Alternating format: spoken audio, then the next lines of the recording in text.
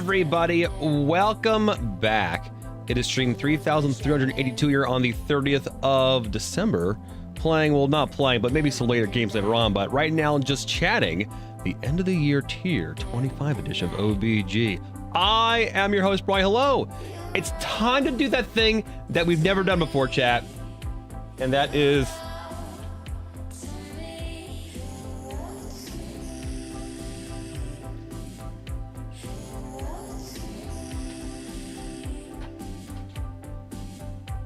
It's good to have good posture. It's...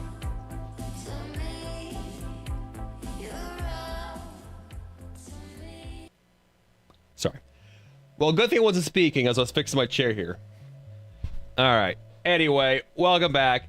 It is time to do that thing we've never done before, and that is talk about the games that, well, not we, but I play over the course of the year on the streaming year, and rate them, because my opinion matters. Well, it doesn't really, I mean, it doesn't really matter at all, more than anyone else's, but I thought it might give an opportunity to, like, you know, have some people talk about some games. You know. When the war of the beasts brings about the world's end, the goddess descends from the sky. It's so bad. Wings of light and dark spread afar. Shut up. She guides us Genesis. to bliss. Her gift everlasting. Easily the worst part of Final Fantasy VII. Not Dirge Cerberus. What was that called? Reunion or whatever. Anyway, Ever Crisis. No, shit. God, that game is like 3 different names. Final Fantasy VII. Was it before Crisis? Crisis Core. Crisis Core. That was the game. Yes, that whole entire Loveless subplot. Yes. Sorry. The spin-off Final Fantasy VII games have so many names. I cannot keep track of them. Anyway, hi. The fourth one. Actually, Final Fantasy VII Original. Then Final Fantasy... Well, okay.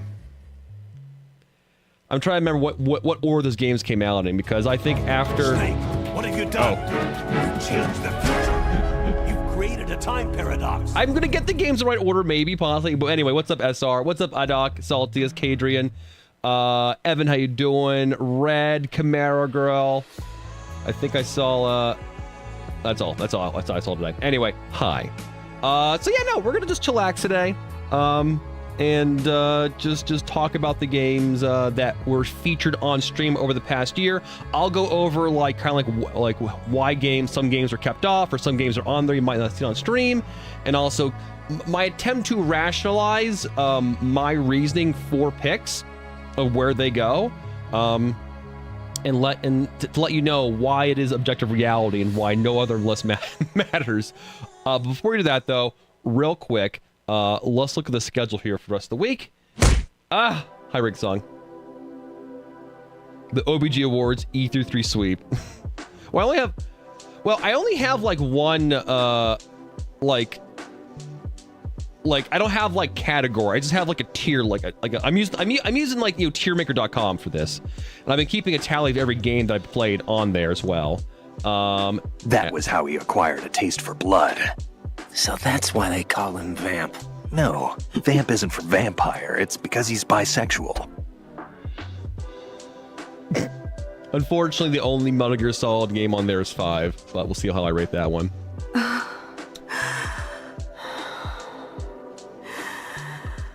Now, show me something truly exquisite. Yes, I will. The schedule. Today is tomorrow's New Year's Evil. Today is end of the year tier, and then if we have any time left over, we're gonna jump more into Look Outside. I have no idea if I'm gonna beat that game. I feel like we're at the end of that game, maybe, but it just keeps on going, which I'm fine with because that game is awesome. But anyway, regards to that, tomorrow will be New Year's Evil. You're all diamonds. Aw. New Year's Evil. We're going to be doing some Umbrella Chronicles. First time I ever played that game before. I'm even going to use my standing desk, so it's going to be quite the adventure for everybody involved. Because I'm going to stand and deliver. And then on Thursday, we're going to jump back into non-horror stuff by continuing this game we started in our horror month. Infamous. Probably going to be the first game and then jump directly into the sequel. Is Umbrella Chronicles a sequel to Parasol Stars? I don't believe so. All right. Anyway, so yeah, that's about it. I'm looking forward to moving on from a horror month and getting back into some more non-horror things. Though I've been considering possibly doing a another playthrough of Look Outside. I don't know. It's so good. I kind of want to see a different like playthrough of it, but standing deck. I'm sorry. What, Taylor? I'm sorry. What? To look outside. Yeah, to Look Outside January. Yeah. But there are other long RPGs I want to play, so it's well, the thing, I guess a subsequent playthrough of Look Outside would not be as long, probably. So, yeah. No, it's been very good. But we'll see how it goes. But I guess honestly, without further ado, let's get to the list. And the first thing I'll do is I'll kind of show you like what my rankings are in terms of like what a game could possibly get, and kind of like my idea of like where things go. And also, I've been very vocal about certain games over the course of the past year, but over the past like week of trying to like in my mind figure out how I want to do this. Also, hi Neon, how you doing? Hey Sailor, hey Ring Song, and all that. I might come to conclusions that might even surprise me here, all right? Because I might honestly reevaluate things on the fly, so it might not be a foregone conclusion that a game that I was saying is my game of the year for the past like year might not be there, because it might not meet the criteria of certain aspects that I think matter more for how this list is going to go. In that I have to balance both my own personal preferences versus I think an amount of like objectively what I think is good versus what is bad, and kind of balancing that. So we'll see. Anyway, without further ado, over to the list.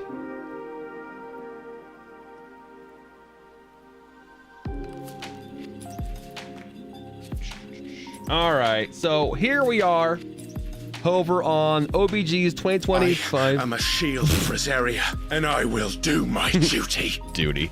Our streams playlist, stream/playlist. So first and foremost, this will be a collection of games that were definitely played, almost all of them on stream.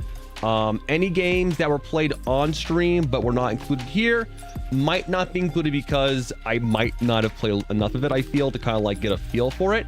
For example, I thought I would finish Sleep Awake like 2 days ago, but I didn't. So we're not going to include Sleep Awake here because I don't think I can give the game a fair assessment. There are also games on here you might have seen, you might not have seen at all on stream, and that is because I did it off stream. I'm trying to be better about playing games for myself, chat, and not like saying to myself, all right, I want to beat Metaphor. Okay, cool. That's a 130-hour long playthrough. Yeah. Yes. Oh yeah. Yeah. No. Definitely. I'm currently playing some games right now off stream that I'll probably do for next year too. So yeah, if I don't do Sleep Awake again, I'll probably play it on my own, and I'll definitely include it. Yes, and there's definitely stuff there. And also, there were a few games I played on stream this year that I played before, and then like I don't need to include those. Like for example, the majority of the Metal Gear Solid games I played those before. I know where I put those, but they weren't really first playthroughs. And there are games off stream I've not completed yet. So like I'm currently playing through. What are we playing through right now? Off stream, Ninja Gaiden Black, off stream. Do I have the Outer Worlds 2 on here as well? Did I play enough of that to like actually? I think I played enough of that to rate that, honestly. I might include it. I think I'm like halfway through that one. I might include it. I might. It might be both. It might be split for this year, last year, whatever. It's my own list. I can do what the hell I want. Yeah, I mean, I play a lot of Epic 7. Epic 7 is just a Vice game, right? That doesn't go on this list here. It doesn't go there. Like we did a night of like, 7 Rebirth because I was like doing like a key for it. I didn't include it here because I played before. So yeah. So this right here I think is the distilled amount of new games or games that were old to me and that in that playing them again for the first time felt new, or games that I finally beat this year. So, yeah. Balatro was last year, this year. Yeah, it was. It was here. Wasn't it? Yeah, I played Balatro this year. Yeah. Yep. I did play the on stream ring song. I did. So yeah. So the games in that we include here are Corpse Killer, Fear the Spotlight, Flathead, Liminal Core, Me-Side, Mouthwashing, Moving Houses, Rotten Flesh, Silent Hill 2 Remake, Slitterhead, Still Lakes the Deep, Chem Factory, Pacific Drive, ZZZ, Balatro, Etrian Odyssey 3, Graveyard Keeper, Unsighted, Warriors Abyss, Blueprints, Ninja Gaiden Black, Ninja Gaiden 2, South of Midnight, Expedition 33, Factorio, Monster Hunter Wilds, RimWorld, Subnautica, First Berserker Kazan, Death Stranding 2, The Alters, Desktop Survivors 98, Jump Ship, which was a demo, so we'll see about that one.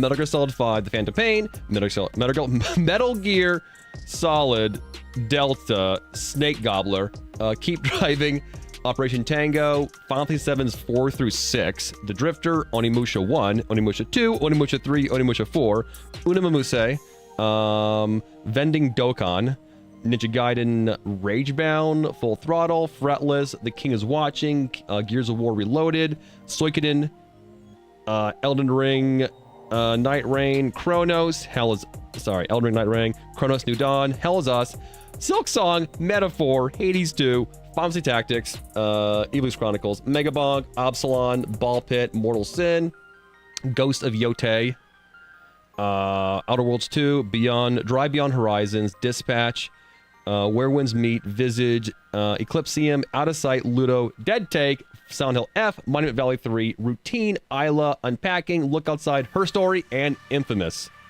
Huh. I think that is overall a very good view of the games that were played this year, either on or off stream for me, and thus I'll be tiering them. The tier list itself, up here, goes from wish it wasn't free to play. I'm guessing you can guess what games will go on there.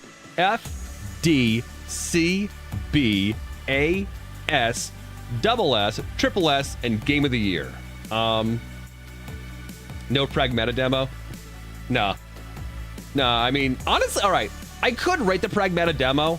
It's very, very good, but all right, you know what? If I'm not going to do the Pragmata demo, maybe I shouldn't do the Jump Ship demo, honestly. Yeah, maybe we shouldn't do the Jump Ship demo then, if I'm not doing the Pragmata demo. Yeah. I mean, also the Jump Ship, it was also their early access build, too. I don't know. We're not going to do Jump Ship. We'll skip Jump Ship. So yeah, the way I have attempted in my mind to kind of like gauge this whole entire list here is there's two cups, if you will. The cup of how much did I like this game, and which can go straight from F to Game of the Year for me. And the other cup is objectively, I think I can be objective and say, hey, this game is either like well made and should be high up the list towards Game of the Year, or F. And I will attempt to combine these and maybe give some type of like, median score, if you will. Because I know there's definitely many games on this list that I can say that game is poo-poo diapers, but I fucking loved it. So, So I think for me, a game that I feel is going to be high up the list here, like in the S tier and above, is a game that I think both that I really liked and a game that I think works very well. Granted, that probably makes a bit of a bias, but whatever. Screw it. It's my list. And I think that once we kind of get into... It's Epic 7. Epic 7 is not on the list. It's not here. That game isn't a game. It's a vice, okay? So once we kind of like, you more obligated to put pay to play games, an S tier or higher though, to pander to the audience, of course. What was it? PGP? You mean like or you mean like mobile games? Is that what you mean? Patreon game picks. Oh, I mean, look, You would think, yes, I would do that. I would say, oh, yes, thank you for having me play this game, Patreon. It's an S tier pick. No, I will give you an honest opinion of a game. Grant, I don't think, all right, straight up, full transparency, I cannot think of a single time where a Patreon picked a game where I went, crap, I don't want to play that. And after we played it, I'm like, God, I'm glad that's over.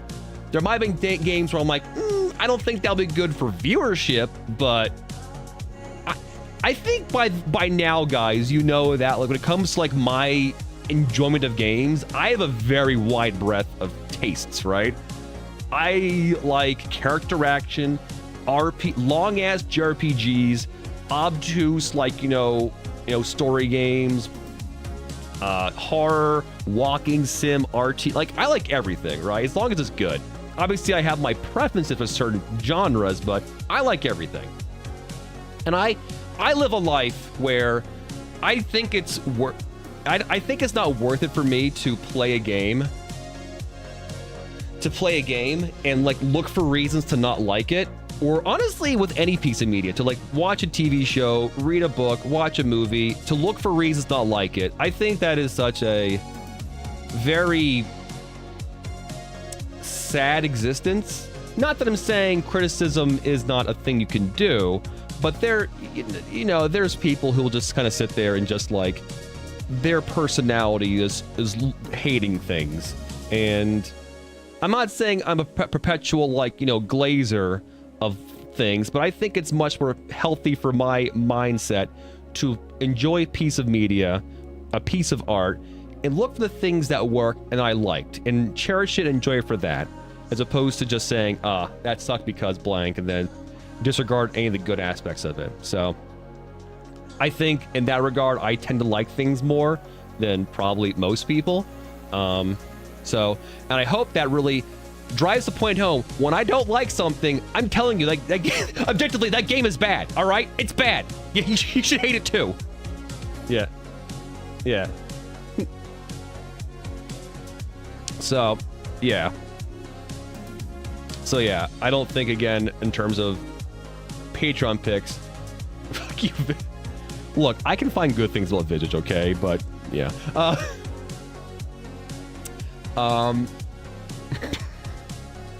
We'll talk about it when we get to it, of course. And I think also when it comes to, once we start approaching like the S tier, double S, triple S, and Game of the Year, this to me are games where like this is like there is an aspect of this game that's like a pinnacle of like gameplay, or a pinnacle of storytelling, or a pinnacle of like presentation, right? So if a game has like immaculate gameplay but like kind of blah story and music or graphics, then S tier. If a game is like has bad graphics, I feel, or all right, I guess I should describe what presentation means. Because I think gameplay is gameplay, story is story, but presentation can be, to me, oftentimes will mean like music, but also can mean like a good like visual style, good art, right? This is a way for me to give Silksong a pass, because I didn't really vibe with its music all too much. Anyway, so presentation is a kind of like an amorphous thing of like, did it have good graphics, or to have a good like music, to help aid in like the gameplay or the story, because there are some games where like I think the graphics are whatever, but immaculate music, or vice versa, and I didn't want to put a triple S tier for that regard. So those things get lumped into one. All right. But anyway, and I guess what it comes down to, I don't think what I'm going to do is I'm going to look at a single game here. I don't think we're going to look at a single game here and go, oh yes, this game right here, plop, Game of the Year. I think what's going to happen is we're going to have games. I'm going to like put it on the list here and say, all right, the further to the left it is means the closer it is to the tier above it. So whatever ends probably at the end of this, the leftmost on triple S will be my Game of the Year. Straight up. Yep. So yeah, that's about it. But without further ado, let's begin. Also, it's cold. I'm going to turn my heater on. Or higher anyway.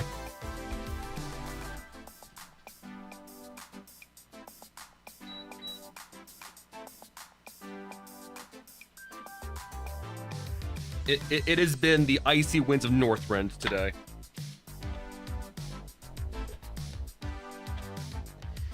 No, retro graphics can work. Absolutely, Scan. And plus, if I'm like, if an older game is on this list, I'm gonna definitely take into account like when it was made. When it was made, I'm not gonna look at like, I don't know, what's an older game? Onimusha and go, not photorealistic, out of here. Meant to be photorealistic, isn't. Garbage. All right. So, what's interesting is that because I put off the horror month last year, we actually have 2 horror months to go through this year, which was January and also December to Dismember. But anyway, let's continue on, shall we? All right. First and foremost, what are summer horror games from January? Corpse Killer. Corpse Killer was an FMV shooting game, which I believe was a Patreon pick from Taco Bowl, and that game definitely exists within the realm of this game was not good. I wouldn't say it's an F, but it's not average, and I don't think it was even good for when it came out.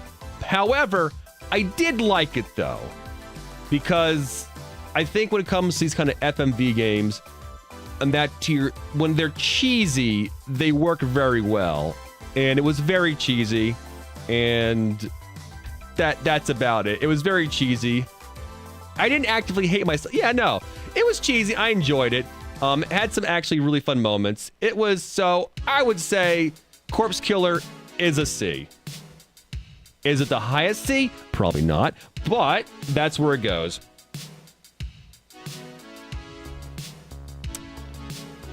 I liked it a decent amount, so it goes into, well, is it C? Do I like it? All right. All right. It's not an F, but it's not an A in likability. If it's a B in likability for me, or is it a C in likability for me? It'll probably be it'll probably end up being a low C, I imagine. I imagine it'll end up being a low C. Yeah. It'll probably end up being a low C, closer to a D probably, but not enough. Gameplay. All right. Anyway, I got it. Yeah, we can't be dwelling on every single game here, but anyway, Fear the Spotlight. Fear the Spotlight was a actually, can I scroll? Can I? Ooh, that's actually. There we go.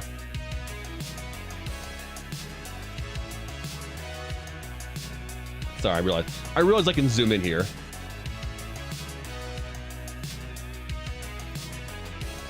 All right.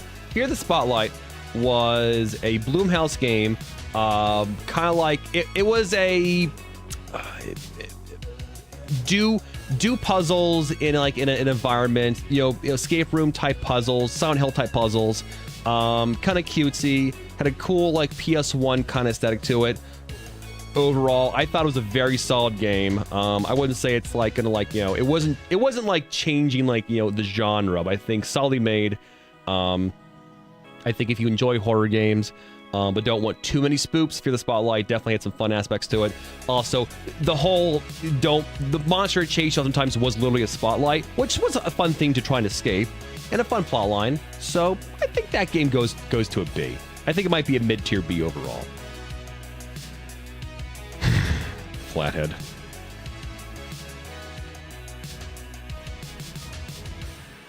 Flathead is one of those $3.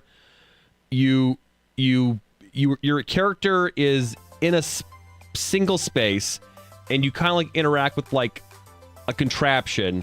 And if you interact with the contraption wrong, you get jump scared. I've seen good versions of this game, of that kind of game. Flathead is not one of them. F is not one of them. Its saving grace is that it was $3.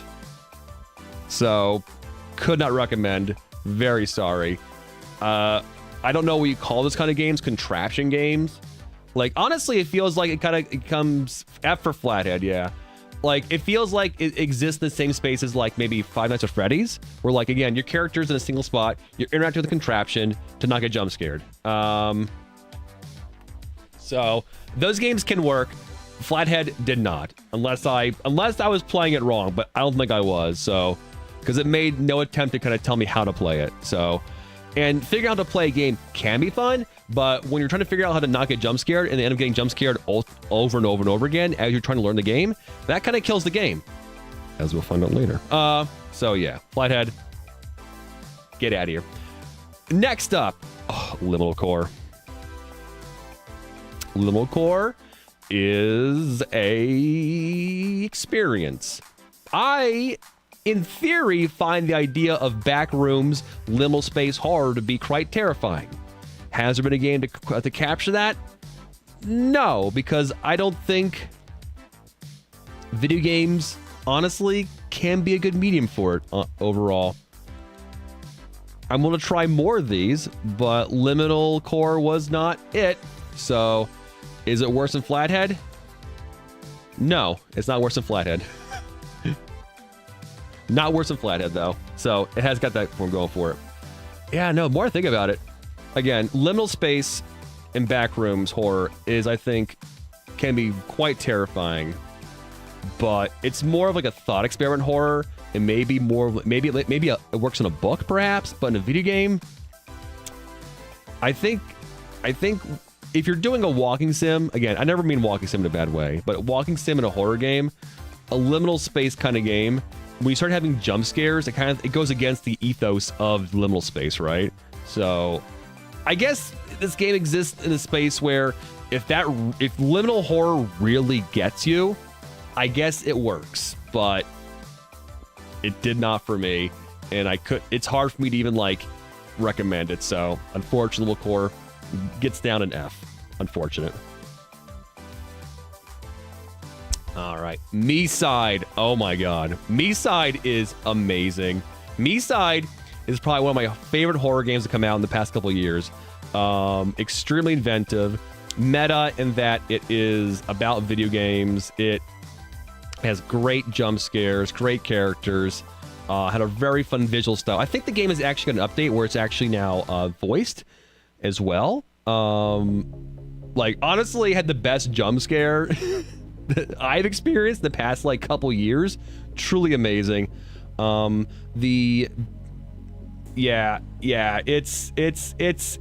amazing. It really is. Highly recommend. It's not too it didn't give me dread in terms of horror games, but it was still a very fun ride and good jump scares, good writing. Do I think it goes into S tier in terms of it had good graphics. Music was whatever though. Do I? Yeah, no, it's a short experience. It has replayability, I believe. All right, you know what? Honestly, Me-Side's our first S. Honestly, it is. I don't think it's going to be high up in the S's there. Well, maybe it will be. I don't know. Me-Side is now that's actually voiced. I need to play it again. Honestly, it's so good. It really is. It good jump scares, good setting, just good it just works. It really it's just a smart, fun game. It works. Definitely suggest you guys check it out if you enjoy horror games. Honestly, it's just a good story too. It's fun. It's a good metagame, and yeah, that's where that one goes. Yeah, it definitely does not overstay its welcome in the slightest. It's just long enough, I think, overall. It's very good. Mouthwashing. Oh. Mouthwashing is heavy, to say the least. It's so heavy, but I did enjoy it a lot. But man, that's one of those games I'm oh, good game. Glad I played it. Never again, please. I don't mean that in a bad way. It's like when I watched Hereditary, Midsommar, excellent movies. Loved him for the horror. Never again. Please God, no, never again. My heart can't take it. Yeah. So it definitely actually instilled in me a few moments of dread. There was a segment in there we were being chased, but the chasing mechanics were very well done. In that, to describe it a little bit, there's a section where your character is just running on this grid, like a block of grids, right? And there was a giant centipede type creature chasing you, but like when you're walking around, it would poke around a corner and then wait a second and then kind of rush at you, but going in a single straight line. So you had a chance to kind of get out of the way. And I thought that was a very clever way to have a very effective chase sequence without it being like, just like, well, I messed up going on a turn, now grab me. It was a very good chase. If you guys know me at all, when it comes to like horror games, I don't like chase sections usually, because I think most developers just do it wrong, in that if you need to make the player feel like they're gonna get caught, but never actually really catch them. But of course, if you make the player realize that, then it loses all scariness. It's a very hard thing to do, I feel. And I think the only game's really done it well was like maybe the first Outlast at parts. And I'm also never a big fan of like sections of horror games where enemies is kind of like, you know, change. That's all good. I'll try not to like do too many spoilers for these games. I'm never a big fan of games that like have sections of game where like an enemy chases you, like just it's a consistent chaser, right, as opposed to a chase section, because it just again, I don't find it scary. I find these sections to be mostly annoying, because like typically in these games, sections of games, you have something to do, and I find trying to do the thing to be annoying. I'd rather just be more hand sculpted jump scares, opposed to like an ever-present thing chasing you and just getting away. Because the moment it starts catching you over and over again, all the horror's gone. Mouthwash didn't do that. It relied more on its creepiness and its story, and it definitely has a creepy story. It definitely does. Very depressing, extremely depressing. Honestly, Neon, if when you're being chased by something like a consistent chaser in a hunt section in a horror game, you know what? It is a shitty escort. It is a shitty escort mission. It's what it is. It's what it is. It's a shitty escort mission. But anyway, mouth washing. Shit. No, it was very good. Yeah, no, I've definitely seen people's reviews of this game when they have chronic pain and illness, and definitely this game means different things to different people.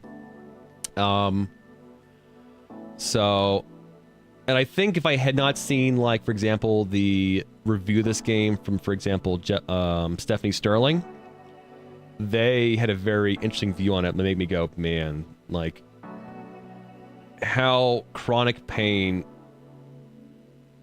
warps your reality is kind of like a big part of this game's about, and that's not something we see a lot. So it was very good writing. Yeah, they did. Yeah. Was it S tier though for horror? I feel like I'm gonna get a lot of S tiers. I'm sorry. I mean, I love the graphics. I really did. Music was whatever. Writing was good. But do I think it's like the pinnacle of what it was doing? I think A for now. I'll think about it. I think A for now for that one. It didn't like I liked it a lot, and I recognize, well,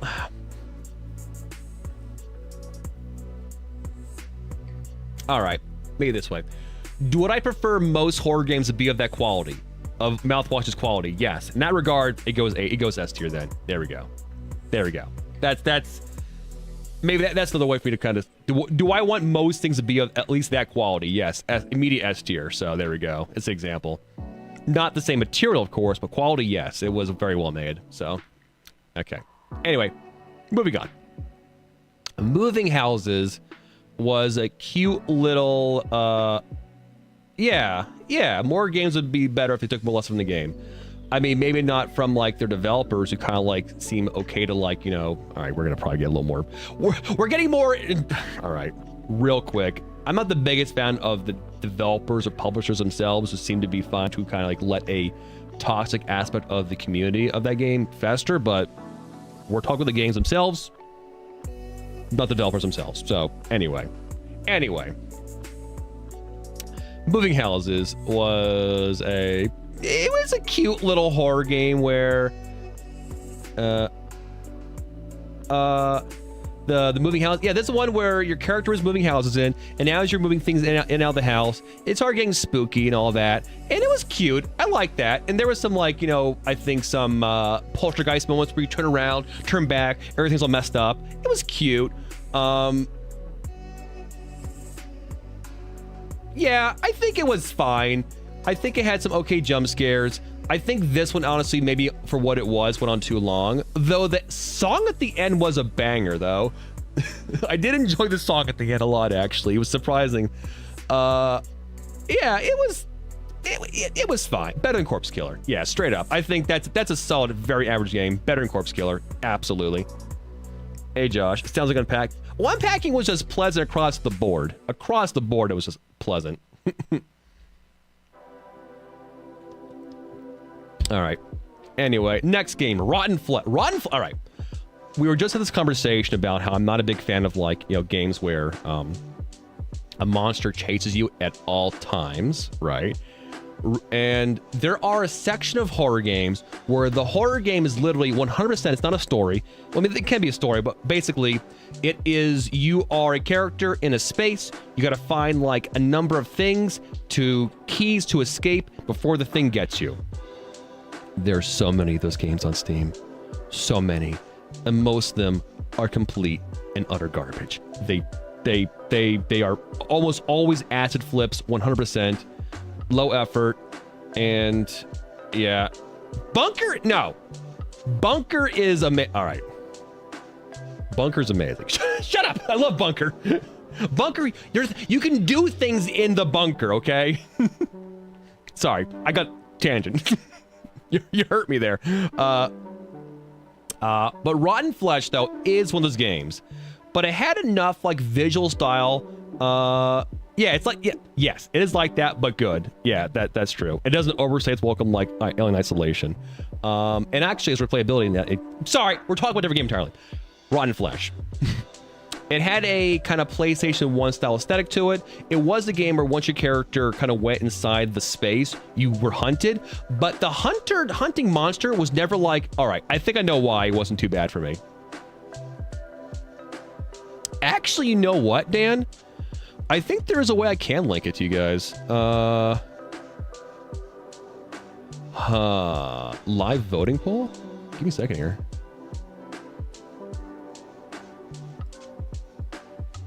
One day.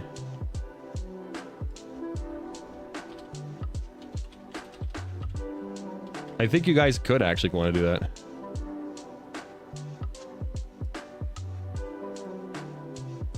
Oh no, I think I have to.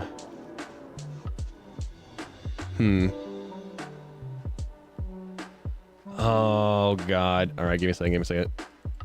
Game of the year. SSS. SS.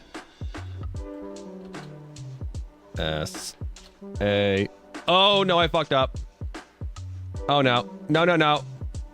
Okay.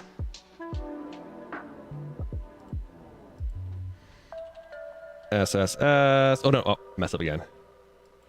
Game of the year. Oh no. You done goofed, Dan.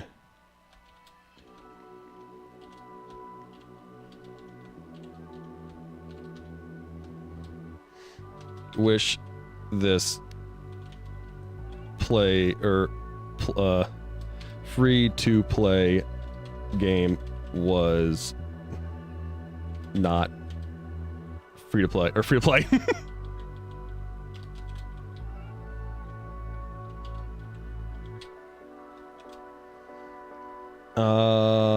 And I create the live event. Oh no, so one day. Hello, you.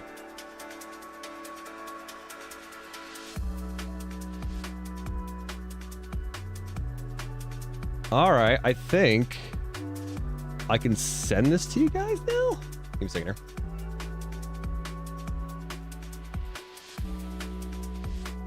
Everything Brawley said is right, or everything Brawley said is wrong.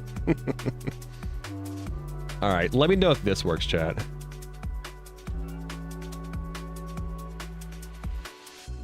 Let me know if that works.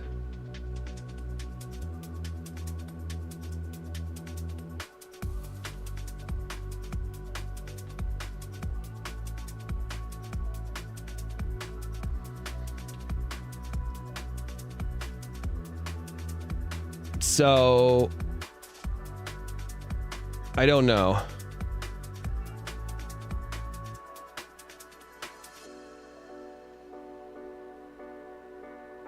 Is it? I don't know. I haven't used this before, so it is on your end? Oh.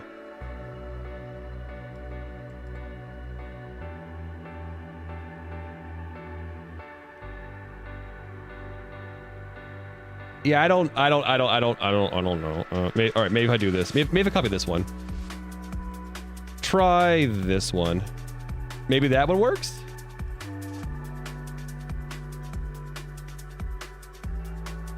Looks right on my end. That one works? Okay, cool.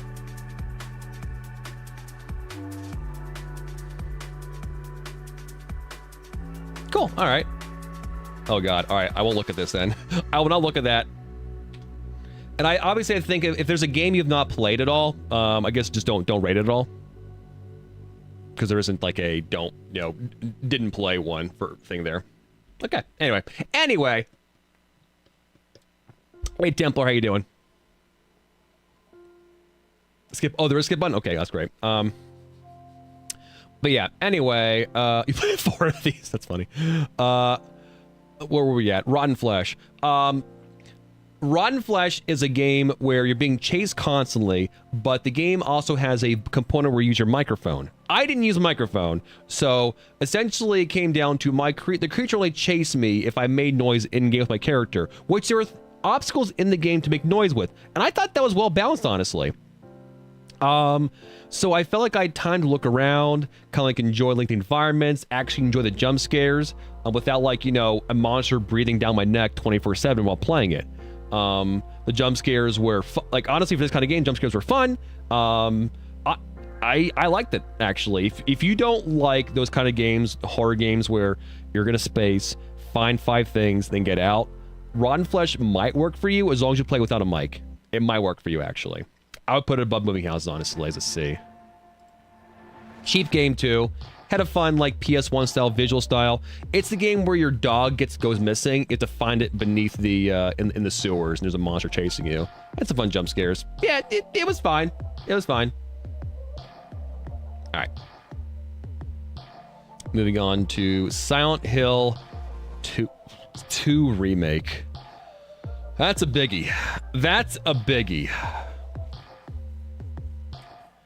Silent Hill 2 Remake is a lot, because obviously they're remaking one of the greatest games ever made. And did they do it? A lot of people were not rooting for Bloober because I think some of their previous games were not the best. I know, having played Layers of Fear, which I thought was fine at best, maybe. I didn't have high hopes, but I think overall, being someone who came into liking Silent Hill 2 later in the game, if you will, not the game like the game like, the game of like, being a game or whatever, I thought they mostly nailed it. I think they paid incredible reference to the plot line, didn't botch its meaning at all. Any of the things they added, I think, only enhanced the plot line. Oh yeah, Evan, there is Silent Hill the series has been an ongoing one for like the PlayStation 1. There's Silent Hill 1. There's 1, 2, and 3, and some would consider 4 from the PlayStation 1 to PlayStation 2 are like the holy, like, quad whatever of, those. Yeah, there's like 4 of those, right? Those are like the 4 main ones people love in the pantheon of gaming.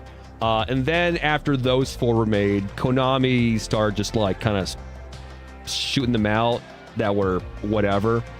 Those were like Downpour, Homecoming. Those ones are whatever. But Silent Hill 2 specifically is a game that is revered within the horror community and gaming in general. It's an incredible game. It's I would say its gameplay is the best, but people love it for the story and the atmosphere and the music. And recently, Bloober Team made a remake of it, and it looks modern, plays modern, and I think overall they did it. Yeah. Corpse is in the game. You heard it here. Thoth, Corpse Killer is Thoth's Game of the Year. You can't reset it? Weird. I mean, maybe if you like click off of the. Oh no, I guess if you like, if you kill the link and like go back into it, maybe get like I don't know. I have not used it before. I didn't even know this was a thing. So, yeah. But anyway, this game. No,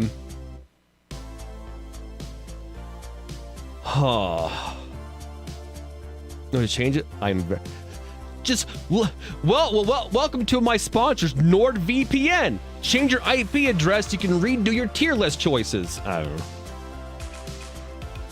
know. But anyway, Silent Hill 2 remake.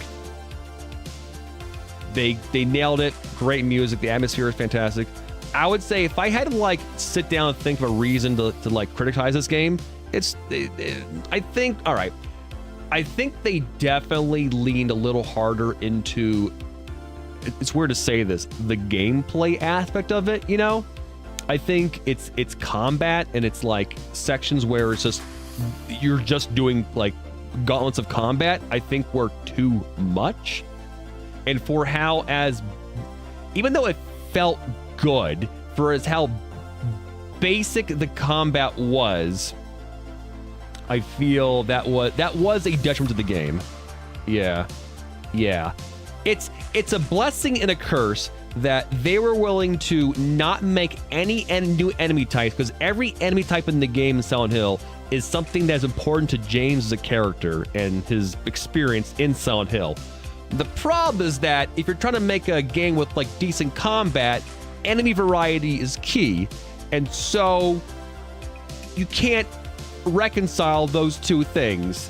And so what ends up happening is we have shitty mannequins hiding everywhere.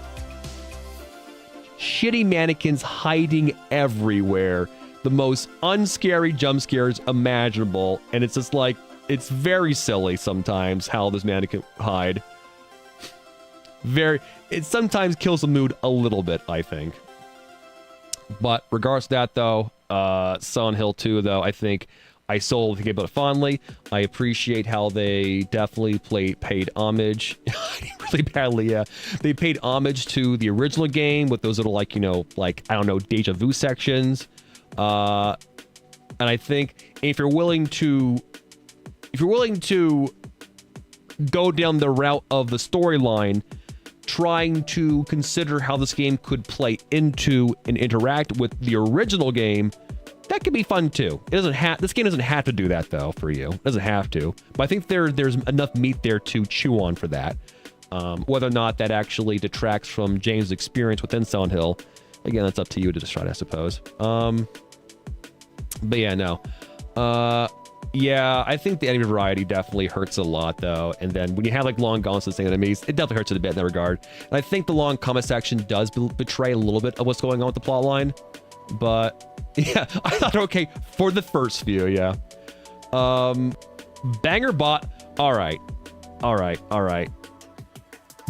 Silent Hill 2 Remake did something did amazing. It made the boss fights fun, I think, anyway. Made them fun, very fun to do. And yeah, no, and I think in that regard, honestly, I think it gets a double S for me, honestly. Not game of the year. I think the issues with enemy placement and too many gauntlets, and also I wasn't the biggest fan of how they kind of changed the structure of the game to, instead of being a hub area, they kind of moved from hub area to hub area. It felt like little miniature compartmentalized gauntlets of zones within a larger hub area. If you know what if you play, you know what I mean. So they changed the structure a little bit, which I wasn't a fan of. But overall, I think they did a good job of remaking 2, and it deserves a space within the pantheon of good Silent Hill games. Does it replace the original? Hell no. But it can be there maybe a step behind it. Yeah.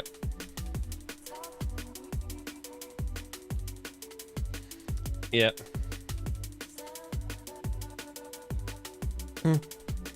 So yeah. Oh, all right, chat. My beloved that no one else will like. You will not understand the rating I will give this game when I know objectively how bad I think it is. Truly. Slitterhead. Oh my god. Slitterhead is one of those games that is made in a lab for me. But when I think about it, god, it's not the... It's a game I think that was definitely hindered by a very limited budget and limited time. But like, god, it's so cool. I love it. I really do. But man, the combat is okay. The graphics are okay. The plotline, all right, the plotline I think is batshit, but I liked it, so yeah. But the vibe, a twin brother. Fancy that. Yeah, the vibe, the atmosphere, the music. Oh my god, so good. It exists in the realm of games where I'm like, man, if this got a sequel with money, they could like cook. They could cook. We may never meet again, but we'll never forget each other. Sora, good luck. But it's not getting a sequel. It's not getting a sequel. Bullshit. It's not getting a sequel. It's not happening. But man, this game, ugh. Oh my god, I loved it. I loved it dearly, but it's not good.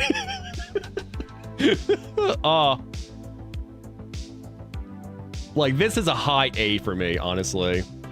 I feel like I should have like a tier here for like only Brawley will like this game. Nah, man, it's A. It's high A for me, low S. God, Slitterhead, like I said, my beloved. Straight up, really liked it a lot. Had some cool visuals. Well, I'm trying to like do like I'm trying to take into account if I know a game is not like good at all, I will knock it down. So I'm trying to like, I don't know. It's my tier list. It can be whatever I want it to be, all right? I can break my own rules. Shut up. All right, anyway. Still Wakes the Deep. So this game, all right. You've seen What's This Dark? You've seen one SAS critic that really likes Slitterhead. There's so many cool ideas in Slitterhead. There's so many cool ideas. But it's just not good. It's just not good. But there's so many cool ideas. If they had like more time and money, oh god, it could have been. Now, inversely, this actually might surprise people. Inversely, Still Wakes the Deep is, to me, is a game that is like, oh my god, they like cooked. This game has great music, great presentation, great like animation, polish, story, everything. I don't know if I liked it that much, honestly, the more I think about it. Because like, again, if I say the term walking sim, I am never, ever, ever using it as a pejorative. I never am. I'm just saying it's a game where the main focus of the game is you're not like interacting with things, you're just walking or moving through an environment and experiencing the plot line. And for me, there are games on this list that are going to be way the hell up the list and that's all they are, and that's great.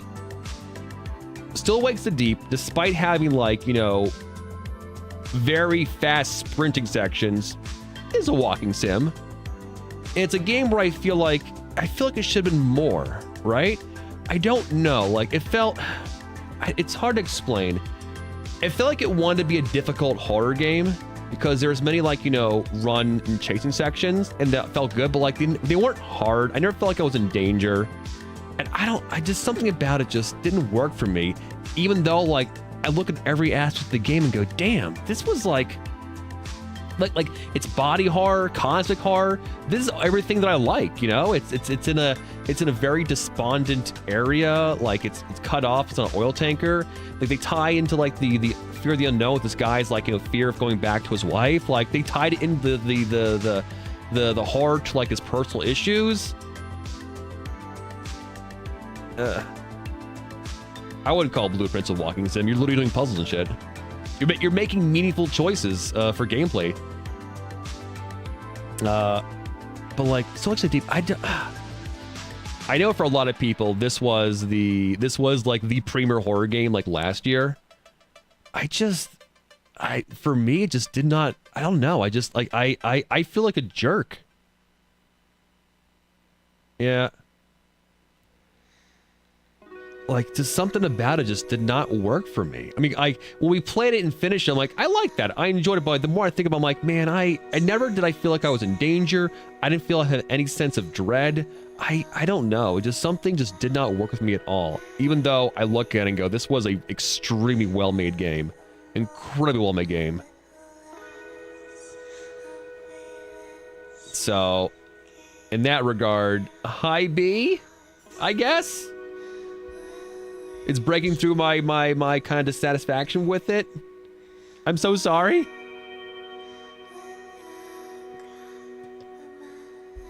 God, I wish I could enjoy it higher, but like, I don't know. Just like, it's a horror game I would never want to play again because I'm like, I think I did it and I don't need to see it again.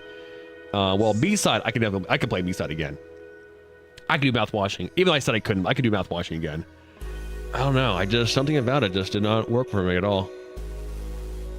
It just sits weirdly. Anyway, moving on. Oh, the Cabin Factory. All right. Cabin Factory are a style of horror games that are anomaly spotters, whatever, where you're supposed to like, look at different things and spot the difference. And while you're looking at that, you get jump scares. And this game did a thing as a horror game that few modern horror games can do, actually instill within me a sense of dread. And I think that's the mark. And I think the reason why that is a good horror game needs to do exactly one thing in order to like at least make jump scares effective. It needs to distract you in a interesting way. And we'll go into later games in this list, but Cabin Factory, I think above all other types of like, anomaly style, like, spot the anomaly style games, has an interesting premise with a undercurrent of plot line that you're kind of like, unraveling that like, and there's so much going on to try and spot the difference in these cabins. I'm like, as I'm walking, I'm like, I felt actual dread. It's a good horror game and it's short as hell. It's a good party game. Honestly, it's a horror game that's a good party game. It's cheap. I played this game again, knowing all the jump scares with my friends at their house on a big ass TV. And I still got like, ugh, with this game. It works. It's very good. I've not played Seven Bells actually. You've heard that Cabin Factory is slightly worse than Seven Bells? Holy shit. Okay. Maybe we play Seven Bells next horror month then. Yeah, I know. So easily in terms of horror games, Cabin Factory's up there for me. It works. It's so good. It has very good jump scares, good tension, and it works. And again, it's a horror game that can be a party game. So yeah, I wouldn't put it high in S. It'll probably be more so low S, high A. But it worked very well. Liked it a lot.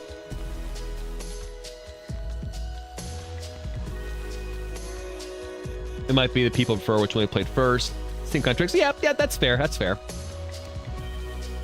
All right, moving on. Pacific Drive. Oh man, I still need to beat this actually, and probably also check out the DLC that came out for it. But Pacific Drive is such a unique game. It is so unique. I love a game where I don't know how to describe it, but I like it.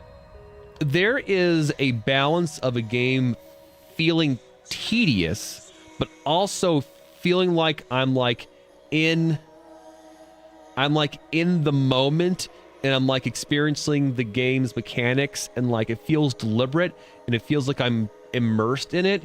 And that comes down to like, when you're in the car, every time you got to get out of the car, you got, put in park, got to turn it off, open the door, right? You got this little ritual where in other games, it would just be pressing E and all will be done for you. But something about that like makes me feel more immersed in the moment. Some people will do that and feel annoyed the hell out of that and want to mod that shit out of the game. I like that kind of stuff. It's kind of like how there's multiple different prone states for a character like in Helldivers, Metal Gear, or like Tarkov. It's like an immersive Death Row to Canada. That's funny. But yeah, no, I like the setting a lot. I didn't think I would jive with the plot line, but as we went through the characters, as they're like talking to you over the radio, like they became very distinct. I got very involved in like wanting to know their histories. What's this, Josh? You think the skew morphism of interactions depends heavily on the entirety of the game design? I mean that's what I'm talking about, right? Is that what that term is? Yeah, no, like it's the closer to realism you get in a game, it's going to get more tedious, and the more tedious it becomes, the less game-like it becomes. And I think if you can find a ways to make that feel good, for me anyway, I love that. I eat that shit up. And so taking care of the car in this game, particularly every piece of car, felt so good making the car. I felt like it was. I loved how the game married the idea of me, the player, being obsessed with keeping care of this car was a part of the plot line. How like, oh, this object of power is like, you know, making my character go insane with obsession. So I like that a lot. Yeah.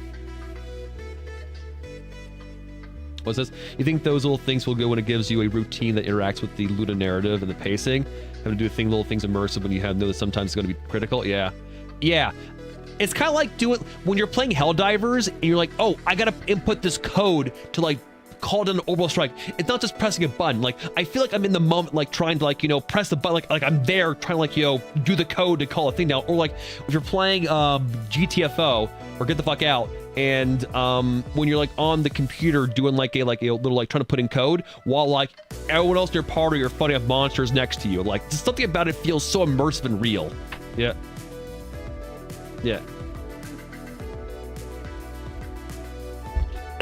Sorry. Excuse me. So yeah, no. Pacific Drive, very good. I need to actually beat it. Yeah, Helldriver codes are great because there's ever so slightly unresponsive, so you can't just hammer it out fast. You have to be to be deliberate, yeah. This is Josh. Probably the term refers to making interfaces resemble familiar things, like an alarm clock on your computer doing like a bedroom alarm clock. So it's not quite what we're talking about. Okay, all right. So yeah, Pacific Drive to me, Also, I will say, just gameplay-wise, I'm typically, whenever playing a game with when I control a car, it never feels good with a keyboard and mouse. This game felt good driving the car with a keyboard and mouse. So big marks for that. Gameplay-wise, setting. I think Pacific Drive for me gets double S tier. Is it higher than Silent Hill 2, though? Is it double S, though? It's double S, though. Maybe it's just S. Like, as we get higher up here, to me, it's approaching perfection. Is it 2 steps away from perfection? Brawley. Is it, though? It's even Silent Hill.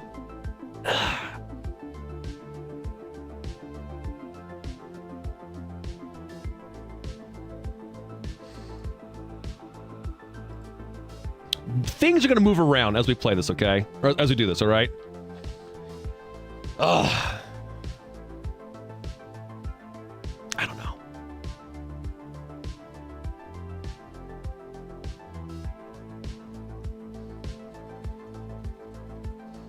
It's replayability. For me, it's like, as I said, 7 steps from perfection. As we get into the here, I feel like, all right, this is like a pinnacle, like a peak of like gameplay, a peak of storytelling, a peak of like presentation. Gameplay is peak, storytelling is peak. Yeah. It's how I'm being granular, okay? It's how I can be granular. Otherwise, we'd probably just have everything be fucking S, I think. So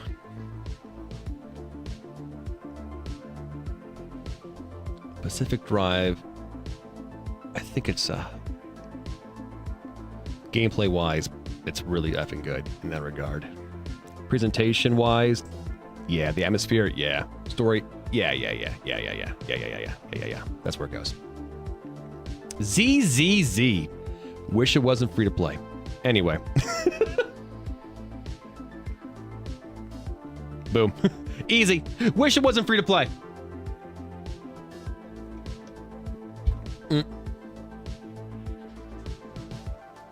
Yeah, a way to frame is where did it fail? Yeah, not so much fail because like for me when you get to S tier, you're like peak for me. So, but like where did you not meet the expectations to fire off on all cylinders, I suppose. But yeah, ZZZ, really good game. Wish it wasn't free to play. Yep. Yep. And I already play Epic 7, so I can't do another one, so oh well.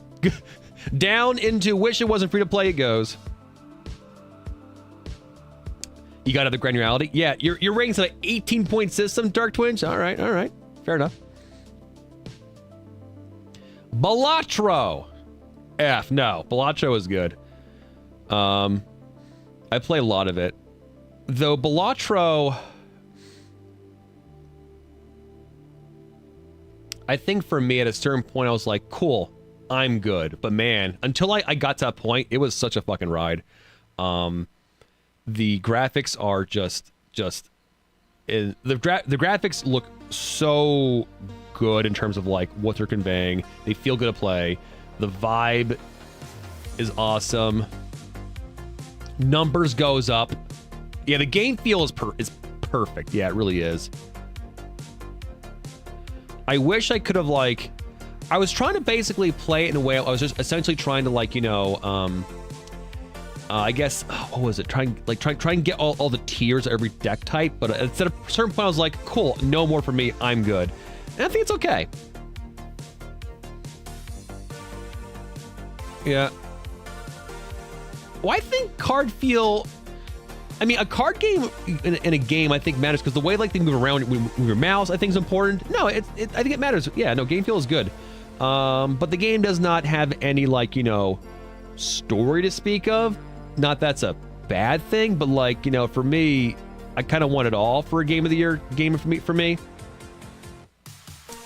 But gameplay wise and presentation wise, it definitely like nails it straight. Balatro's story is replaced by market. That is true. We got to take it. There are so many games this list takes into the Ben Starr factor. Fortunately and unfortunately, Balatro is definitely like, I highly recommend it. It's very fun.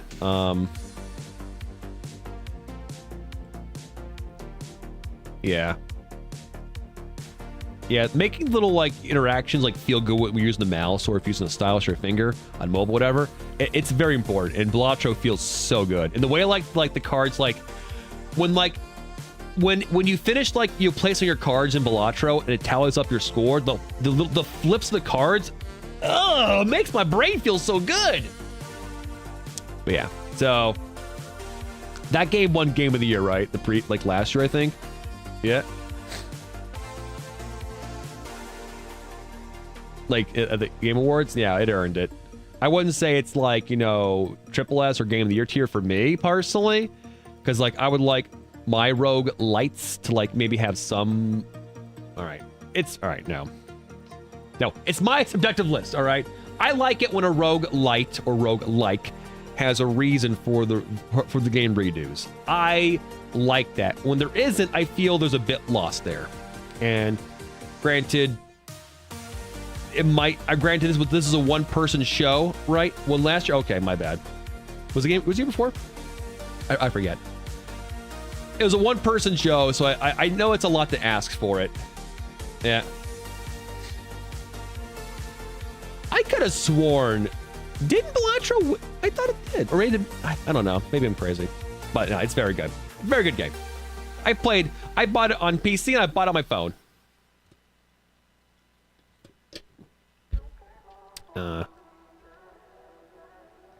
Moving on. I realize we're going kind of slow here. I don't think we're playing Look Outside tonight. Sorry, whatever. Let us do with Etrian Odyssey. Etrian Odyssey. This was Oku's pick. This is a somewhat older JRPG. dungeon crawler where you literally map the dungeon as you play it. I like this one a lot, actually. As someone who's like definitely coming into enjoying these more, yeah, I think Daga did like, this is Oku's pick. We did like it maybe 3 or 4 or 5 times. I think Oku did like 3 months in a row. I liked it. As like a theater of the mind JRPG, I enjoyed the character building. The exploring felt really good. You have to watch the yeah. Maybe keep on saying I have to make an effort to like get these things on YouTube.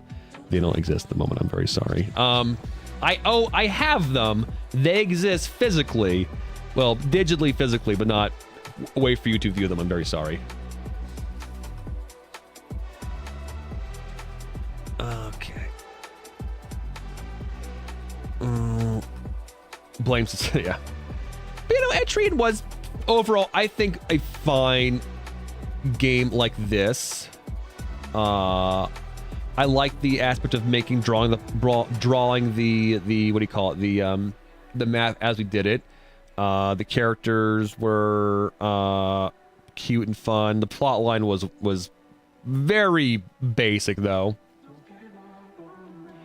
I'm pretty sure the music for this game is made by the guy who did the music for Streets of Rage, correct?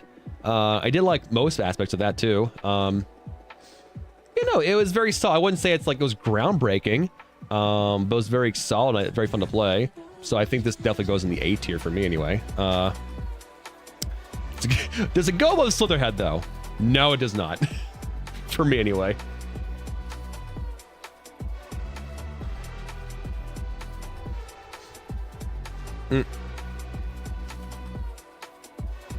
Okay. We did a stream of Graveyard Keeper. And I think overall, I definitely got an idea and a feel for what Graveyard Keeper is. This was one of Oku's picks as well. Very good graphics. Definitely had like that survival, like, you know, treadmill of like you get the resource, get the next tier. Though maybe it's a little unfair to be rating this because I think we did not play it enough to get to the main portion of the game where you have like, I think you have undead kind of helping you out. You know what? I think I might not rate this one actually because I don't think I played enough to actually get to a point where like I think we saw the main aspect of the game. I'm going to skip Graveyard Keeper, actually. I don't think I can be objective with it. I don't think I saw enough of it, sorry. My bad.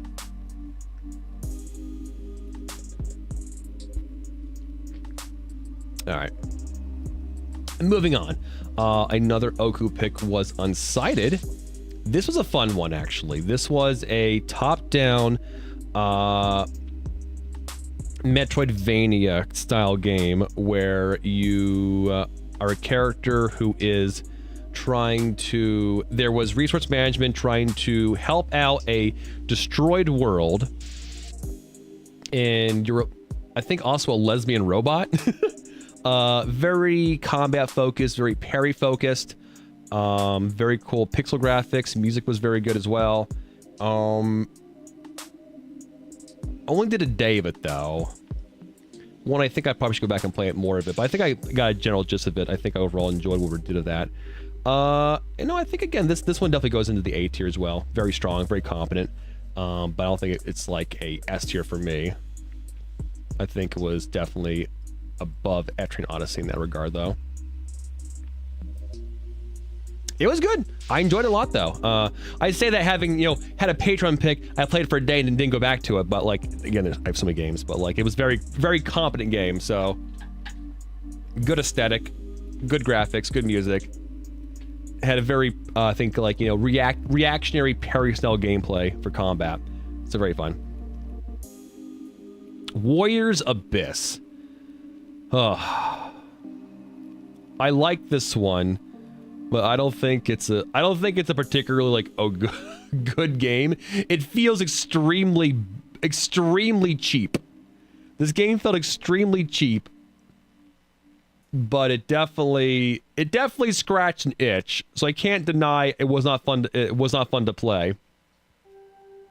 If anything, Warriors Abyss definitely, like, you know, got me to want to probably check out the actual, like, Warriors series of games.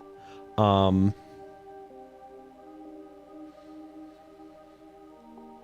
I did enjoy at least my time with it. I enjoyed, like, swathing through enemies Sauron style and learning a little bit more about Chinese and Japanese history, in which the areas in which these characters, like, evoke. But beyond that, though, it was fine. It was very cheap.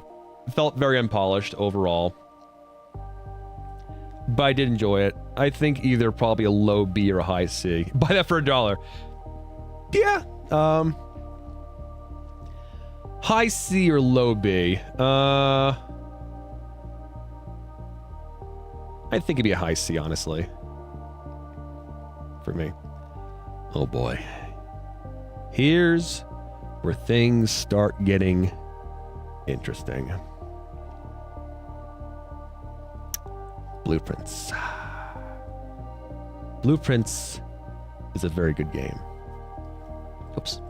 Blueprints is a game that does things game-wise I've never seen before. It is a game that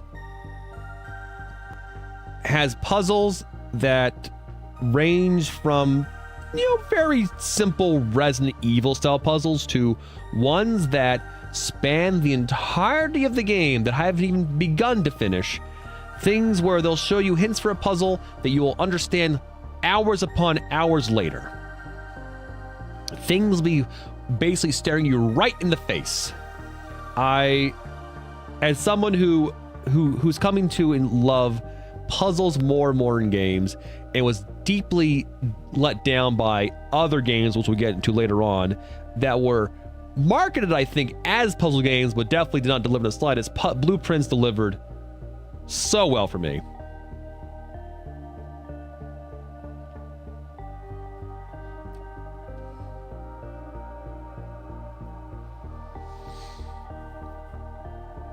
I'm trying to think of, like, areas in which it was deficient for me. I could not remember a single song for this game. I don't think its music was particularly notable. Does that knock it down to double S for me? It's possible. It might be possible. We could always review it. Yep.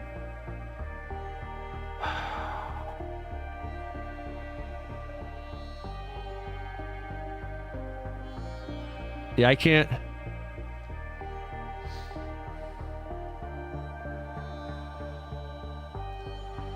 Well, I lucked out, and I think my one placement, my one room, the monument, what it was, the room where you kind of like can come beneath it, was a very nice place for me. So I lucked out nicely there. Dry patches. The thing is, I don't think I had dry patches in my playthrough. I think I had a very, like, I think for me, getting the orchard early on made my experience so much easier, in that I was able to, like, have so much more room to breathe in a playthrough. Because I have to imagine, if you, like, got the orchard last, you have so fewer steps, so fewer opportunities to actually use a run. So, like, I think I lucked out. So I think that's a bit of a we realize how some people, just due to pure RNG, can have a worse experience of the game, which I think kind of sucks, but it's hard to, balance it for everyone, of course, right? Yeah. It's hard. Liked it a lot. Really liked it a lot. But if I'm thinking about other things in this list, there's things where I'm like, man, I remember the gameplay, I remember the story, I remember the music, and the presentation. And obviously, like, I think the thrust of this game's development went down to, like, obviously the gameplay. And I think this is a small production, right? So they probably couldn't have put as much into, like, the presentation of the music or the presentation of the graphics. Again, I know it's not fair to say to go after it, but, like,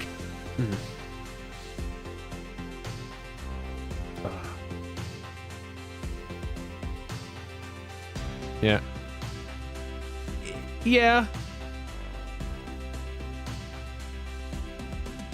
Yeah, a solid like to me. I know maybe it's a bit like, you know, I don't know, for First World. Like, I like a game with good polish. Like, for example, the combat of Silent Hill 2 is very basic, but it feels incredibly good because of the amount of polish it has, right? Yeah. So, do I knock Blueprints for that, you know? And that presentation aspect of it, I think, was lacking compared to other games.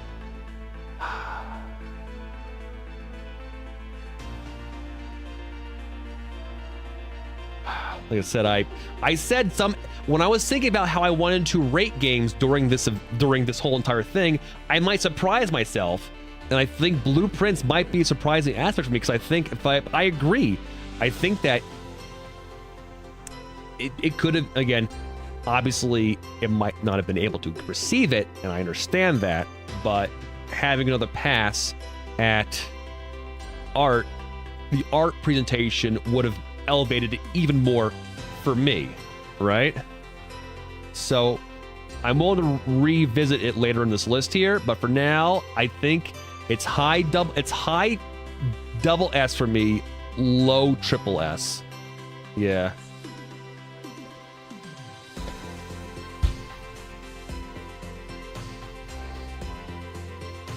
I think that's where it dwells. I think that's where it dwells. If I'm trying, because I know throughout the year, I basically saying my game of the year is a game that will basically does a thing that only a game can do. And Blueprints, I think, does a thing that only a game can do in terms of being a piece of art in the medium. But I thought that was unfair, though. I thought that was unfair. So I'm trying to step away from like that exact like criteria and be a little more objective in how I think about all these games. And yes, if I had to really think about where I wish Blueprints was stronger, I wish its art style or its presentation, you know, graphics wise and music was a bit stronger. That's about it. Gameplay, I mean, then again, I am of the thought that video games are a magical medium where you can have a game where the gameplay can be completely abysmal, but if the plot line is immaculate, it's the game is saved. And vice versa. A game could have like we're about to do Ninja Gaiden, right? A game could have absolute dog water plot lining, utterly dog water, but if the gameplay is peak, that's an amazing game, you know? Can other mediums stay the same way? I think when it comes to like, you know, most movies, if the acting is bad, that drags the movie down straight up. Unless it's like a certain kind of bad acting, but usually bad acting drags the movie down. Bad audio balancing drags the movie down. Every aspect of the movie, I think, has to be a certain level of competence before you can even like, you know, say the whole entire thing is good, you know? So I think games are special in that regard. Obviously, there's tiers to that, of course, but yeah. Yeah. So yeah. I might be overthinking here, but look, I'm doing my best here, Chad, not to just give it to Epic Expedition 33. I'm doing my best, okay? I'm doing my best.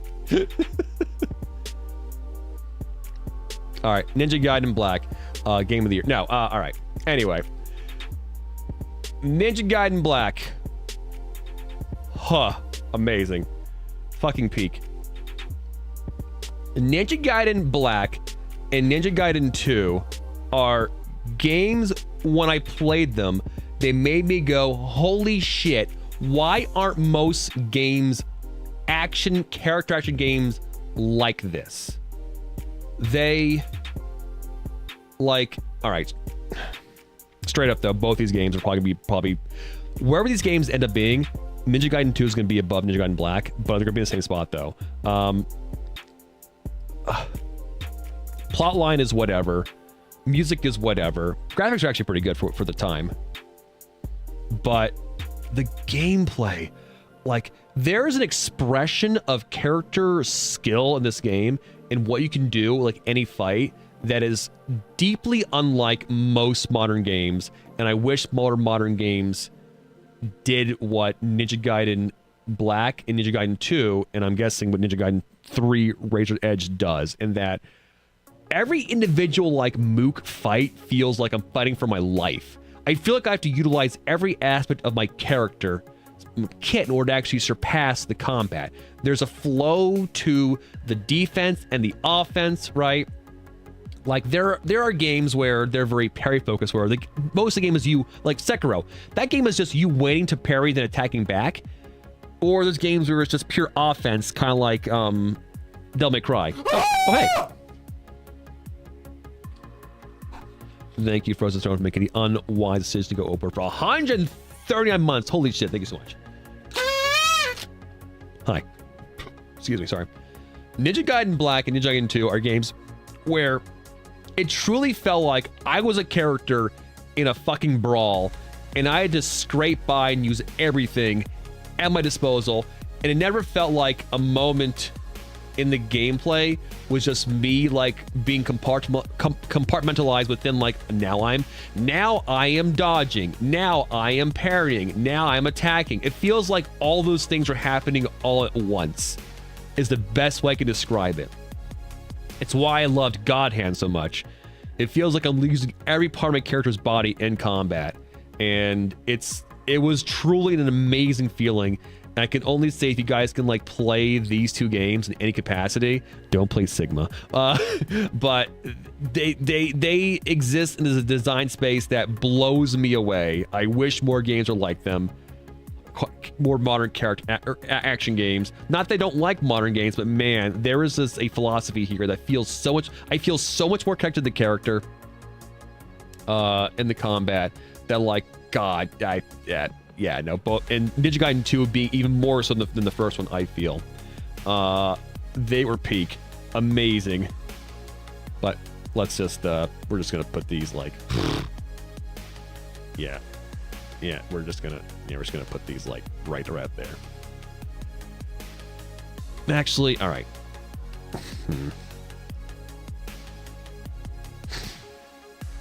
But the plot line is complete dog water. But the gameplay is so insanely good. Yeah. I can just keep on playing them. They are so good. They go there. Yes.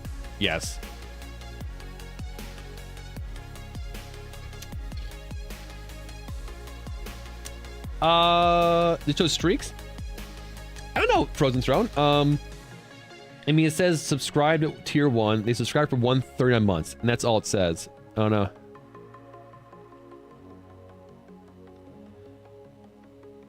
I mean, it's Team... I think any other developer might have given them a good plot. Team Ninja just sucks at plot lining their games. Even when, like, they drop a game into, like, you know, the Sengoku period, Neo, the plotline sucks.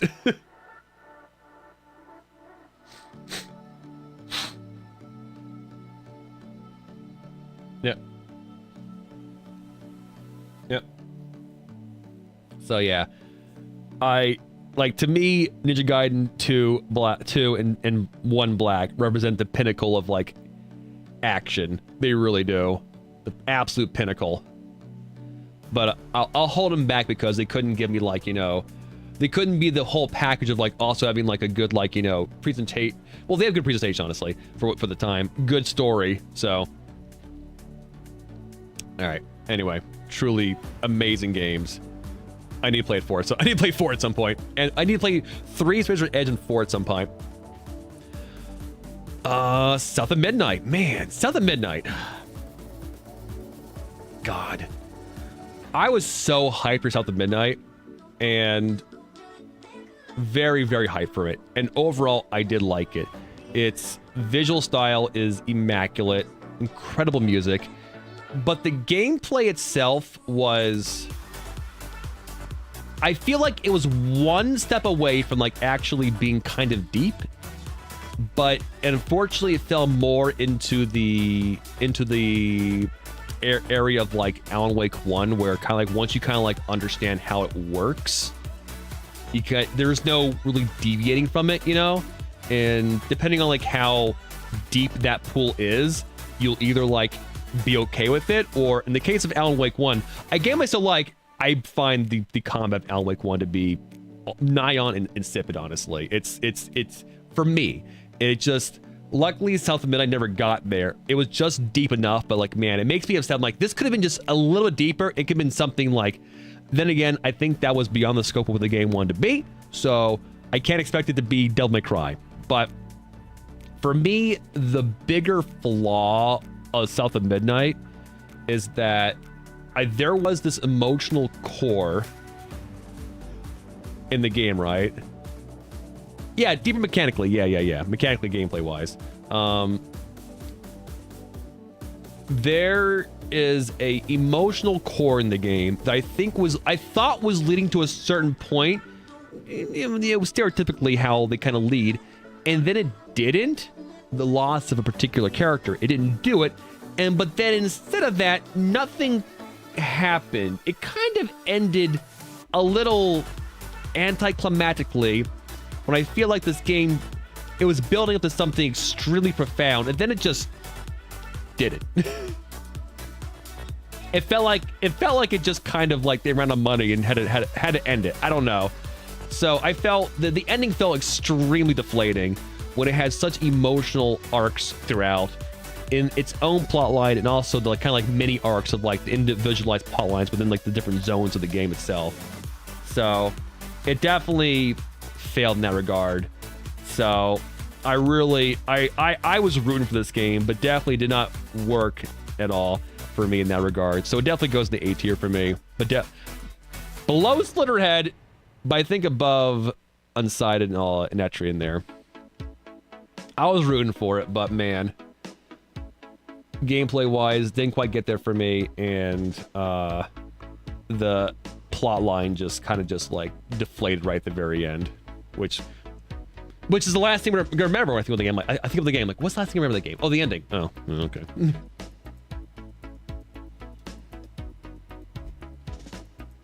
The combat in Alan Wake was like, oh shit, it's supposed to be a game, and they put it in there and pat it out. Yeah, it's like it's combat where the moment you kind of solve it, it doesn't get any deeper than that, and it just becomes like tedious.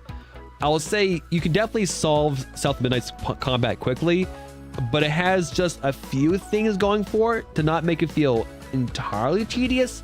But it was closer to that versus like being something more profound in terms of combat. All right, let's get it over with. F. No, okay. Expedition 33. Our second Ben Star. Oh no. Anyway, our second Ben Star centric game here. Yeah, it is. Actually, we should have a fucking Ben Star Ben Star counter here. 2. a liquid! The Ben Star tier.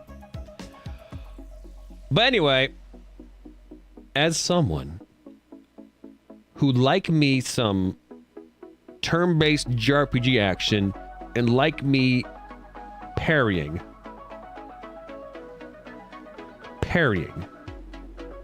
what it does gameplay-wise is sick. If only it wasn't free to play. I know, right? If only it wasn't a free to play game. Next. It's sick gameplay wise.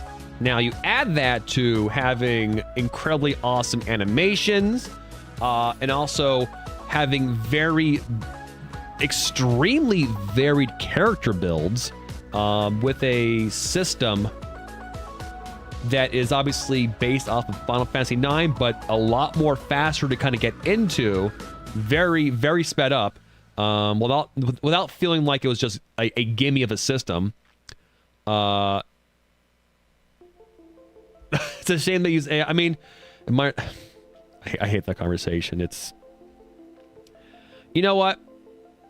Yeah, because no, it's I'm going to believe them when they say that they tried it out early on, say, cool, we don't like it, and then moved on with their own things. I'm going to believe them. I guess in that regard, I have to give the Ultras a pass too in that regard then, which I now will. Hypocritically. Anyway. Yeah, no. The plot line is extremely mature. And I think that I like that the ending of this game will go on in infamy as one of those video game discussions that will never end. Like, was Joel right? Tifa or Aerith? Who do you give the Mojave to, you know?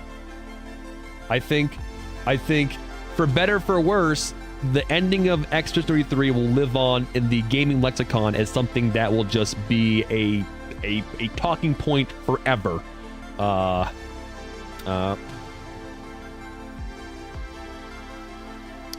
Voice acting was incredible. Yeah.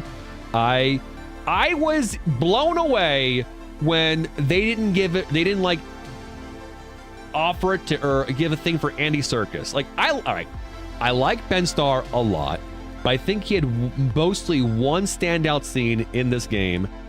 I thought that Jennifer English was fine in this game. I thought that Andy Serkis and Charlie Cox were fucking immaculate. They made the game for me. So, it blew me away that Andy Serkis was not. Anyway, sorry. Anyway.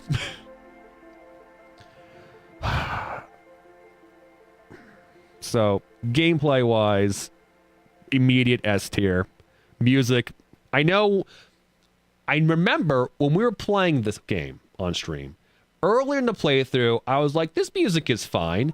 I thought it was okay. Because I think we hadn't reached a point where I started seeing like the different motifs and the melodies over and over again. So we're kind of like, early on, we're getting like every individual Zone song and all that. Hanging Waters was decent, just a song. But as you get further on along in the game, you start hearing the music. You start hearing like different characters' motifs come in at certain points. Alicia is and of course, Luminaire, the song you fight. All right, the music, boom. All right, I'm a believer.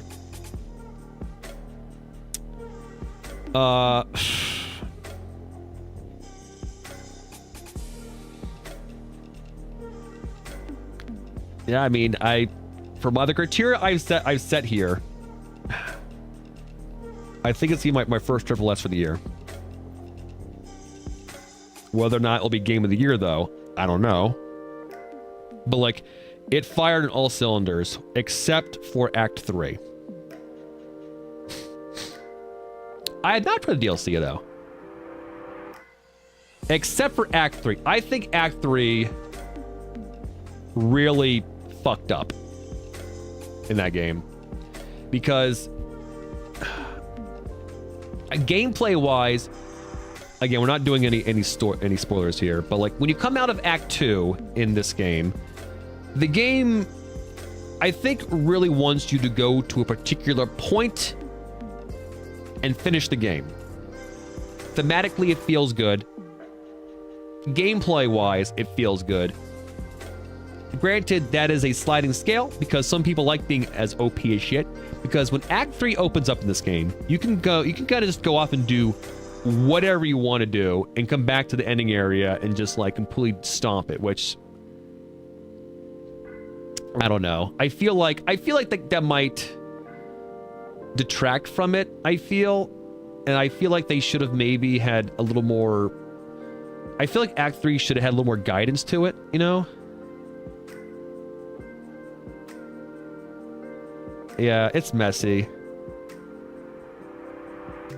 Yeah, there is an ability you get in Act 3 prior to the final area that makes you go bonkers OP, right?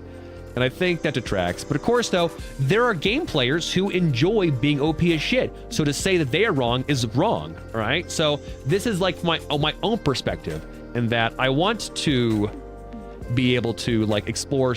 I feel like in Act 3, going off and like just even like messing around with a few things already puts you in a tier of like destroying the ending fight, which I think lessens it for me. So I think I think Act 3 misses the mark there in terms of like the great pacing it had up until that point. Yeah.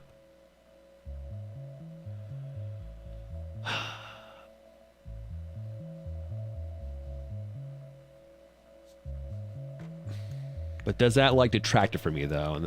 Enough. Also, when I think about the ending of the game too, there's two different endings.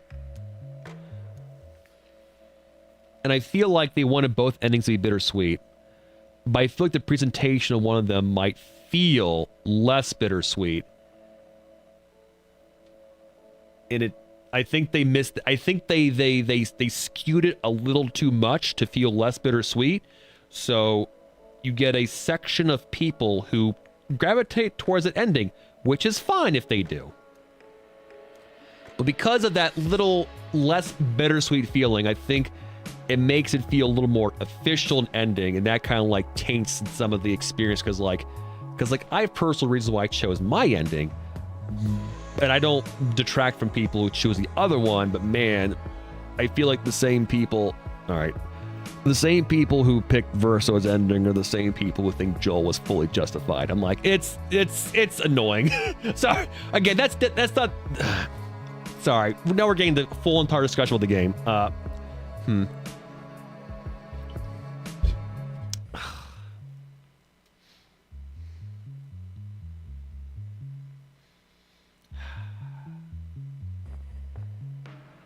Just trying to think.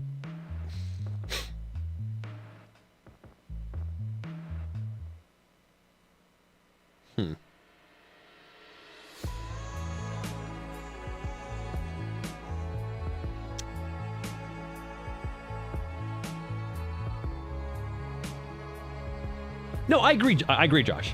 I agree.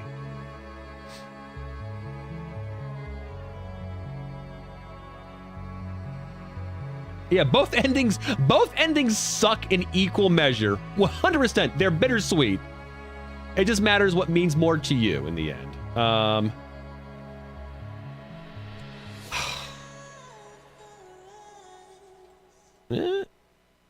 Yeah, honestly, no. Like, I think about the graphics. If I think about the graphics sometimes kind of has that a little bit of that Unreal feel to it, right? Even though most of it is like very well made, but there's certain like textured areas, sometimes like environments that feel very like Unreal to me. It's due to the lighting, of course. But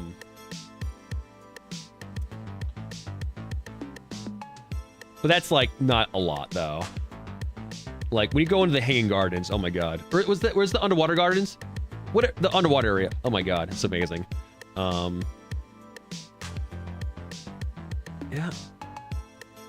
Last act is so, yeah.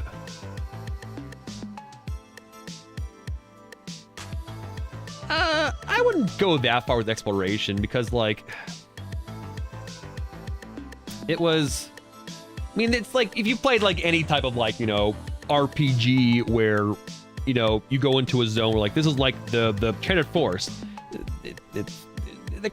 I'm not saying this is wrong for being like that, but like it's obviously drawing inspiration. It's all, it looks pretty, but like how I explored a forest in this game is kind of explored a forest in like Vagrant Story. You know, it's.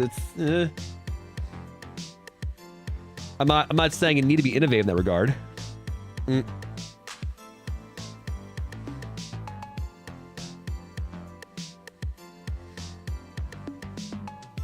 Yeah. I guess again, it comes down to I'm willing to put it on Triple S for now, but the third act for me, the more I think about it, was so messy. Honestly, overall, the third act for me really just feels like they wanted to put more into it, but they ran out of time and money. Straight up. It really felt like Act 3 was supposed to be more. It really did.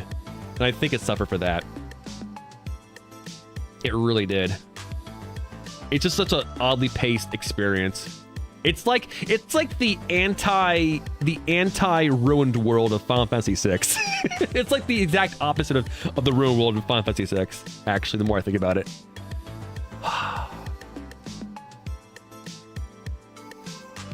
Yeah. Does that experience though detract it enough for me to knock it down from Triple S though? I don't know. Something I'll think about as we go on. Anyway, I've dwelled on this for too long. Let's go on. Factorio! Oh, man. Great game. Great game.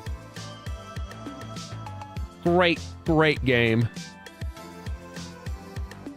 Is it better for me, do I like it more in Satisfactory? Probably not. But in terms of, like, that desire of, like, you know... Yeah.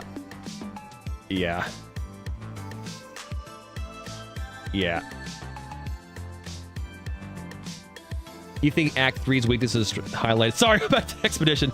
Highlighted by the strengths of Act 1 and 2? Yeah. Yeah, Factorio makes my brain go burr. Straight up now.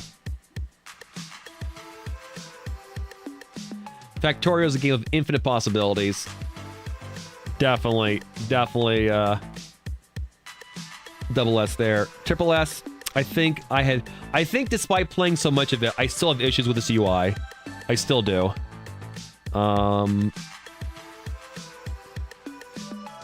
think I have many issues with this UI. So there's still a barrier there for me in that regard.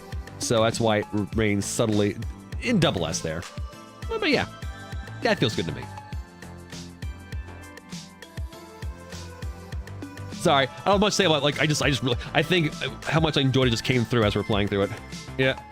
You hate the UI in base every character game. Satisfactory, I think, is mostly fine. Mostly fine?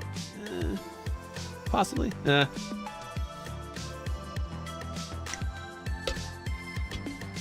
Alright. Moving on to Monster Hunter Wilds.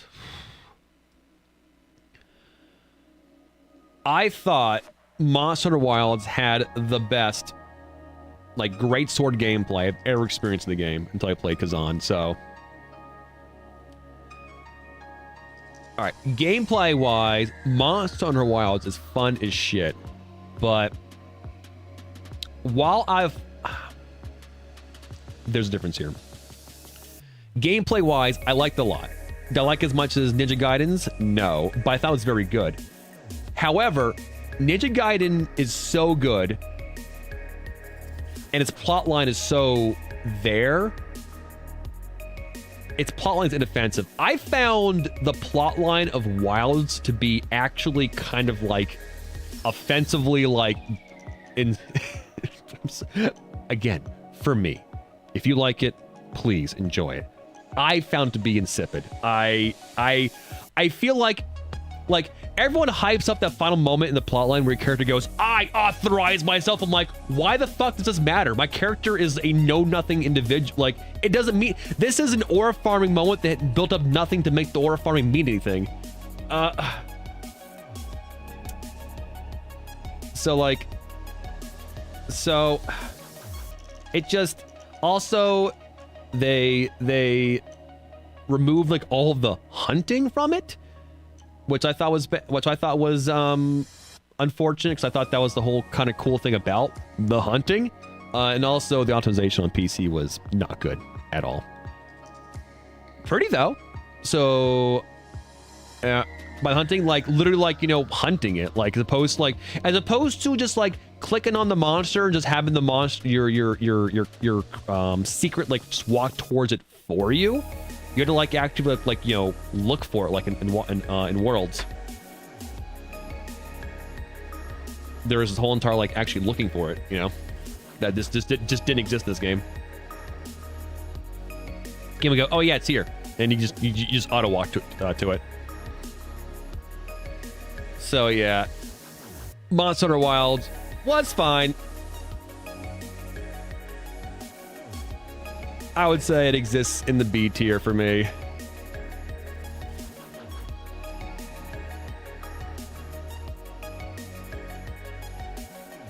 definitely exists in the B tier. The optimization for PC definitely hinders it greatly, I feel.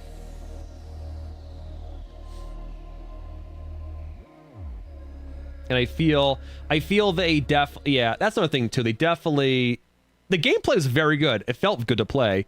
I think they might have, like, you know, made getting your full, like, armor sets a little too quick. So it's weird. All right, it's always a weird thing, right? I maxed out my character, right? I want to play more though, but there's nothing else to do with it. But like, you know, does that mean the game is finished and you get fun with it, or, you know, I don't know. Of course, adding a treadmill for the sake of there being a treadmill, I think is a bad thing. So I don't know what the answer is, honestly. Sometimes a treadmill for the sake of a treadmill feels good, and I think they could have found ways to make the treadmill last a little longer before your character was kind of maxed out in this game. Because the gameplay was very fun. I liked it a lot. But, like you said, the storyline was insipid to me. It's our new character, I guess, yeah. But this isn't that kind of game, though. Like, your characters aren't different. It's all about the gear.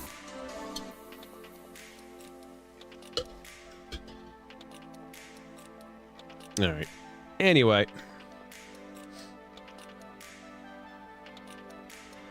Moving on. RimWorld! Oh, man.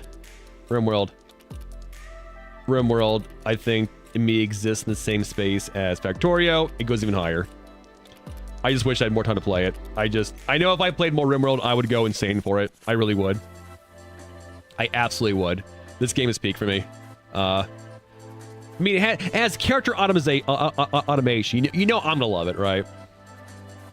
It was very, very good. Definitely like it a lot. Do I like it more than Ninja Gaiden? Hell no. I'm finding I like a lot of things, but character action is very high up there for me. I like my slashy slashes.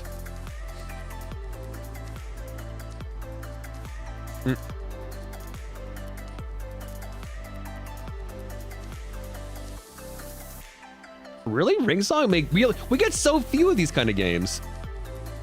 Monster Hunter comes out like every, what, 2 or 3 years. But yes, RimWorld, definitely up there. Immaculate game. Does it get triple S, honestly? Actually, no, think about it. Do I like it more than Ninja Gaiden, these ones? Obviously, it's hard to compare, of course, but nah, I like this. I like where we're at here. When I think about this past year, that seems right. Subnautica.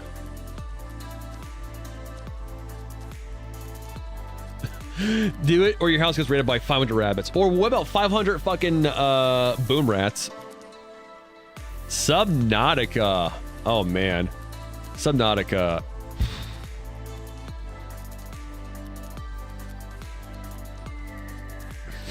Oh, I really like Subnautica a lot. I think it's a perfect game.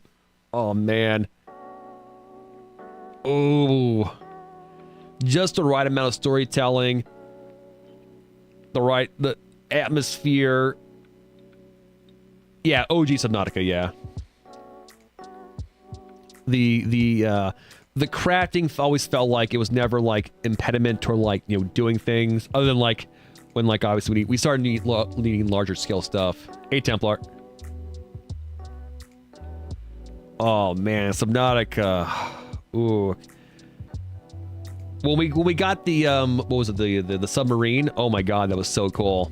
Oh, going back to how I enjoyed like having deliberateness and like immersion and tediousness to like my gameplay from Pacific Drive. Doing the what was the name of the Cyclops or the Colossus? What was the name of the like that felt so cool, and making it like my my mobile base. Oh my god. Honestly, the more I think about it, I think Subnautica stood out to me way more than the Cyclops, okay? And Blueprints. Oh my god. Or maybe a little bit less. I don't know.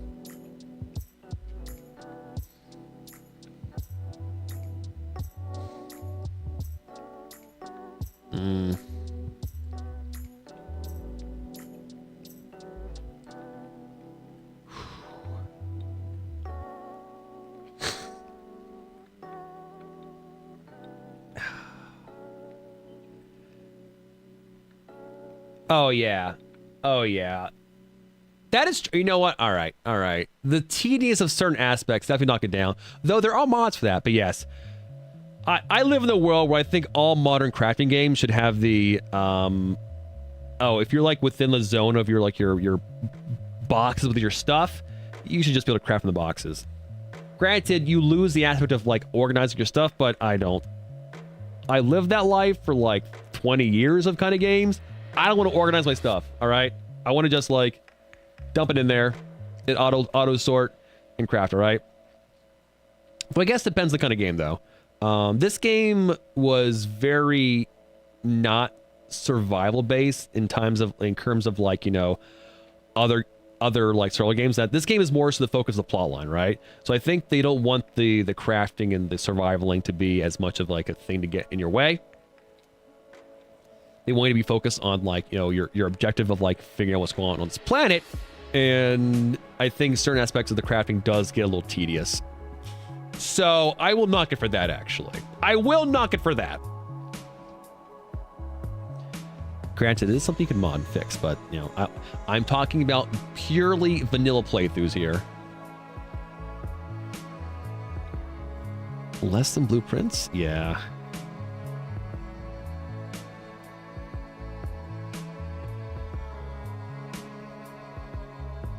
Yeah.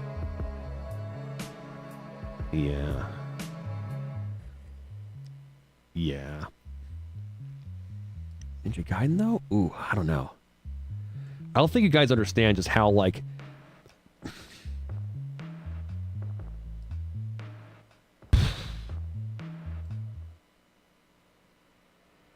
understand how much Ninja Gaiden rewrote my brain chemistry and how I appreciate action games, honestly. These two games in God Hand.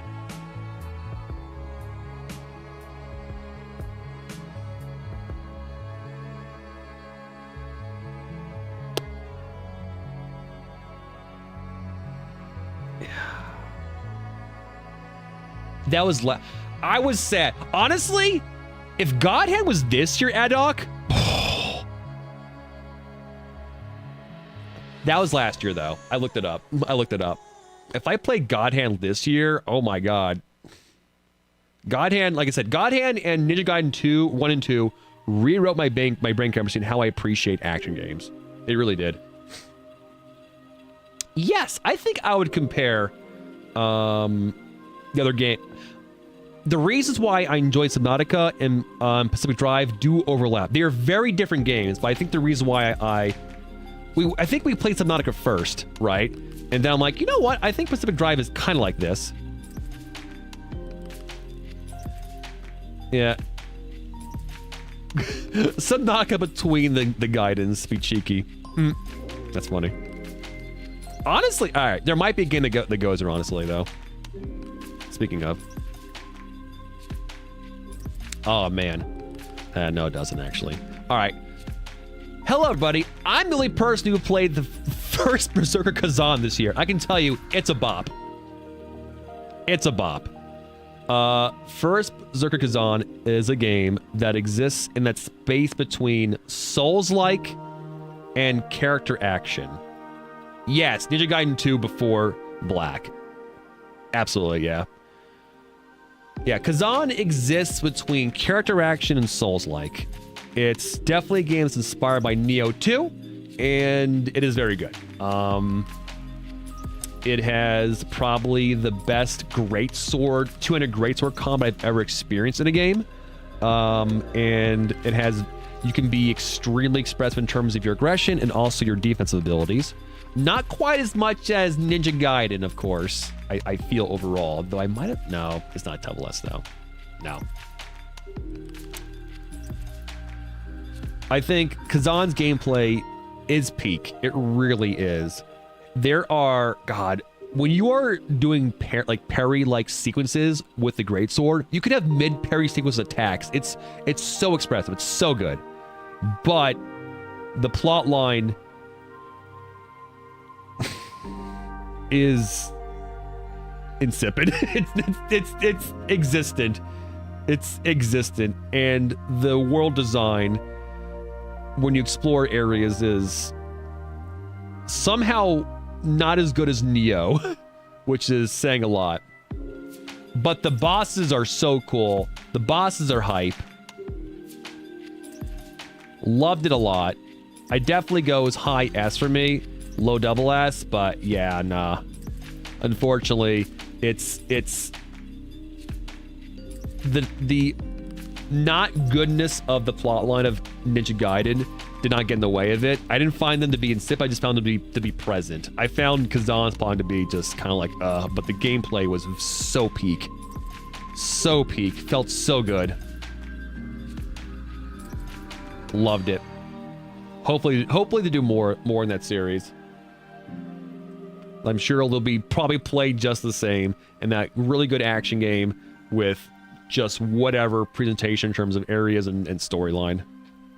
Good boss fights though. All right, here are all this. Whew.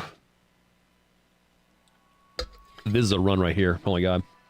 Oh, so we're gonna skip jump ship, I think. Yeah. Also, we're gonna do Death Stranding. We'll probably go on a break here. Death Stranding 2. Oh man.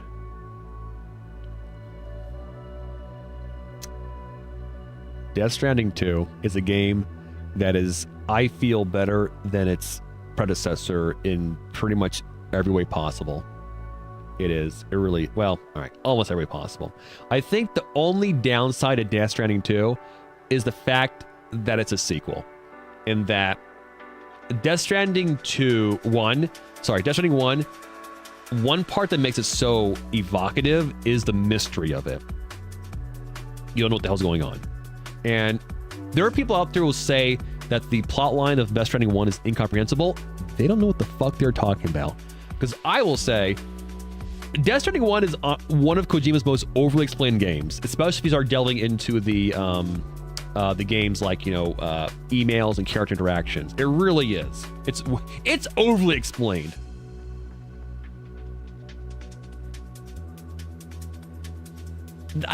That's true, Josh, but I feel like if you interact with the game at all, it's very clear what's happening. It has weird sci-fi tropes, but it explains them a lot. But I think, unfortunately, it exists. The first game exists in this very mysterious spot. In the sequel, we go into it knowing, what the beach is, what's going on, what a BT. We know everything is, right? So, unfortunately, there isn't much room for mystery other than just getting weirder, right? Or just saying, oh yeah, this thing was here as well. So, is that a knock though? It's hard because that's just an inherent, I think, flaw of certain times how a sequel just has to be, right? But regardless of that though, pacing was better.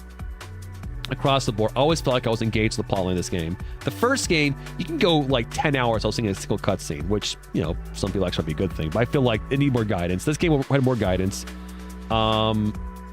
This game was willing to let you feel more powerful. Well, not more powerful, I guess more competent at what you're supposed to do earlier on, which I think it needed to do because, again, it's a sequel. The vibes are amazing across the board. They added new things to kind of allow you to interact with the world in different ways. It goes back into that, that nature of again, when you have a point to your tediousness, and as opposed to immersed in the world, I think Kojima's one of the best ones at that. And Death Stranding 2 does that. The graphics are amazing. For a base PS5, the game plays amazingly. Amazingly optimized. Looks great. Music is, just knocked out of the park. It's hard for me to honest. I'm not gonna lie.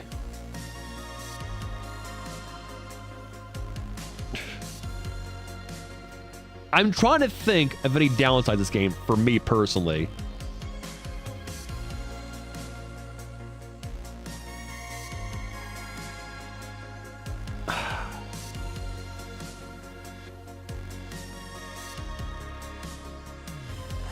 Again, it not being as mysterious, so not being evocative is definitely a knock against it. But again, that's not, I don't know if that's a fair assessment because again, sometimes sequels just be like that, I feel the plot line was, again, because we kind of know the mechanics of the world, the plot line was not as surprising. Need a shower constantly. But like, it didn't have anything in terms of like as big a misstep in terms of like the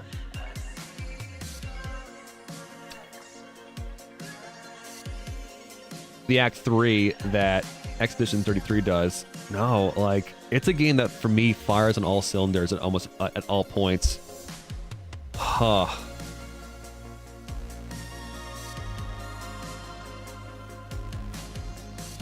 And when you really get down to it, like, you know, the traveling, either traveling on foot, traveling in the cars, feels incredibly good, feels incredibly satisfying. Vibing out to the music when you're just driving is a thing. Like, and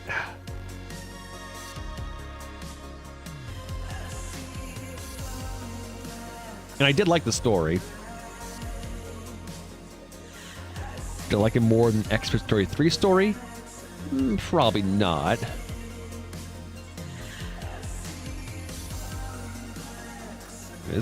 This right here is the tough one for me. This really is tough for me.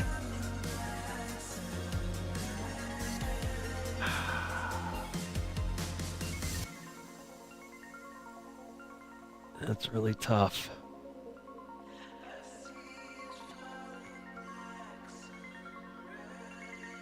Again, I'll probably be thinking about this as we're going through here. I feel weird about Blueprints being SS, but like, man, it's the whole package. Honestly, like, 33 does get dragged down for me in that third act. It really does. It really does. I feel like there was a missed opportunity to make that third act feel special as the first two. So, and Death Stranding doesn't do that. I think that while the ending plotline was probably not as strong, it doesn't like have any lulls in terms of like where it's going. And some of those scenes with Neil. Anyway. So yeah, that's a hard one. That's such a hard one though. Damn. Okay. The Altars. The other game that gets an immediate F because of they used... I'm sorry. Altars is such an interesting game. It really is. It feels very unique. But, like... You want to be a survival game, but it's not a survival game. You want to be a base builder, but it's not really a base builder. You want to be a colony sim, but it's not really a colony sim. What this game really is a dating sim with yourself. Essentially.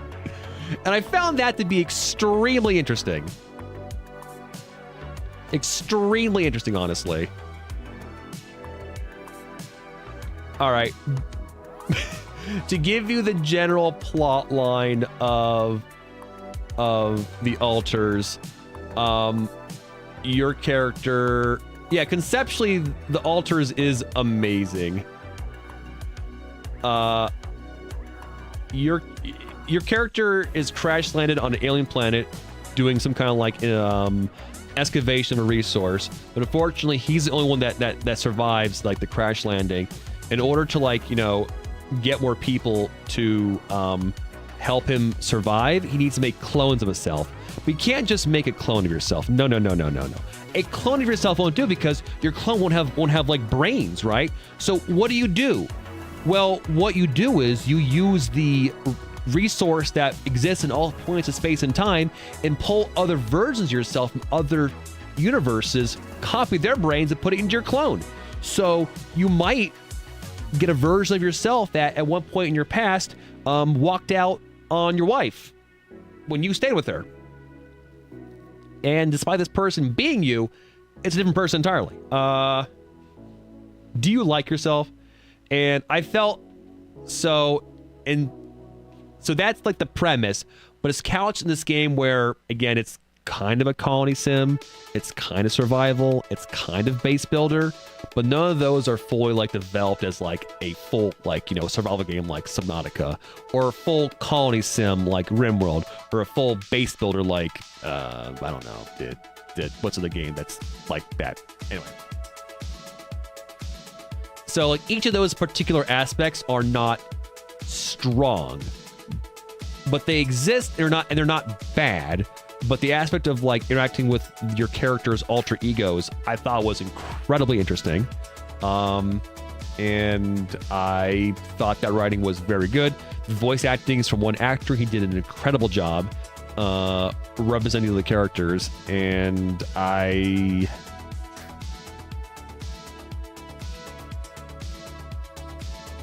like that a lot, honestly. It was just solid science fiction. It really was.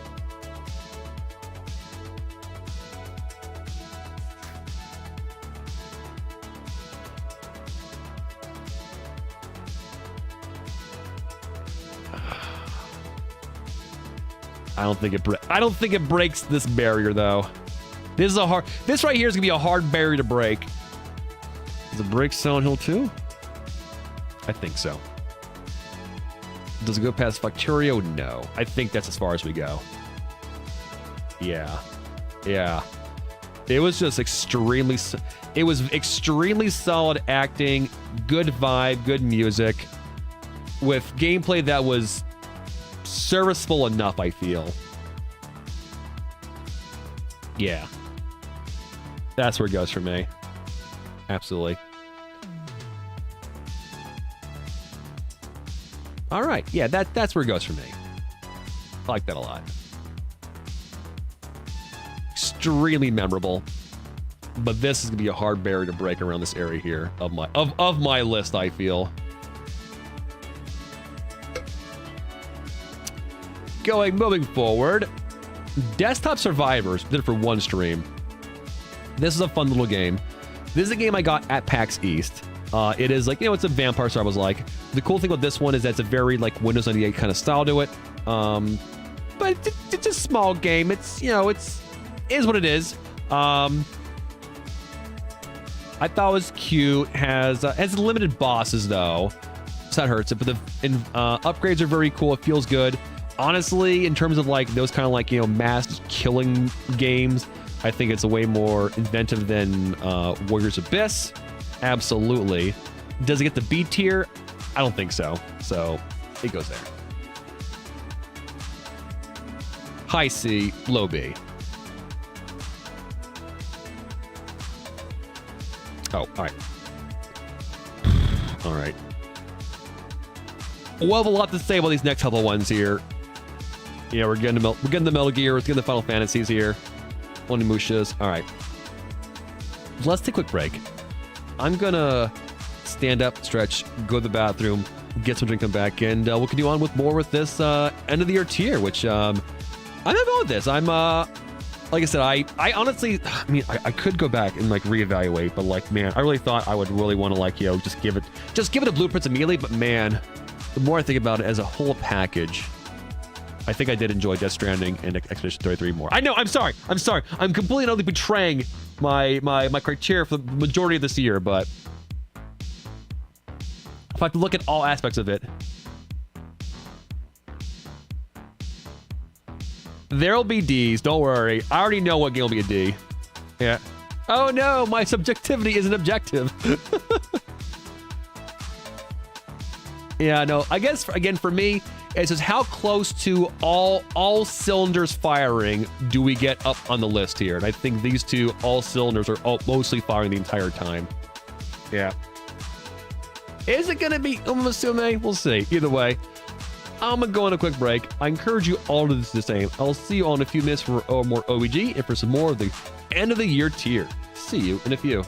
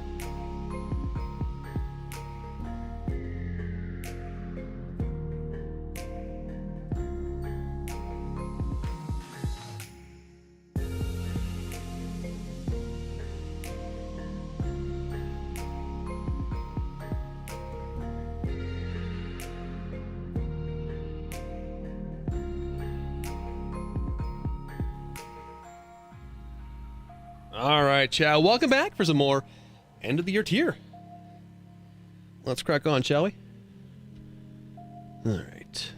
Let's change the tunes here, shall we? What am I thinking?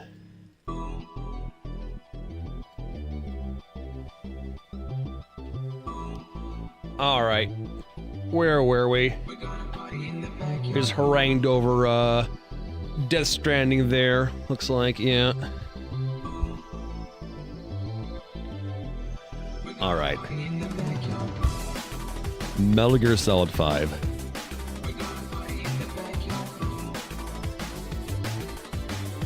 First time playing Metal Gear Solid 5. This is one of the greatest stealth action games to ever exist. Straight up. One of the most fun stealth action games to ever exist. I just didn't expect a world-class designer of military technology to be so cute. As always, music choices in terms of atmosphere, peak. But man, its plot line is so good up until a point where, to me, it feels like almost as if this is a known thing, they were told to stop.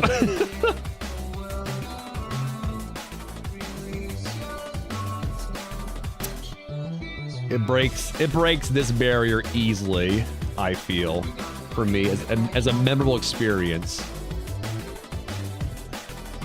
Do we go further than Subnautica? Honestly, I think so.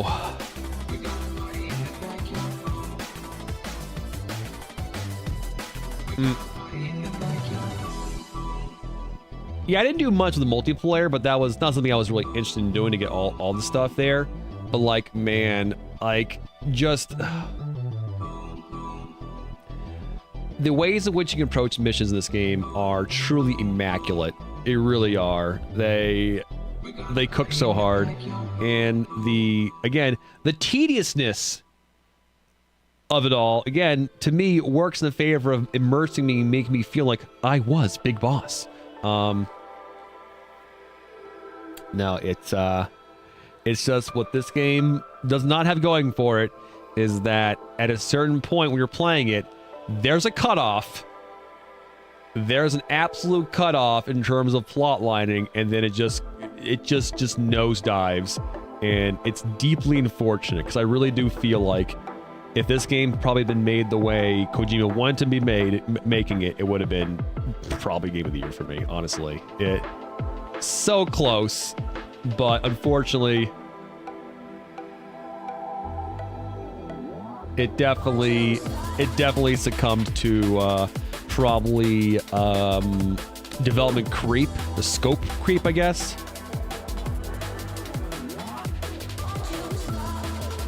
Then again, though, the scope creep was probably what made it so good to play, though, right? And the plot line, again, it is pure Metal Gear Solid insanity. Even though I kind of guessed the main twist in the game early on, trying to figure out how they're going to do it was an interesting experience. I feel my idea how they would have done it would have been more smart than what they did, but whatever. I do enjoy how ultimately it tied into the rest of the series, at least with the tapes anyway. So as a storytelling experience, at least gave me some regard of closure there. But it's the presentation of the plotline towards the end. Obviously, just if I'm gonna knock Expedition 33 for Act 3, I gotta knock Phantom Pain for the same thing, and it definitely hurts in that regard. So, but gameplay-wise is absolutely peak. Absolutely peak, beyond a shadow of a doubt. Deeply fun. I was 90 hours in that game. I did so much off-stream, I still wasn't bored of it. God, it feels so good. Amazing. No, it's beyond the notes I already gave, of course. See, if you promise to do this next year, I'll give you... No, I like doing this, so if you want to try and taint the tier list with particular picks, then you can definitely paint the tier list with particular picks. God.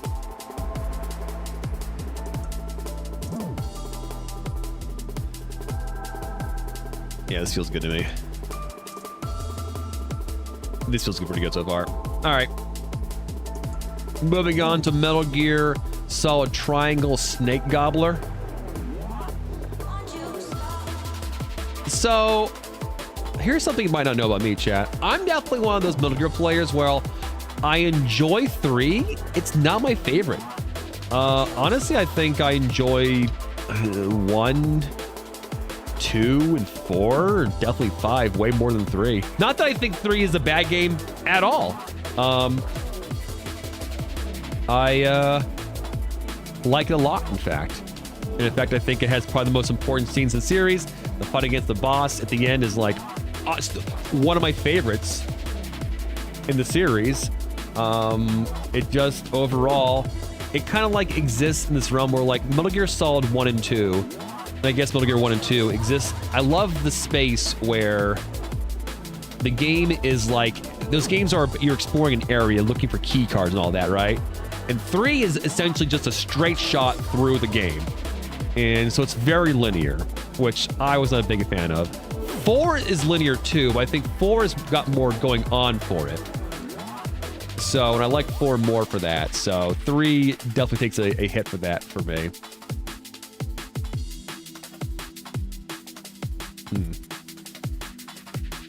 So yeah, this feels like I'm doing a review of the 3rd game, but I guess I have to review this version of 3. I like how there's so many remasters on this playlist, on this list here. Yeah, so we did play it in the new kind of 3rd person, which did make it feel different. Did I enjoy it more than Kazan, though? I think I enjoyed it more than these ones. More than Kazan? Nah.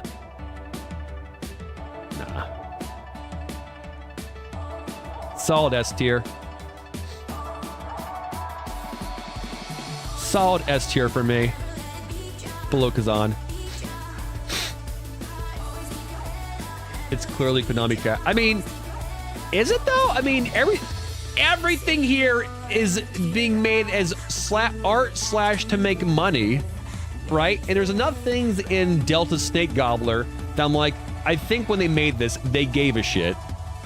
Obviously, Kojima wasn't there, but I think reverence was more reverence was given than probably was necessary. So I don't think it was I mean, yes, it's a cash grab, of course, but so was everything.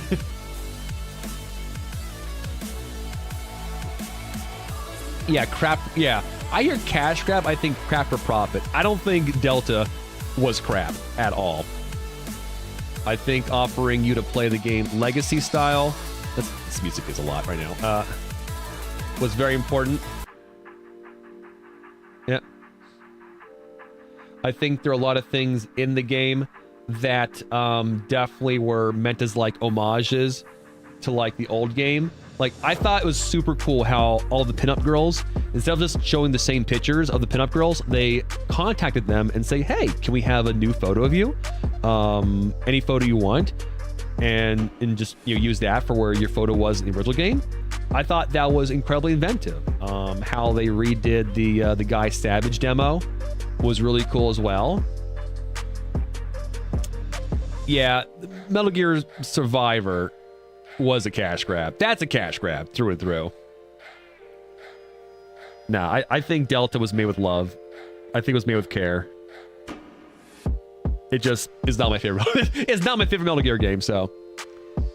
And I definitely enjoy Kazan a lot more, so boom. Liked it a lot, but not as much as Kazan.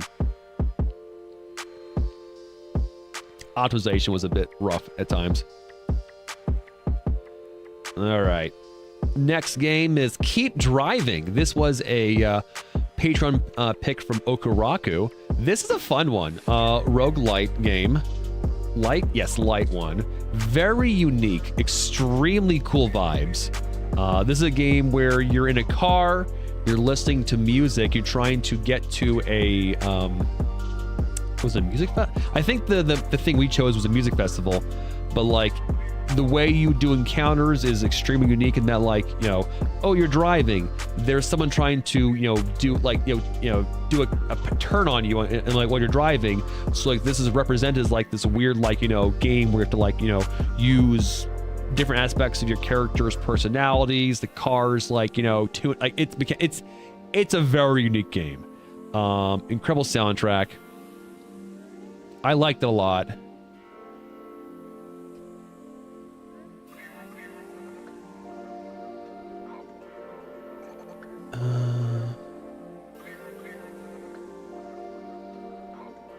It's sort of Europe. Yeah, it's no, it was very good.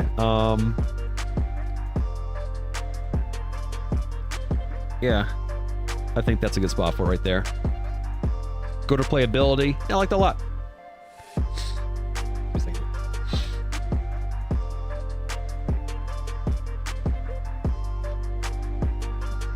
That's a good spot for it, I think. Yeah. All right. It Takes Two Tango. Was this Adok's pick right here? Right? That was Adok, right? This is the co-op game. Oh yeah, this was the co-op asymmetrical co-op spy puzzle game. And this I wish it wasn't free. No, we're rating how much you enjoyed Dagwood's Company. I like this game a lot. I wish the puzzles were a bit stronger overall, but I think D for Dead. I feel like its puzzles could have gone harder, but then again, harder puzzles might have made it a more frustrating experience as a two-person game. So it's a hard thing to gauge here.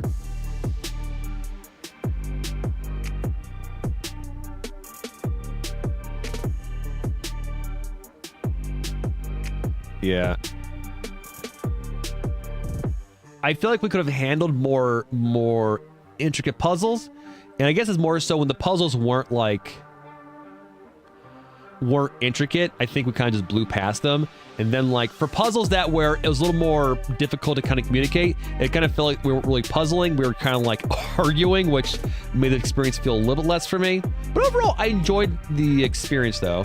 I think my favorite one experience in it might have been when we were doing like the cross-section information finding like in the archives. I thought that was the most interesting one overall.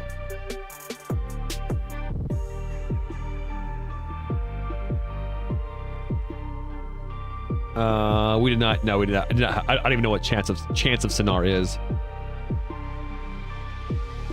So I think this one would be a low A for me overall. Yeah, like I just wish the puzzle were a bit stronger overall.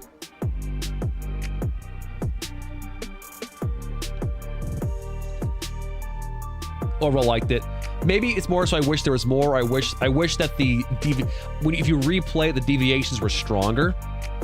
Or maybe again, maybe they could have had like, you know, tiered puzzling, like, you know, difficulty like Silent Hill does, but you know that's more difficult in terms of balancing. So, yeah. All right, here we go. Here we go. Or let's do these maybe in number order here. And maybe the order we played them.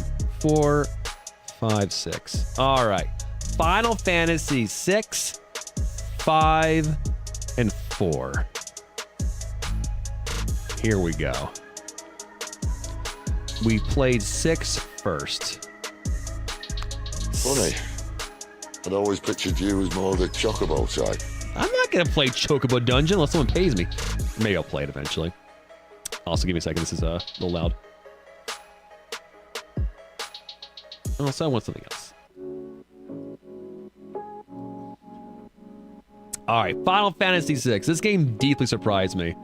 Honestly, I thought that when it came to playing these older Final Fantasies, that I would like find them to be quaint, but you know, existing in a game space where I'm like, well, I've played things since then, and I, you know, have evolved as a gamer, you know, past these, and I wish I'd played them when they were new.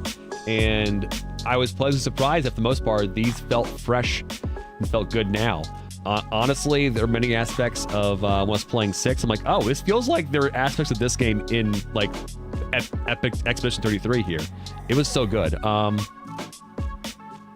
But 6 specifically, though. Gameplay-wise, turn-based ATB RPG. Love that shit. Really do.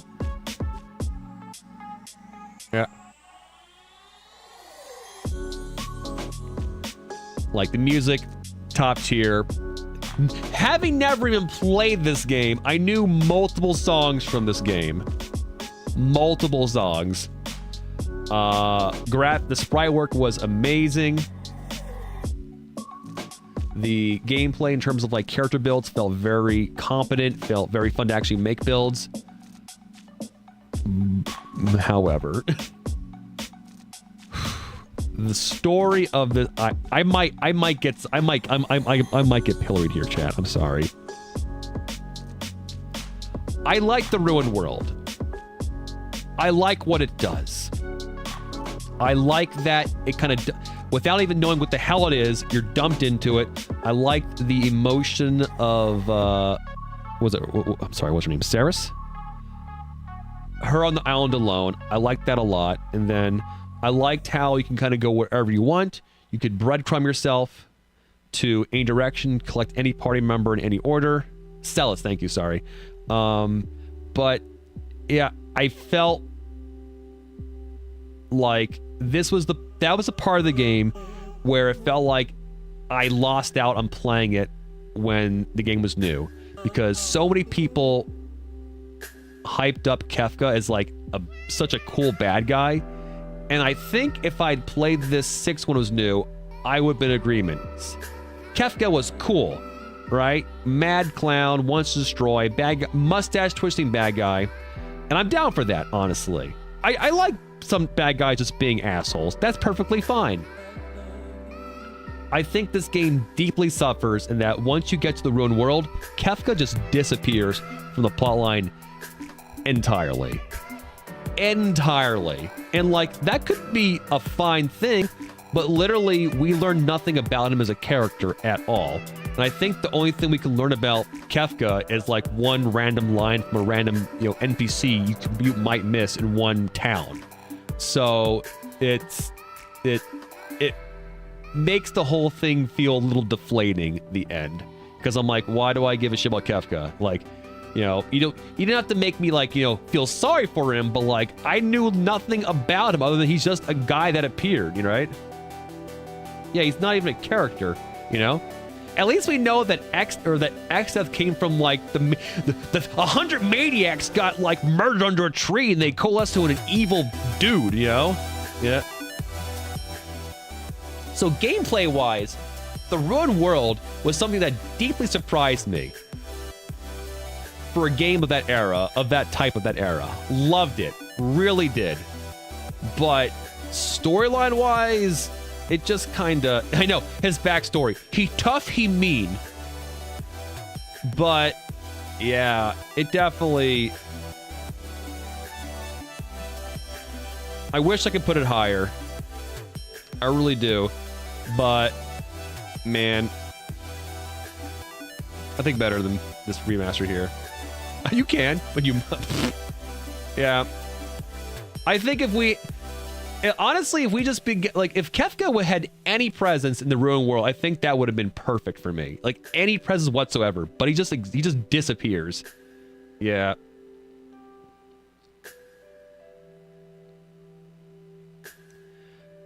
Yeah, I mean, he is one of those, but like, he was just... Again, that's why I say it's a game I wish I'd played when I was younger, because I think Kefka would have hit harder as a bad guy. Now I'm like, well, I mean, I don't mind bad guys who are like, unrepentant assholes, but at least I want them to be in the plot line, So, yeah, it goes here. I apologize. I know. I know.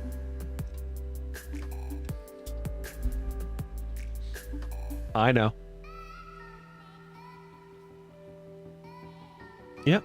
No, I like... Here's the thing, though. Like, to me, if Kefka was there, I think I would have... I mean, all right.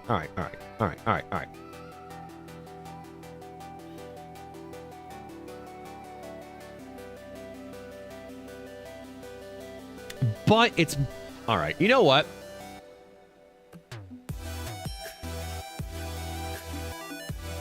Maybe it goes double S, honestly, because again, I am knocking it for plot line, but the music, the sprite work was amazing. The ambition there, yeah, no. All right, you know what? It goes at the end of double S. Does it beat Balatro? You know what? All right, it beats Balatro for me. It does. Does it beat Pacific Drive? You know what? Actually, all right. I'm thinking about it more and more. Yes, it's getting there.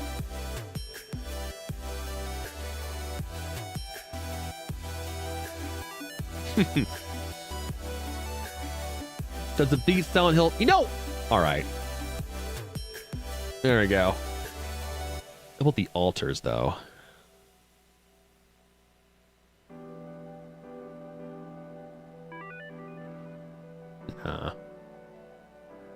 Nah. I think as far as it goes.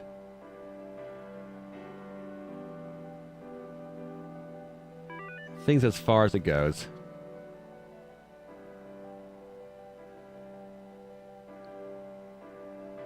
No, like, I was remembering that what I was in things, I was ignoring the fact that I was like, it's saying, pointing out that like I enjoyed the gameplay immensely in that game, but I was like ragging on the plot, the storyline. But I had also said that like I will push it up higher if I enjoyed like the music, the presentation of that game for SNES is peak. So, yeah. All right, next one. Final Fantasy V. Honestly, straight up, might be one of my least liked Final Fantasies up to this point. I felt like the characters had paper thin characterization. We didn't get much about them. Like, the pacing was wonky. Like, the game for no reason would just kind of drop you in and like have you like, all right, do your next thing, but didn't feel good to explore. This one definitely was not a hit for me I mean, it was fine. I like game again, turn-based ATB JRPG. Sure, I like that. Always like that shit. But I like it more than Slitherhead. Nah. It did have the job systems, though. The job system does push it at high.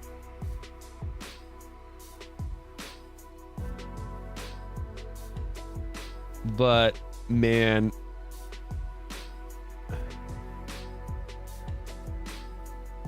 Yeah, the mechanics were good, but, man, Exdeath was just not a good bad guy at all. I think I enjoyed Exdeath less than Kefka, honestly.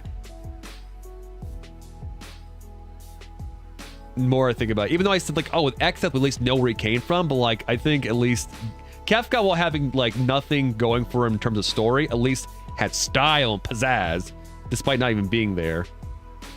Exdeath is just a bad guy because he's a bad guy.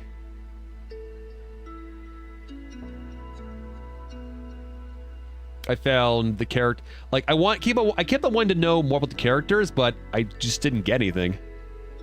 Yeah. Yeah. That's honestly, Josh, played 4, 5, and 6 along with the streams. They are all let downs in certain ways. Again, I don't know if it's a matter of I would have felt the same way if I played them back then, or it's just a matter of playing them now. But yeah, 5 mechanically it was fun, but in terms of like what I want out of Final Fantasy beyond the gameplay, it just did not really hit. Yeah.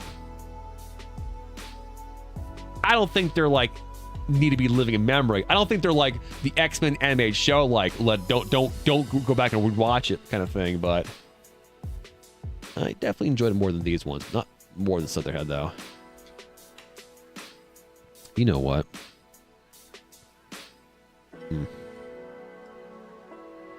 Looking at these here. Oops. Cannon Factory was not S. I'm sorry. It was A. I'm like, I keep looking like, these game's below Camp Factory? I don't think so.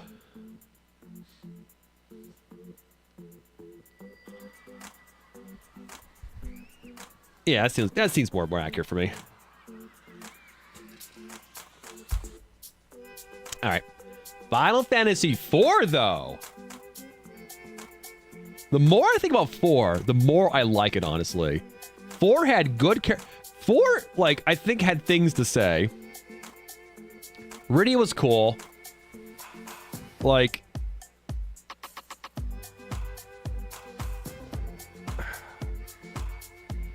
Golbez ultimately ended up being an interesting character. It's really hard.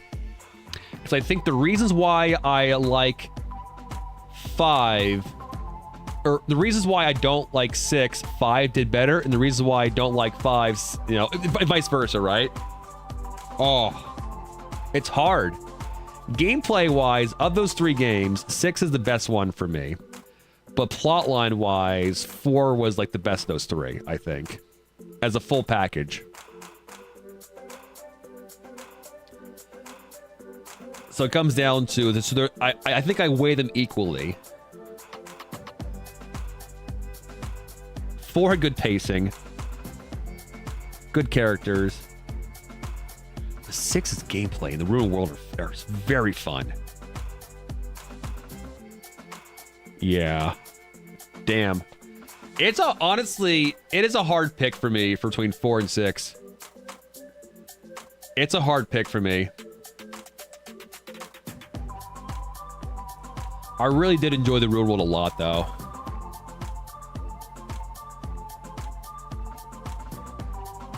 I think 6 over 4, but it's close, though. Yeah, 6 over 4, but it's close. Damn, that was hard.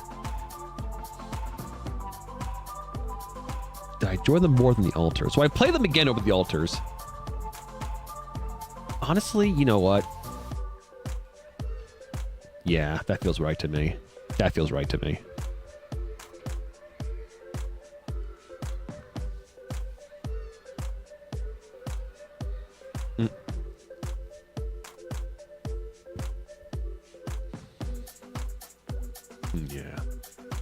Yeah. Okay, anyway. Moving on. The Drifter. This was a Patreon game pick from Okuraku. That when I played together. This is a point adventure with immaculate sprite work. Fucking immaculate. Great storytelling. Very interesting time. Alright. It was a very unique time travel plotline. So, writing was good. I love the voice work on it. Yeah, easy S tier immediately without even trying. It clears these tiers immediately. Yeah. Fancy cuppa?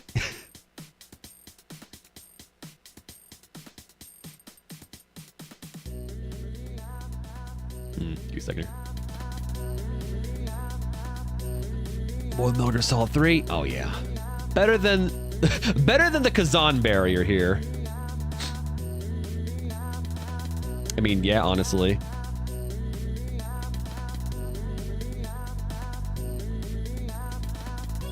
It passes the Kazan barrier.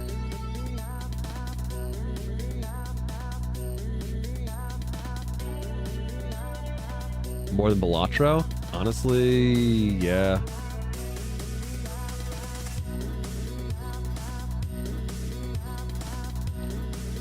More Pacific Drive? I really enjoy playing Pacific Drive.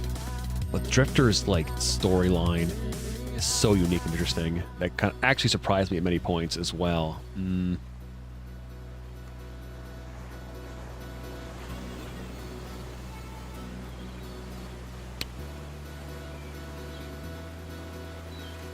Is it clear?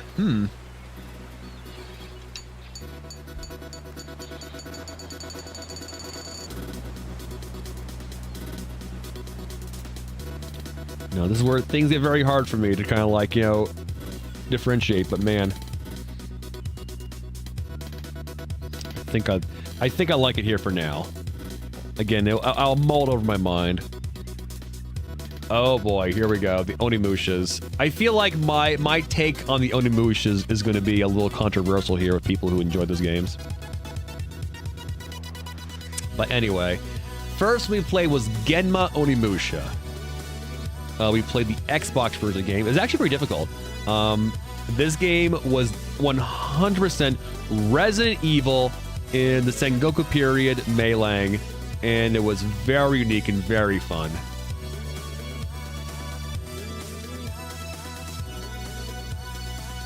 Did I enjoy it more than Kazan, though?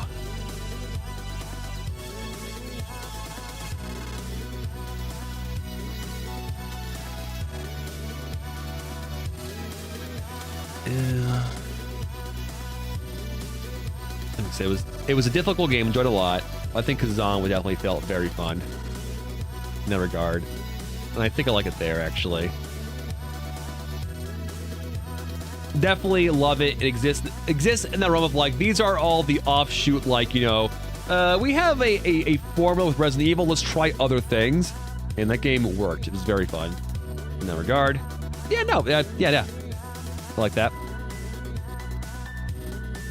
Then we go on to Onimusha 2, and Onimusha 2, honestly, the more I think about it, just kind of felt like more of the first game, just easier and kind of forgettable.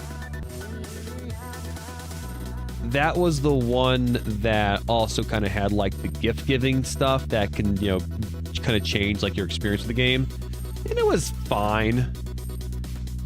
I think I enjoyed Slitherhead more than that one though, so it's going down to A tier for me. Final Fantasy V, yeah, I think I enjoyed it more than these ones. Absolutely.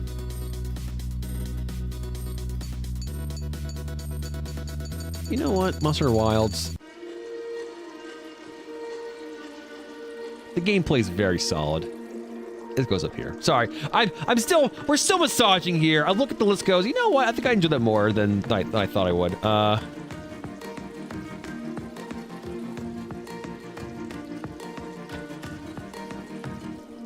Yeah. Okay. We're still massaging. Onimusha 3. God, remember that when my version of the game broke? That was a fun experience.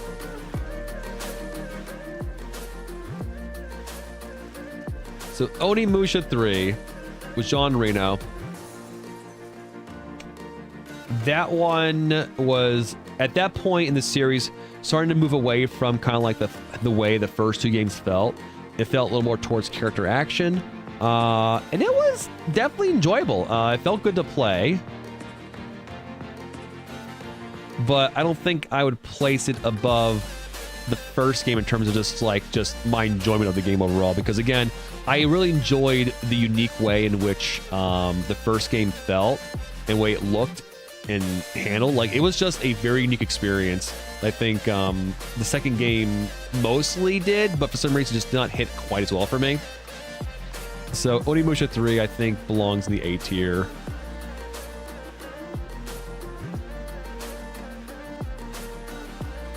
Probably maybe above the second game. Yeah. All right.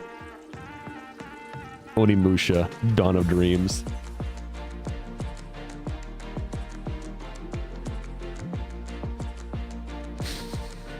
Oh yeah. Onimusha Dawn of Dreams, for some reason, just got me good. Ridiculous plotline, but it wasn't to me stupid. It was just kind of like fun. It actually had emotional moments, which I think did evoke quite well. Way more than Kazan ever did. Yeah. I think that's a solid spot for it, honestly. Really good, like late end stage PS2 graphics. Gameplay was very. This music is a lot. That's a lot. Calm down. Yeah. Felt good to play. Really good graphics for the PS2 at that era. It definitely had at points in which I cared about the plot line. Yeah. Liked it a lot. Honestly, liked it more than Drifter. Liked it more Pacific Drive. Honestly, yeah.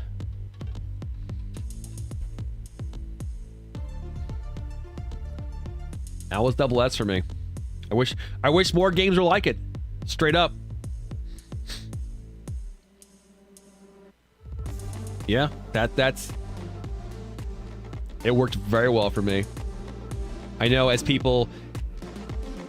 Onimusha fans, I'm definitely an outlier in this regard, but I put Genma as my second one, right? It's S tier. All right, I'm not a complete dum-dum.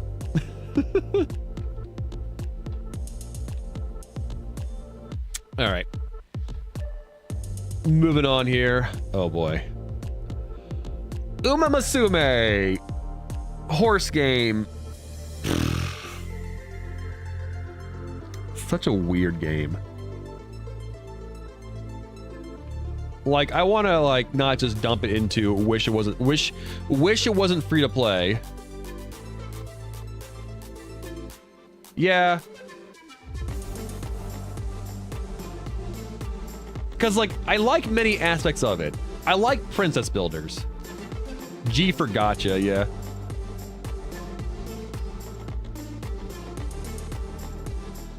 I mean, here's the thing. It did click for me, though. The problem is that, it exists in the space of gacha games where, I can't just, not play it and enjoy it, you know? Do I wish it wasn't free to play, though?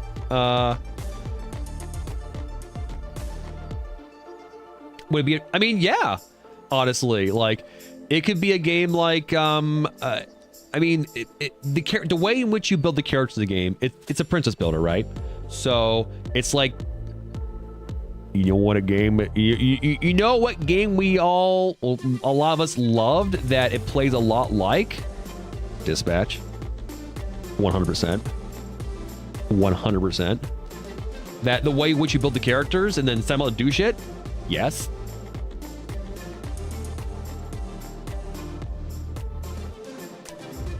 So, I kind of wish I could engage in a more polished... Yeah, the Princess Maker. Yeah, Princess Builder, yeah. I really wish it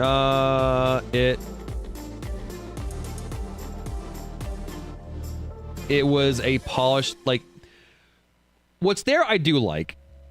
I would like there to be a more heavily produced, single player experience where you're, leading a horse through, this thing where it was, it wasn't as canon in terms of the graphics and all that. Yeah, no. I'd be down for a game that was just a good 20-hour experience where you're taking one horse and you're trying to get their stats up and trying to win the derbies and all that. That would have been honestly I would down for that, but that's not what it is because it's a free to play game. So it has to be something different. And thus I wish it wasn't free to play. Yes. Yes. Yes.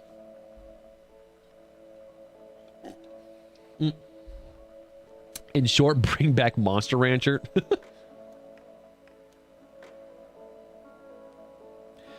So Uma Musume does have a non-gacha Jason game. There's some weirder stuff. Okay. Yeah. But yeah, it go there. All right. Next game was. Wish it was a horse girl game in another sense. I'm sorry, what? Vending Dokkan. This was a cute little game we played for a stream. This is the one where you run a little vending shop. Early access, so maybe it's a little unfair to tier it here, of course, but what's there is there, I suppose. It was cute. I think its optimization is bad, but of course early access, so. But messing around with it was fun, but it exists as a game that with no real fail state, so it's hard for me to feel anything about it in a way. It was cute to experience it, but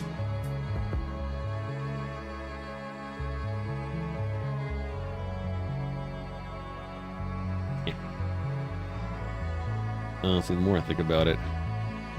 Indie game, yeah. Still, it's a D. It's a C.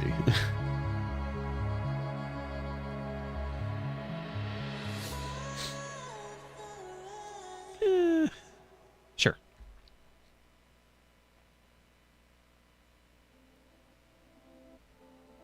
Oh, idle game, got it. I mean, I'm sure it is probably indie too. Idle game, yeah. Maybe I'm just not a big fan of idle games, really. Because again, I oftentimes I need me a fail state or the perception of fail state. Otherwise, like, I feel like I'm not playing a game. In a way.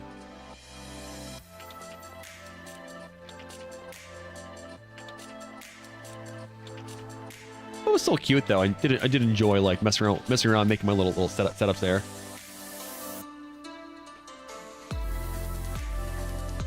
All right. Ninja Gaiden. Yeah. I did a stream of this one, but I played more off stream. This is a fun game. It is not a Metroidvania. It's made by the same people like Blasphemous, but it's not a Metroidvania. Very good sprite work, good action, good flow of combat. This is a game where essentially you're going through maps.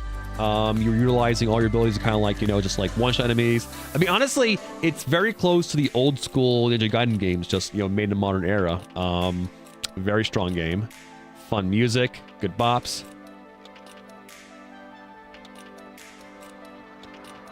But I like it more than these things here. I think this right here is as high as it gets.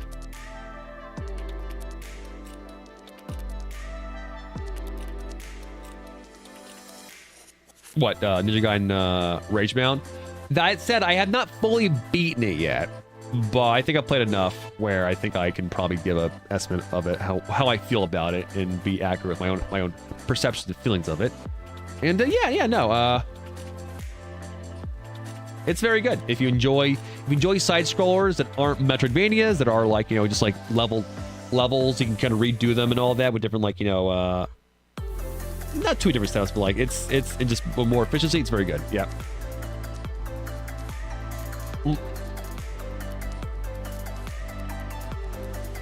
Yeah, the combat of the game is more so rushing through a map and figuring out how to do the best, most efficient one-shots enemies, which feels like a dance and can be fun. I do like that. I typically like to be a little more slug things out when it comes to combat, you know, like kind of like Silk Song and all that.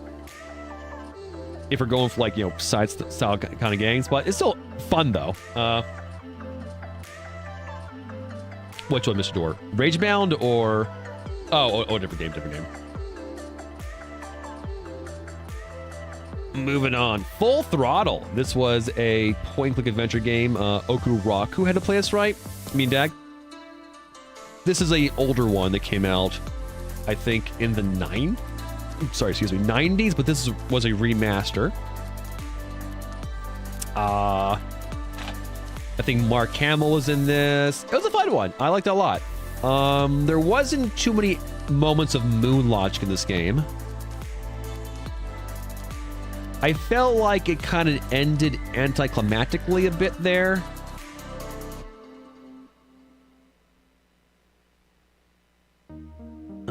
Of the ones Oku had us play.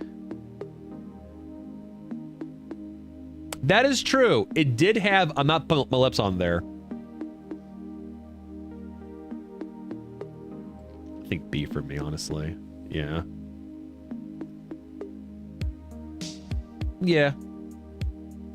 Like I said, for me, its ending felt a little underwhelming. Like kicking people, yeah. There's gonna be a sequel that never happened? Oh, that's unfortunate. Oh well.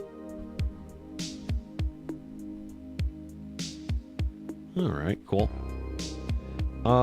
Next one is Fretless, another Patreon pick from Oku. Did a night of this one. This game is very cool. I need to go back and play more of this one, actually. This was the turn-based RPG that utilizes rhythm and music, and different types of weapons or music have different type of like weapon types. It was very strong and very interesting. Again, I have not gone back to it, not because I didn't like it, but man, I liked it a lot. I thought it was very interesting. This definitely goes...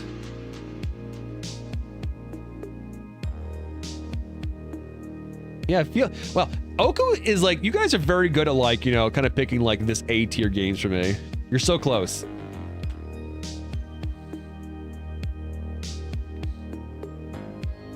You guys are very close to hitting my S tier. Actually, Oku got me with Eep Trap. I thought that was extremely good.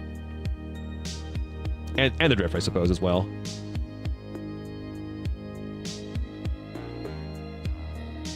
That is true.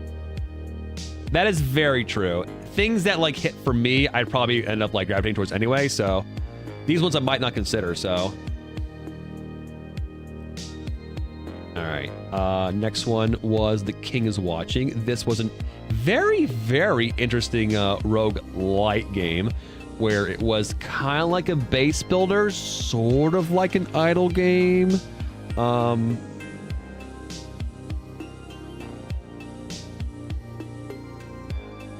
It's definitely a game where I think I definitely felt like I liked it a lot, but I got to a point where I felt like before I even had a chance to kind of unlock even half the staff in the game, I was like, you know what? I think I've seen enough. I've had my fun with this. I'm moving on. I guess that's maybe a downside of the game that definitely did not push me, make me feel like I want to explore more of it. It gave you anxiety. I can see that. I can definitely see that. Not be able to control your characters in combat definitely can give you that feeling. And obviously, you can literally feel yourself in real time not being efficient in this game the slightest. And I get that entirely. I like that aspect a lot, actually, the more I think about it. But I didn't go on to really finish it, though, so... Maybe the top of the B tier, I think, overall. Top of the B tier.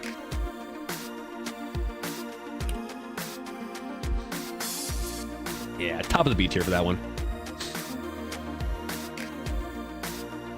Gears of War Reloaded. I mean, it's Gears of War. It's Gears of War.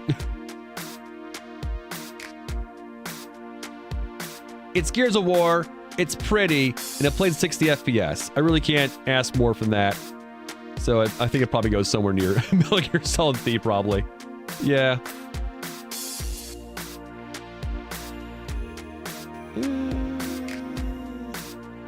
Honestly, Misai go up there. The more I think about it, Misai goes above these guys here. Yeah. Yeah, multiplayer RTS can, honestly, it's a hard barrier of anxiety of not knowing exactly what your enemies are doing at all times.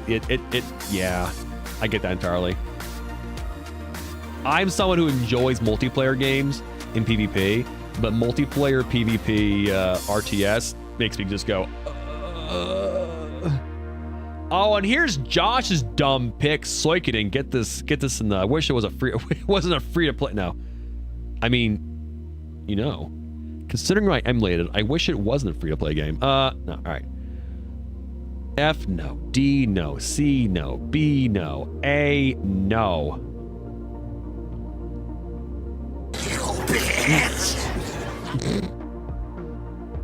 Definitely, it definitely exists in the realm of like, I think I would have enjoyed this way, way, way, way more if I played it back in the day.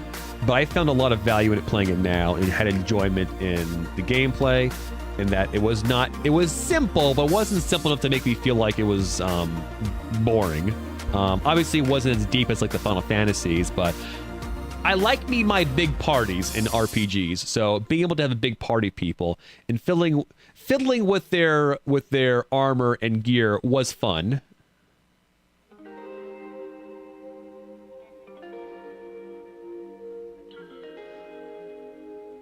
As for Suikoden, yeah.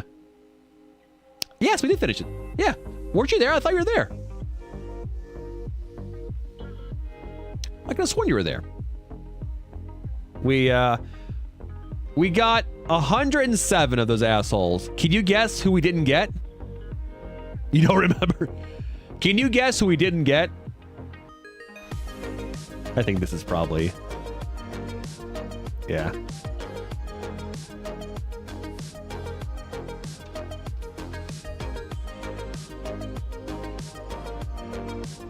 Oh.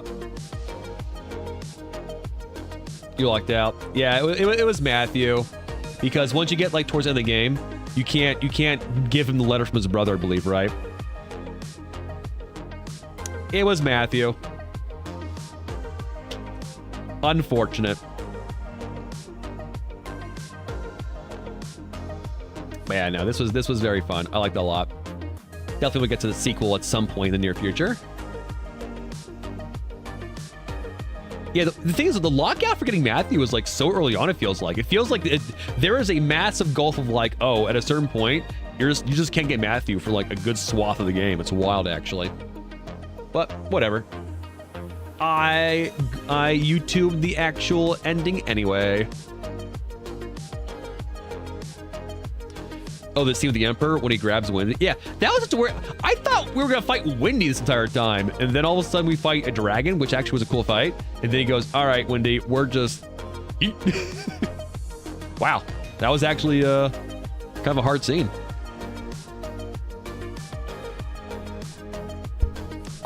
Unexpected, so I'll give props for that. Yeah, no, it had small story moments that I thought were very real and it felt very good.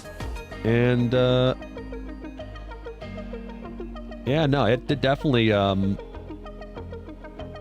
liked a lot. Makes me want to do a sequel like, you know, soonish. All right. Thank you for picking it. Oh, Elden Ring Night Rain. I did a night of this, right? We had some technical issues that night, but Night Rain I played a lot off stream. Had not played the newest content though, but Night Rain is sick.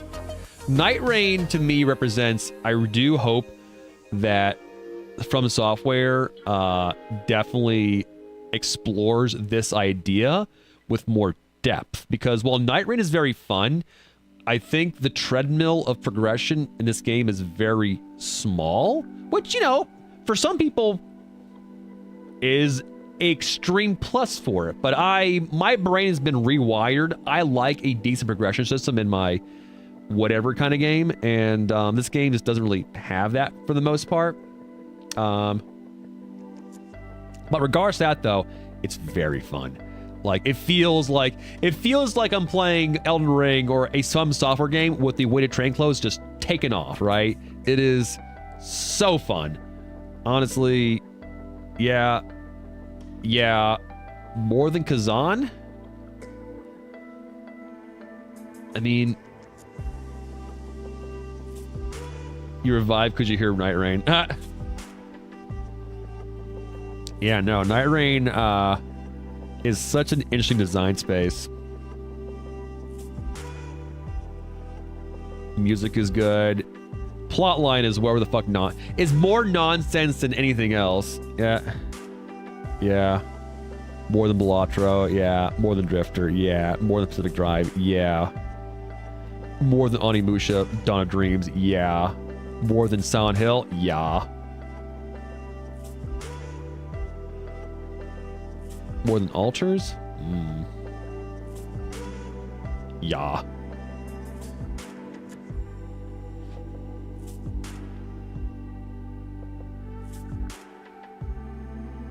Night Rain modding? How can you mod the game, though? I mean, obviously you can mod things like on your side, like what meaningful modding could there be for this game? Yeah, no, like incredibly fun game loop. You know, the art and like what they do with different aspects of the Night Rain, the Elden Ring map is beautiful. It feels good to play. The music in this game, as always, are amazing. Plotline is fucking nonsense, whatever. But not nonsense to the point where I feel like it's obtuse and like, or rather it's insipid though.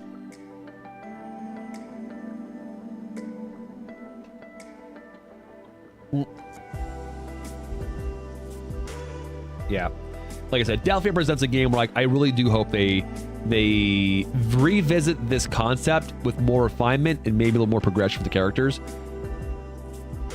I like it a lot. I really do.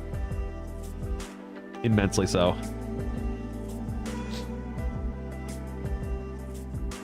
Ooh, here we go. This is the VR one here. Chronos! The First Dawn. This game, man, clears all this. Chronos is the Bloober game, their own IP they made up, with the Helm Ussie, for third-person survival horror, the time-traveling person like in the diving helmet thing. Gameplay feels very much a mix of OG Dead Space and OG Resident Evil 4. A plot line that I thought was very evocative. Good, another time travel plot line. I love the voice acting for the main character. How it transitioned over the course of the game was very, very interesting too. Yeah, no, this was awesome. This was deeply fun. Does it break the barrier here? Victorian RimWorld? I think so, yeah, it does. It was that good for me. Like I said, the atmosphere was impeccable.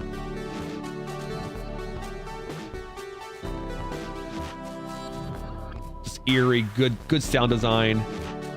Yeah. It worked. It really worked. More than Subnautica, though. Nope. And no. I enjoyed so many things this year. Yeah.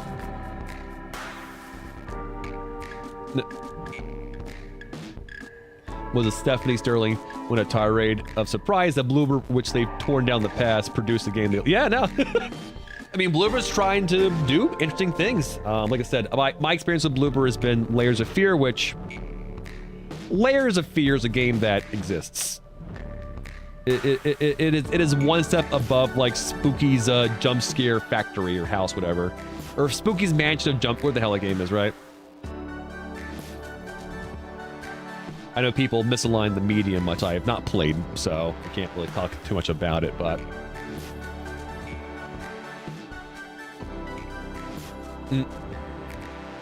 But yeah, no. Loved it. I can definitely see people bouncing off it because it can be a very slow game, but I really do enjoy how meaty and how thick the combat felt. Like I said, it feels like Dead Space 1 and Resident Evil 4, where placement of your character, placement of your shots very much so matters.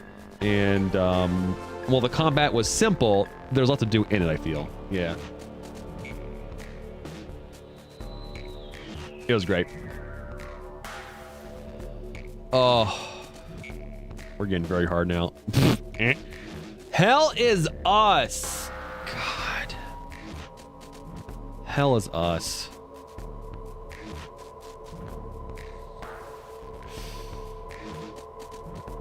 I want so desperately this to be in the S tier, but I think it's hard for me to put it there. Because I'm willing to look past the combat that I felt was overall... I think a lot of people hate the game's combat. I thought it was just fine.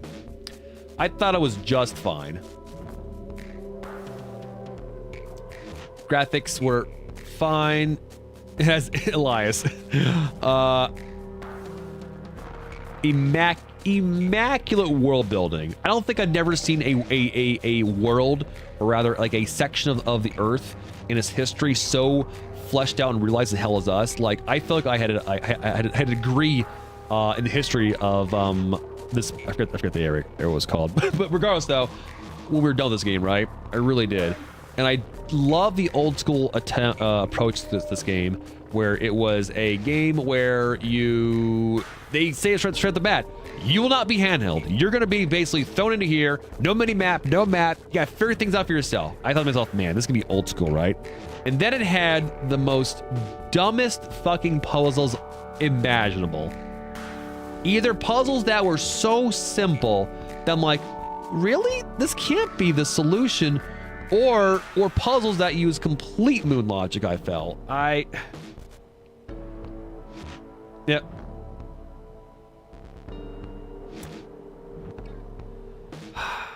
So, what I wanted the most out of it was the aspect of, like, you know, the aimless wandering, but then getting the puzzles and puzzling out was not there, unfortunately. But I love the story to a point.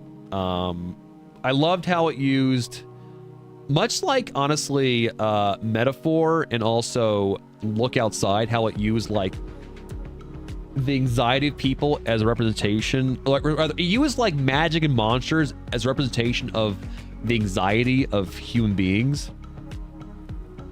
as a force to deal with, I thought was extremely cool. I liked a lot. I think it had a very unapologetic, definitely unblinking look at human brutality, who I thought was important for this kind of game, considering what it was depicting, a civil war, which you have to, I think. And it had one of the most evocative moments in this year, honestly. And that there was a section of the game that, for better or for worse, was supposed to be kind of like a metaphor. I mean, right, within the context of the plotline, it was a massive concentration tower.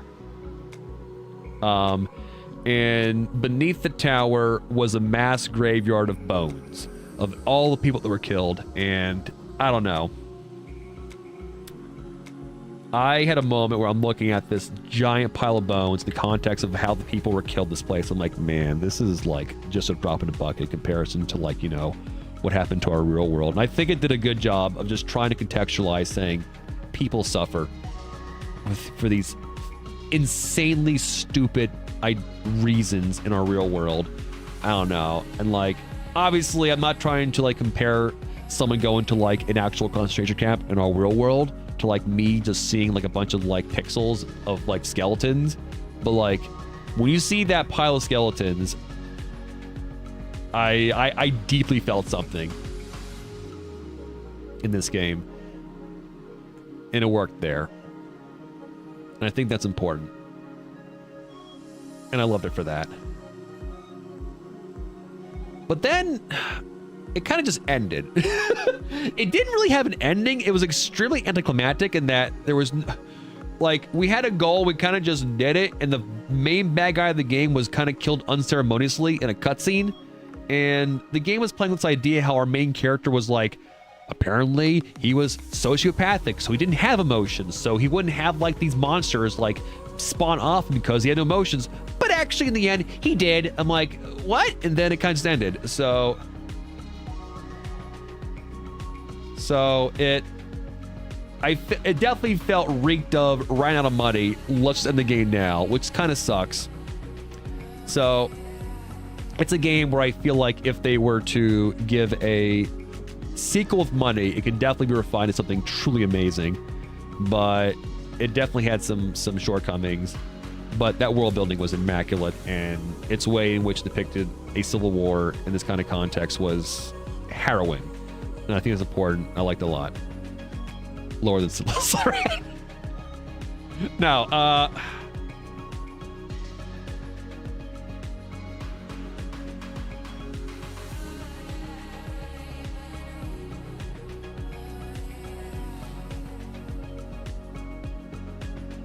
yeah. I liked it a lot, but man, it had some things that kind of, like, I think really hurt, worked against it and what it was trying to do.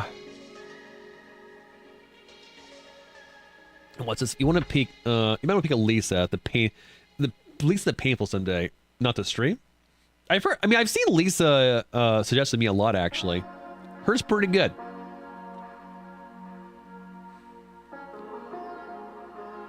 I'm not afraid of shelving things. Oh, or talk about, like, you know, mature topics in a game.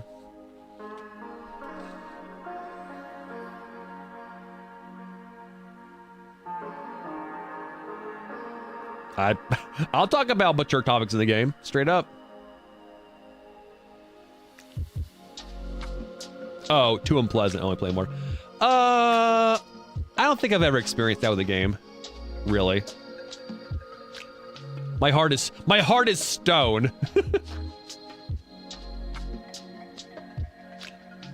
mean, I was practically gleeful playing through Last of Us 2, so it doesn't get much more unpleasant than that. So, or even some of the things I talked about in Hell Is Us. All right. Here's another biggie. Silk Song. All right. Gameplay, immaculate. All right. Immaculate. Presentation. Or sorry. Immaculate. Music. I think I can recall one song in the game. But like I said, presentation for me can be either music or graphics or style graphics. And while Silk Song's music I think is present and I think is fine for what it is, I think it's obviously its art is next level. Storyline. We're all pretending Silk Song X released, yeah. I found the storyline to be fine. I kind of prefer the more nebulous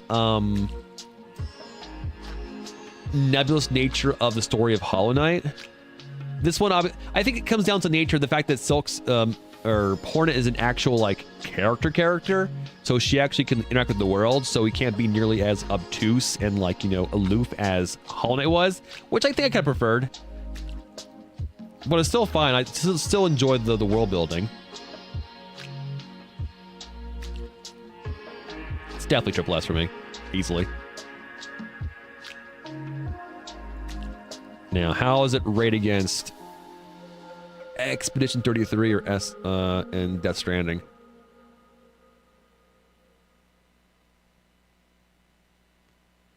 Yeah, the Desolation, I think Hollow Knight was more made for more atmospheric story. Devil Shurma, yeah. Yeah, honestly, when I think of like where Silk Song didn't deliver for me and didn't fire on all cylinders, I guess maybe the music, but it's not like the music was bad. It just was, you know, it was fine. It was in service to what it needed to be.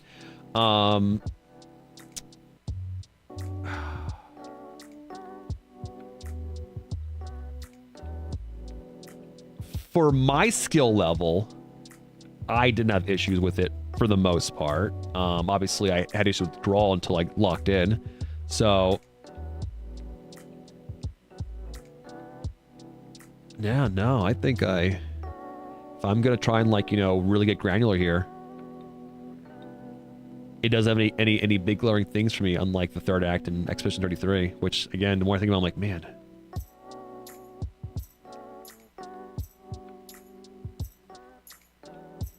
Definitely hit. Good hype moments.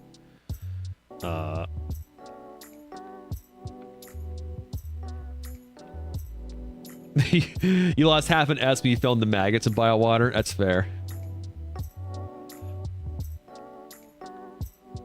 You know, that's the thing though, Josh. Like, people who enjoy power fantasies like more so than I do will probably really enjoy, like, you know, doing all of Act 3 and Expedition 33 and then raffle stomping the final boss. I would not like doing that. I would like to either do the final boss and then, like, you know, do stuff, or like I think I would like the third act to be more structured where I can do some of that stuff and then do final boss, you know? I feel like there are aspects in the third act as well that I think really should have just been story that you had to do, like the Reacher, all the characters, like, you know, final plot lines I think was important as well. Like, I'm assuming this new Verso plot line is probably important too. So I just think they should have just structured it. Anyway, sorry. Yeah, no, Silk Song did not miss for me at all.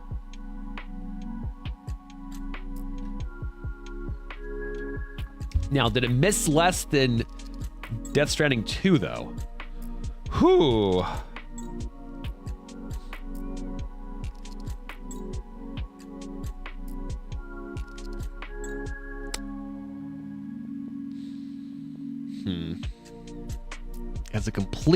As a complete package, an absolute complete package, firing in all cylinders, all fronts, I don't think Silk Song for me clears Death Stranding 2. Like every single thing here is something that I'm like a little like on.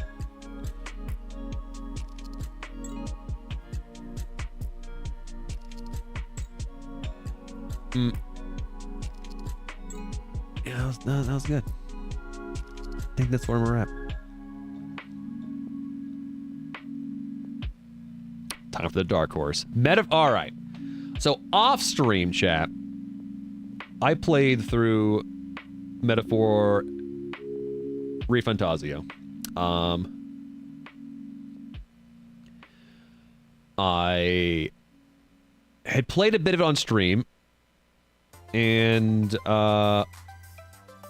stopped streaming it because, like, I think we had hit a crisp or I think I stopped playing it because we hit Genius Scary.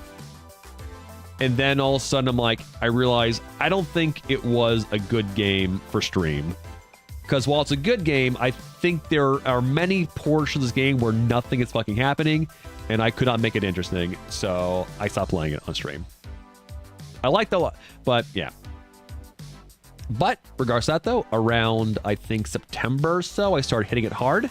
And I got through it at like, this game was like for me like 130 hours. And I finished it. And I liked it a lot. Immensely so.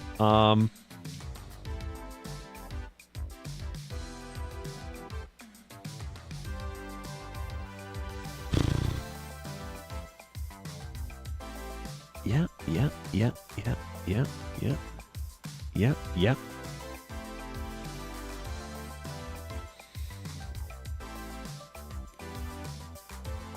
Now, does it go to this point, though?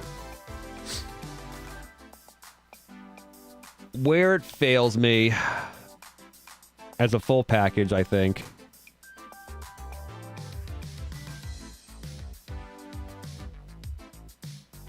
You know what? I'm looking more at...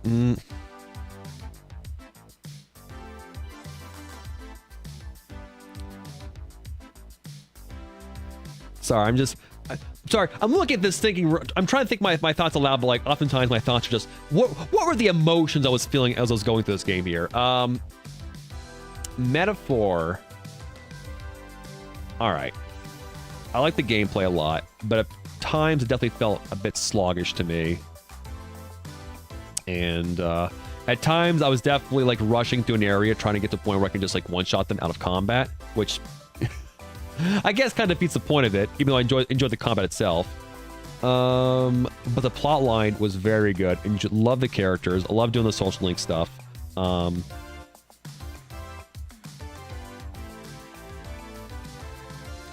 I think overall, I mean, I've talked about this particular game ad nauseum, I think, on Twitter and Discord and elsewhere. And I like this message. It wasn't trying to solve problems of, like, you know, of society at a macro level, but at a micro level, you know?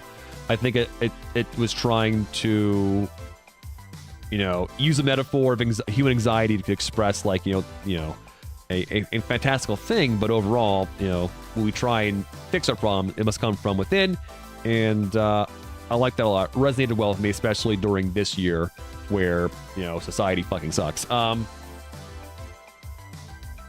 I'd like it more than these ones, though.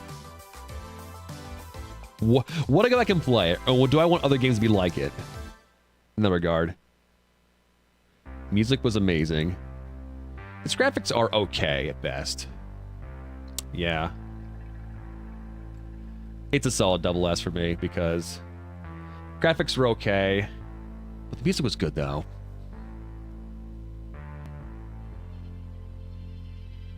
Voice acting was very good.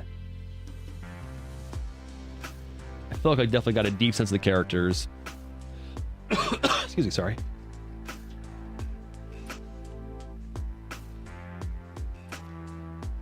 Yep. Yeah. Yeah, its art direction is very strong, but at a technical level, it doesn't really do much with it, right? Especially when you're going into like any like the non like mainline dungeons, they're just very basic. Yeah.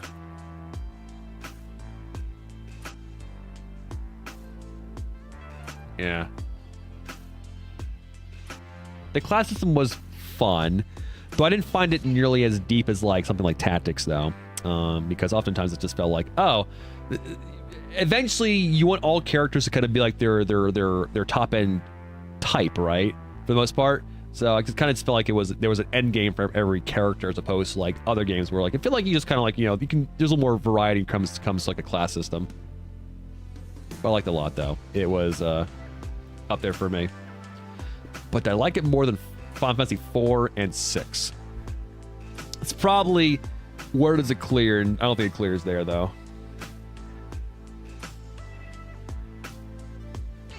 Yep. Yeah, commits the cardinal sin of class-based system by including the Omega classes, yeah. Like, it would have been bad to have the Omega classes, but the problem is that you couldn't transfer their like top-tier classes to other archetypes. So it's like, well, if you want those cool abilities in that one, you have to be in that class. So, I don't know. For some of them, anyway. So that was a bit of a letdown, I think, in that regard. Yeah, there we go. Hades 2. All right, here we go. Hades 2. Oh, man. Okay, all right. We're immediately already in double S tier for me because, like, music amazing, art amazing. Honestly, art amazing. As I got deeper and deeper and deeper into, like, building the characters, like, the different weapon types, the different like ways they can interact with like the boons and Daedalus. Oh my god. You can do some wacky stuff in this one with this one a lot. Yeah. I played the shit out of this. I did fully beat Hades 2, I'm pretty sure. I got the credits, I got the song. I think there's more to do afterwards, but I've not touched it since then because I was trying to move on to other things. But I could definitely play more of it.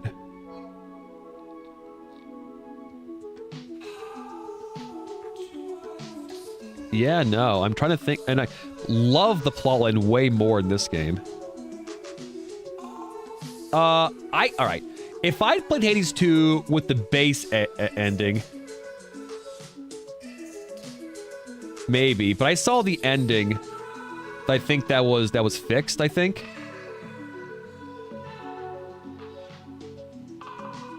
And that made me feel some very deep emotions as you go through those events as they play out. If you know, you know.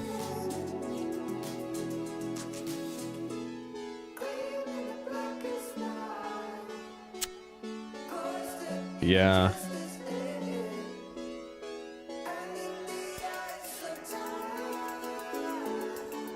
Does it go higher though than Blueprints though?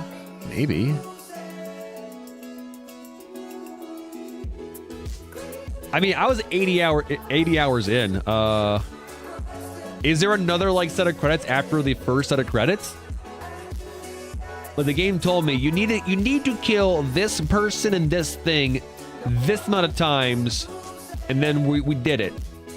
And then we did it. Then they give you a bullshit not a bullshit. They give you a reason why you still keep on doing what you're doing. Which I thought was interesting and made more sense versus the previous game. But overall, I felt the plotline in this game was a lot more. Granted, at the end of the day, the plotline is very family-based, and I felt this family story was was better and more personal than the first one overall.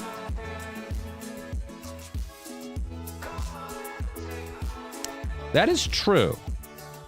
I have not found the fates yet. That is true. That there's more important plotline tied to finding the fates than I've not done that yet.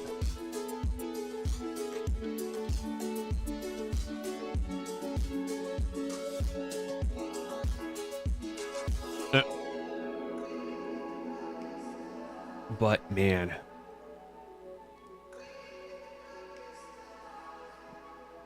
oh, also it goes into the Ben Starr tier because Ben Starr's Prometheus in this, right?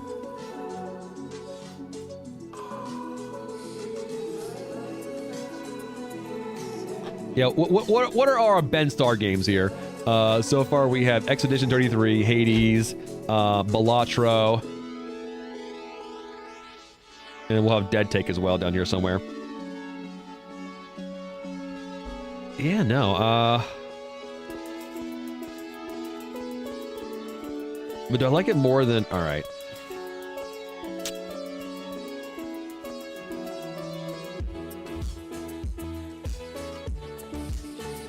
I think it clears this high easy.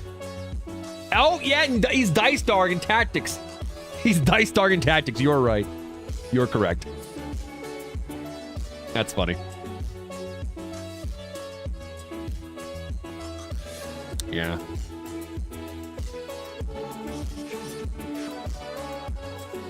Yeah.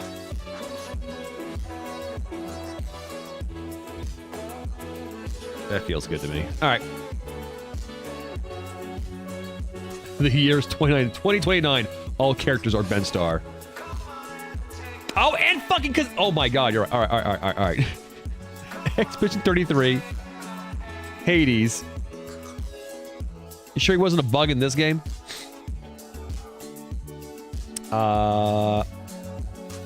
Balatro. Kazan. Dead Take and Tactics. Jesus, that's wild. All right. Speaking of tactics, here we are. Ooh, Final Fantasy Tactics. One of my favorites of all time. We're just gonna boop, boop, boop, boop, boop, boop, boop, boop, boop, boop, boop. Little unfair because I already knew it's one of my favorite games of all time. Already knew that. Gonna easy clear everything here. Does it keep going though? So at this point, I really need to consider, do I like what the remaster or the redo, or whatever the hell we're going to call it, brings to the table?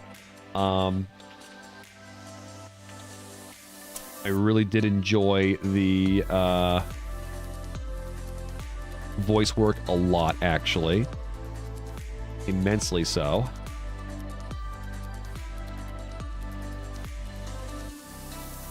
Does it go past Hades, though? I think it does. Yeah. Yeah, it do. Yeah, it do. But Ninja Gaiden Block is hard to beat, though. Like I said, those games rewrote my brain.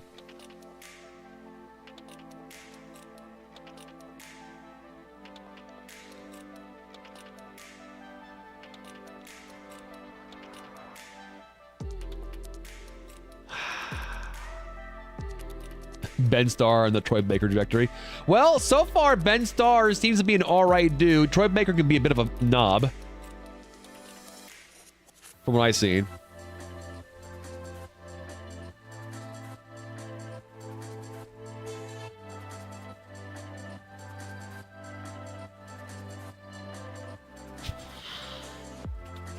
He gets drunk on stage? That's unprofessional. Do not like.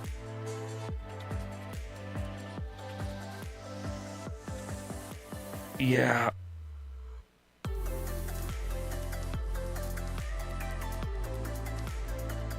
I think also a factor that goes into what I'm liking in terms of like higher in the tier here. Could I just pick up the game and just keep on playing it from anywhere and just have fun with it?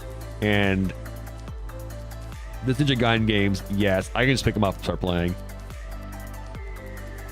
A new playthrough of Expedition 33 would hit just as hard. Silk Song, yeah. Death Stranding, man, yeah. I can pick up where I left off and just keep on like making roads and shit as well. When I really think about it, I'm really surprised where this is kind of heading right now. Yeah. Yeah. Yeah. Moving on, I guess. Megabonk. I appreciate Megabonk was popular this year. I played it. I enjoyed it. But I think after about 10 or so hours of the game, I was like, I'm done. I don't think I need to see any more of it. It didn't have the same depth as other kind of games, so I think I enjoyed it more than these ones here. Yeah, kind of the same tier as The King is Watching. Yeah, that feels about right.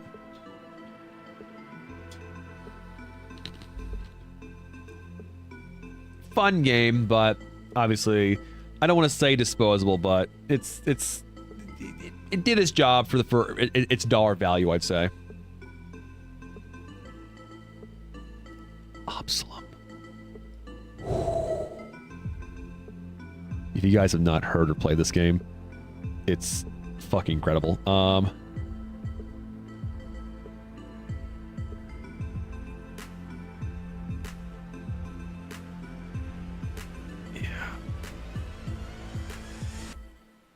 Yeah, I'm not trying to like when I was saying those things about what do you call it? Like I'm not trying to like rip it like that.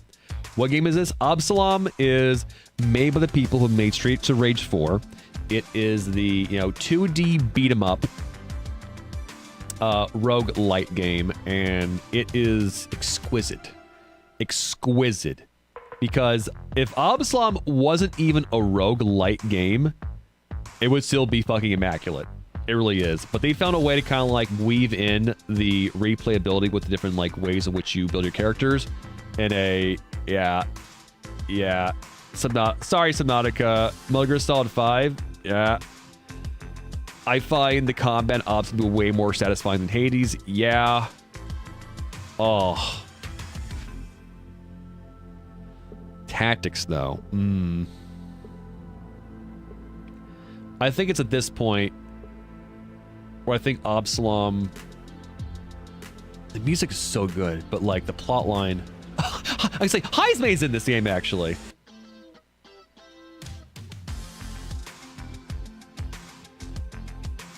Yeah, the final boss, the final boss.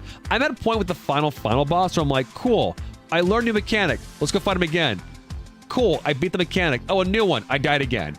To the new thing I didn't know about. So it's just also, I'm not the biggest fan how it does difficulty in that it just gets harder as you unlock things, as opposed to like other games like this style where like you have a choice of like how hard you make the game.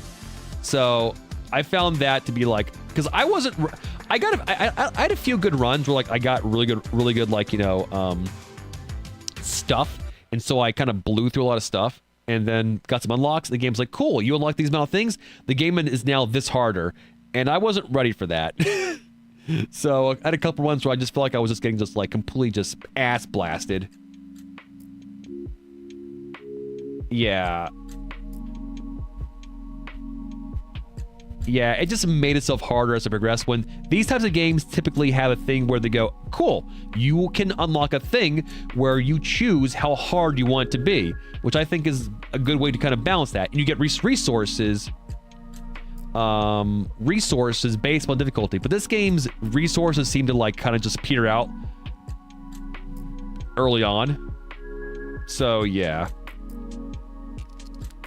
You know what?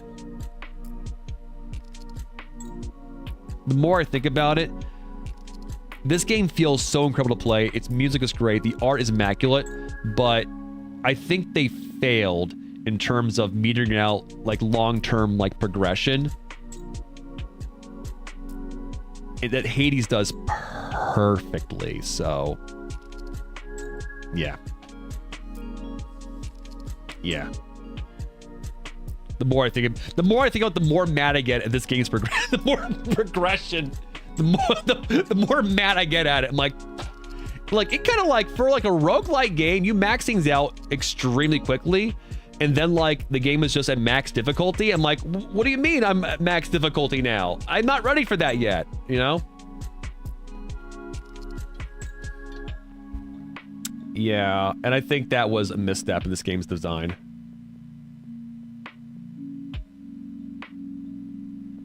Yeah, I guess that's true. Some people can view Hades as being too slow. But like, I enjoyed how Hades kind of felt. I enjoyed the length at which Hades, meted out stuff.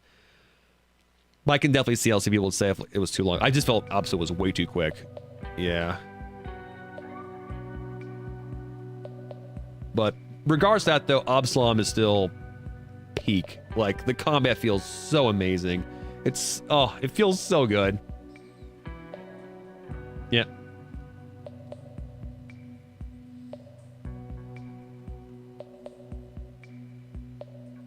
Hades pisses you off with the Eris curses to basically end your runs. What do you mean by that, the Eris curses? All right. Moving on. Ball X Pit. I'm not gonna lie, Adventure Josh. You're like, there's like this micro roguelike game called Deepest Desktop Dungeon. I thought you meant Darkest Dungeon. I'm like, a small unknown game called Darkest Dungeon. The Eris, what's the Eris curse? That's the one where she one hit kills you?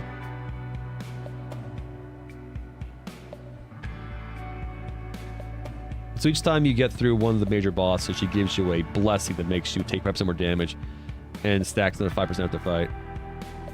Well, no. I kind of like that one. Wait, there's one where every single room you do 1% more damage, but you take 1% more damage. I think my best one ever was with that particular curse. Or is that like one of the keepsakes I'm thinking of, actually? Oh, curses. We're not talking about keepsakes. My bad. Anyway, Bollocks Pit. This exists in the same space for me as Megabonk, in that, like, it's a cool idea, but, like, I don't think it really explores it enough, really. And after, like, I don't know, 20 runs, I was like, cool. I don't think I need to see anymore. I'm done.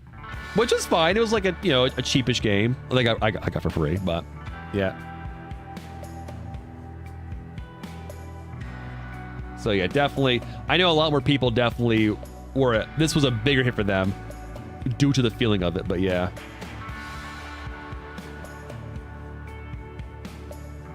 Yep. Yeah.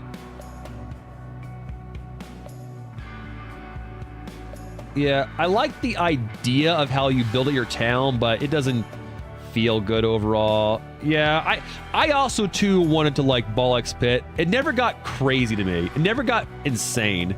Maybe it can, but like it didn't get insane quick enough for me. So I like my roguelites of this action tier to get like at some points just become absolutely bonkers insane. But never quite got there for me, sadly. Kind of like Peglin. Peglin gets insane. Even though Peglin's a bit different, of course, but...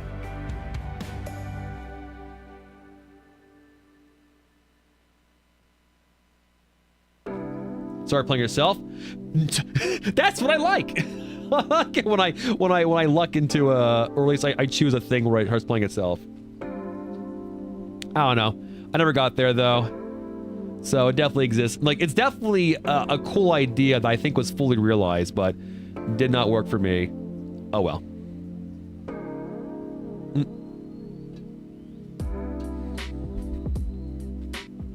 All right.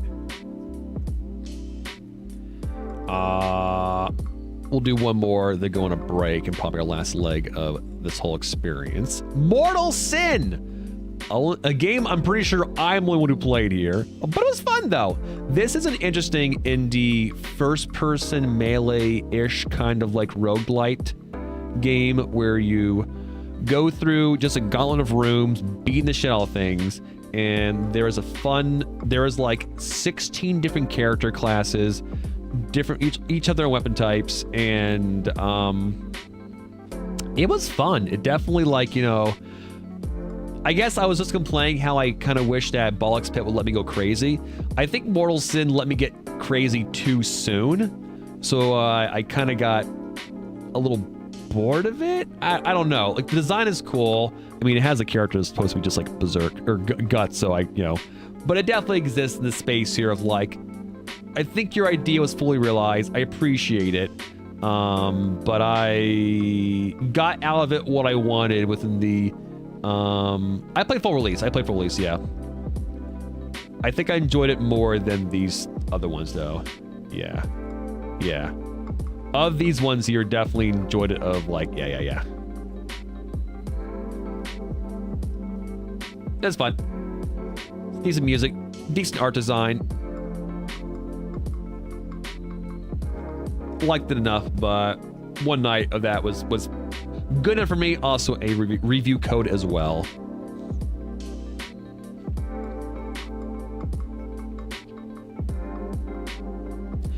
Would I have liked it better if I bought it? No. I don't think I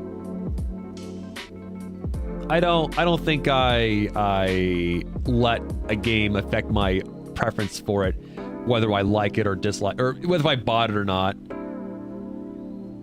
Like, obviously, there's like not in the sense of like, oh, I'm giving them a nice review because they gave me a game for free, or more so, I feel like I need to justify my money or feel bad that I wasted money. So.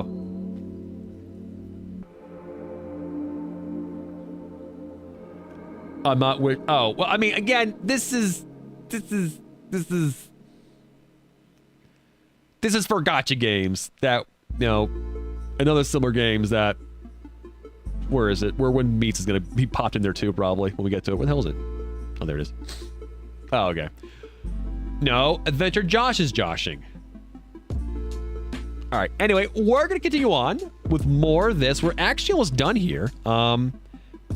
But I gotta pee, and looks like next up is Ghost of Yotei. So, either way, I'll be right back. I'll see you all in a few minutes, and as always, enjoy the tunes.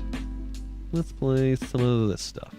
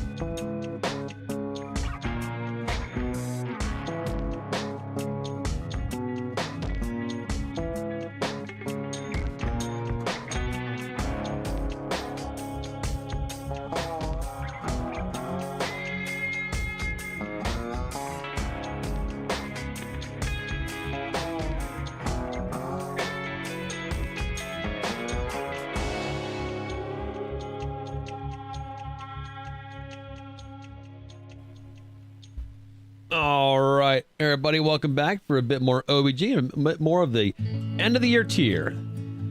This is going longer than I thought it would, but that's okay. That's fine. Okay. All right, where were we here? Where were we? There we go. Ghost of Yotei. Man, this one was a banger too.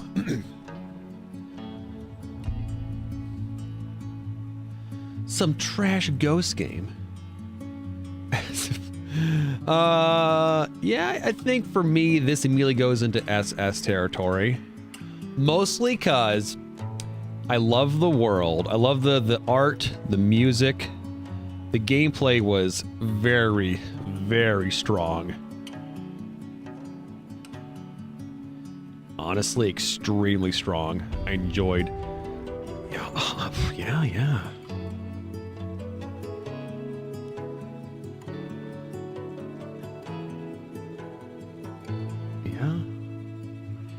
Yeah. But it doesn't get up to SSS for me, mostly because I'm not saying on its face. You know what? Yeah. You know what? Yeah. Honestly, yeah. I liked it that much. Revenge stories are hard to do.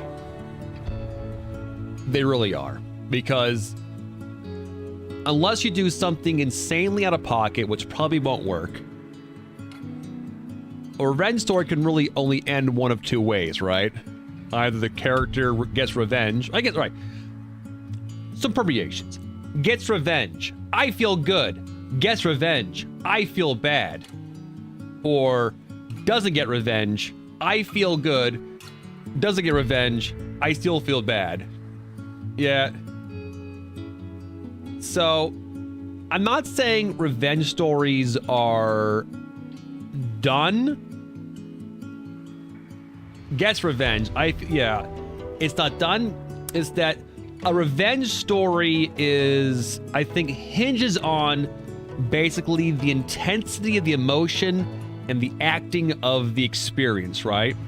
Which is why The Last of Us 2 for me hits so hard, because the acting and the tension and the payoff is so good for me anyway.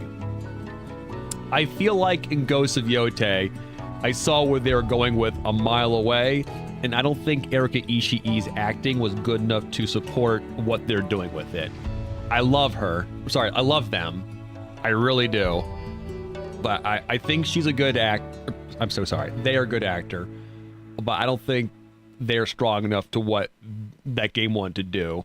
Even though what it did was very telegraphed. So I was able to enjoy her. I keep on saying her, I'm very sorry. Well, I guess Atsu's a her, so.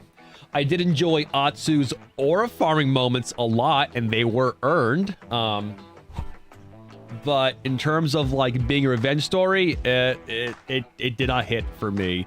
Where, again, something that was, again, another revenge story, Last of Us 2, peak storytelling. Again, it comes down to, I think, just the tension, the emotion, the acting, the writing, just like it just didn't work for me. I'm very sorry. But beyond that, though, gameplay was amazing. Vibes, music, atmosphere. It definitely fires off in all those ways, but the storyline for me just did not quite get there.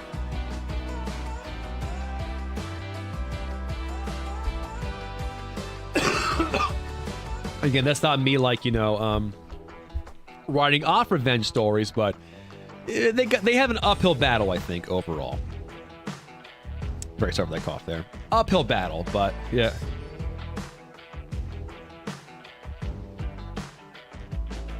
I believe Erika Ishii does, yes.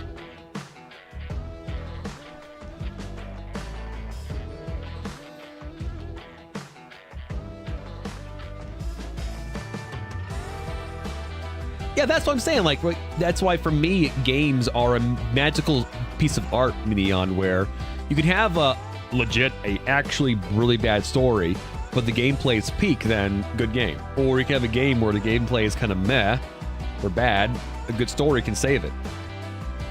But for the purpose of the list, the things here have like almost no downsides by my estimation. Good story, good gameplay, good presentation. It's got the trifecta.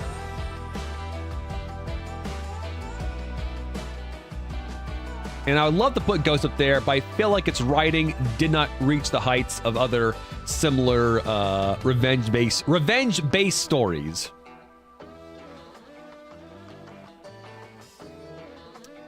So that is why. But that said, though, it was such a good game in pretty much every other like, you know, respect that I go is very high in double S, to the point where it goes right below the 2 games that rewrote my brain. So here we go. So yeah, loved it. All right. But yes, Outer Worlds 2. I think Outer Worlds 2, I've not beaten it yet, but I think I've done like more than half at this point off stream. I figured it felt like it was a game that was not going to work for stream for some whatever reason. It just did not seem like people were responding well to it, but I was enjoying it. As someone who enjoyed the first game and thought it was fine, I think this Outer Worlds 2 is a game that's definitely an improvement in every way over the first game. But, you know, at the end of the day, though, is it not Bethesda? Is it Obsidian at their best at their New Vegas levels? I don't think it is still, unfortunately.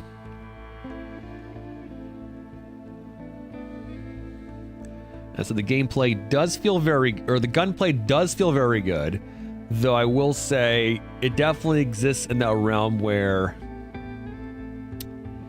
it definitely balancing is rough, because it feels like anything on hard becomes insanely over spongy, and anything below hard becomes like insta kill. So there's no in between there. So yeah.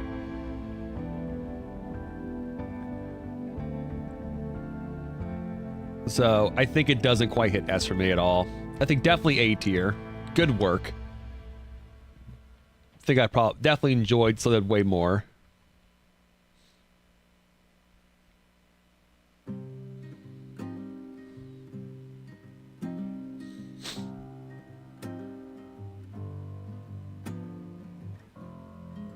I think that's a good delineation there.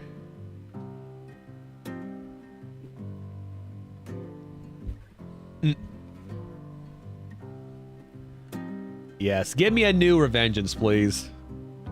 Just inject that shit into my veins. So yeah, there it goes. Drive Beyond Horizons. We played this for a stream. It's early access. It definitely has its followers. I can definitely see where they're going with this game.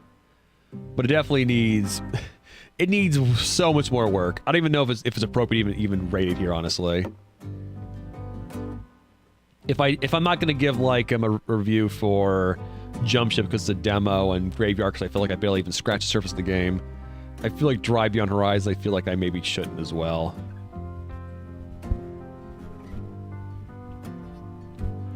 It's a game where you kind of leave your house and then you kind of drive on a highway in literally one direction and then just stop for any time you meet a point of interest, which, sure. And you kind of build your car up with a lot more granularity than versus like things like Pacific Drive. I think it's closer to My Summer Car, but you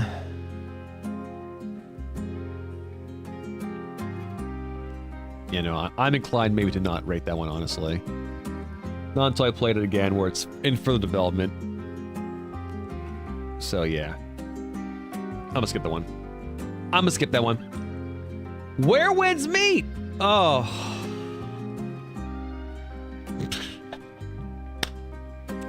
I wish it wasn't a free-to-play game. It'd be amazing if it was. But as it stands, it exists in this space where there's just a million little things, a million little design choices that are there to exist to pick and pull at you to want to spend money at it, when at the core it has extremely fun Dark Soul again exists between Soul style and character action game where there's good animations, good combat. It's a good combat system, but it just doesn't have all the core things. Like you have to farm healing items. It's might not be an issue, but the problem is that I think for this game, for me to be fun, I need to play it on the hardest difficulty, but you can't lower that once you choose that difficulty. So if you kind of get stuck on a boss, you're kind of fucked. You have to go buy healing items or go farm them, and I don't like doing that for the most part. Getting doing one quest caused a million things to explode. Oh, you unlock this, this currency, this currency. A million one. The UI is a fucking nightmare. Because again, it's a free to play game. It's trying to in the same space as Genshin. And every time I'm on social media and I see a post from it, I'm like, oh, this game now has building from not Breath of the Wild, from Tears of the Kingdom. I'm like, what? It has flying. It has everything. This game feels like it just has every. It feels like it's Roblox but for developers. They just put every other game inside of it. It's wild. It's crazy how overdeveloped it is when at its core has a very good combat system that, again, is not the focus, of course. But, oh well. Makes me sad.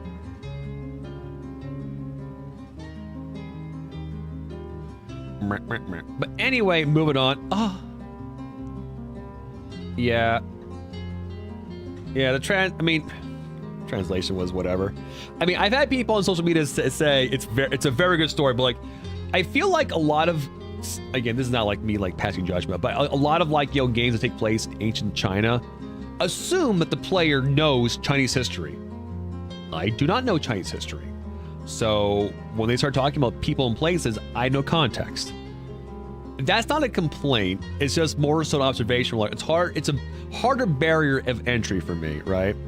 So, and I don't know if how much they should try and if they're trying to sell the game in the West, try and ease some of a player into that, of course. But I feel like I'm just lost in it, right?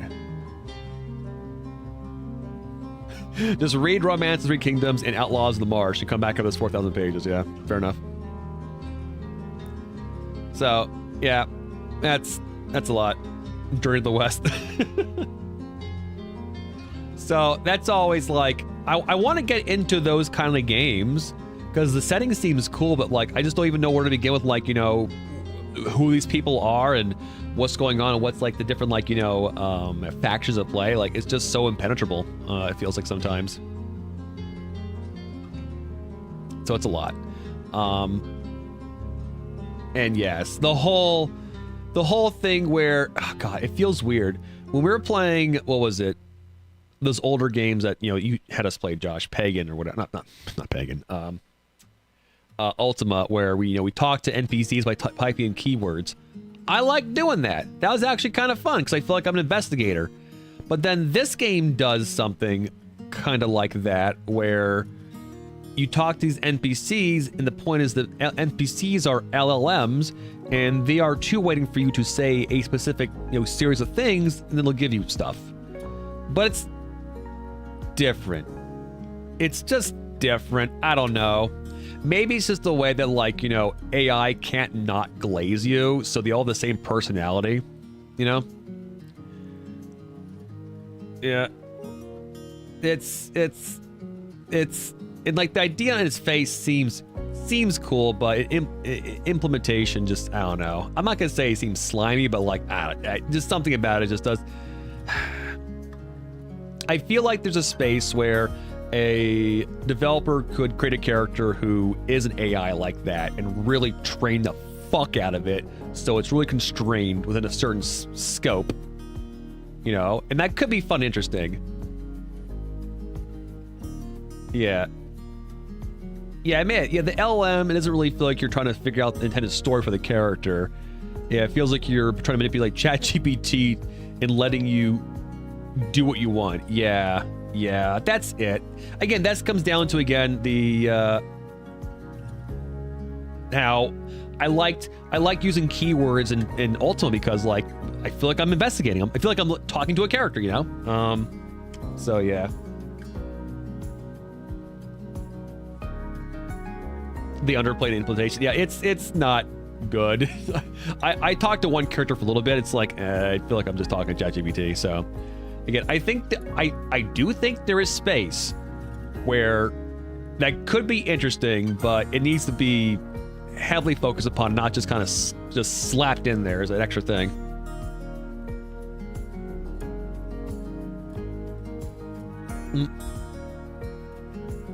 Yep.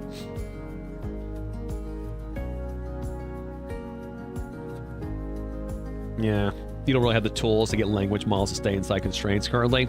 That is fair. I don't know exactly what that entails, but I will take your word for it, but sure. Yeah, welcome to... yeah. I wish they can just, like, not glaze us, you know? Make an LLM be mean, all right? Make it be mean. If I say something stupid, let it tell me I'm stupid. I don't mind that. All right, anyway. Ooh, here we go. Dispatch. To the top with ye, Dispatch. Oh, man. Okay, all right.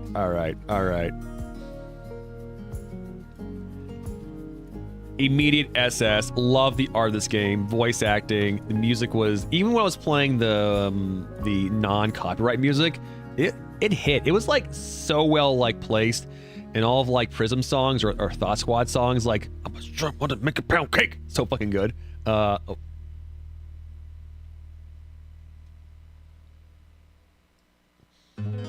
Man, I played Dispatch again with my wife, and it hit just as hard. When Chase says, keep up, oh my god, I cry every time.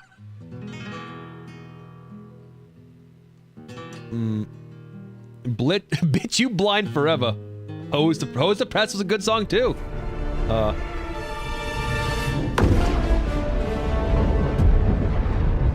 Hey, Oko. Did I like it more than Chronos? I think I did, honestly. Subnautica? Yeah.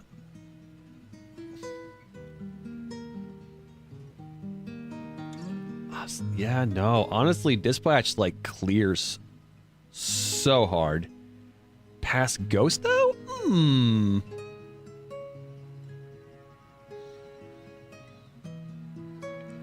Very few things are gonna pass, I think, past this little block right here.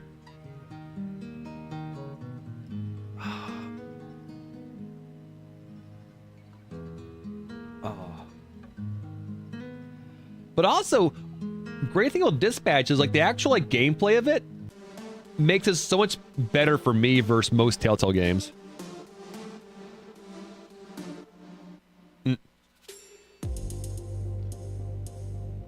I think what it is about Dispatch, I finally felt seen, because Dispatch, it's Twilight for boys. It's Twilight for boys. It's what it is, all right? Robert is my awesome self insert, and there's two hot girls who are fighting over me. Yeah,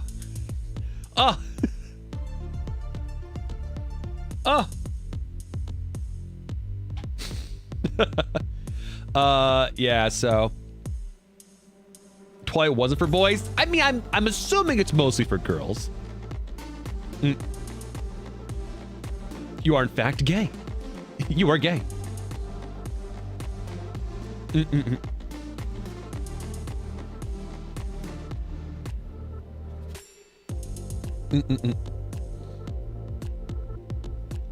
You don't like it when two women fight over? Yeah, I guess it makes sense. That makes sense, I suppose. Yeah. But yeah, no, even despite, not having like, to pick between the two beautiful women who want to bang your main character, the writing was so good. The voice acting was so, like, honestly, Aaron Paul is it blows me away how he was not up. Okay, all right. Maybe now that Dispatch will be up for I don't know what the fuck the Game Awards is doing. It's up for next year's awards. Maybe Aaron Paul will be up for it because he was so good as Robert. It's insane how good he was. He was insane. He's like so effortlessly good as Robert. It's insane. So effortlessly good.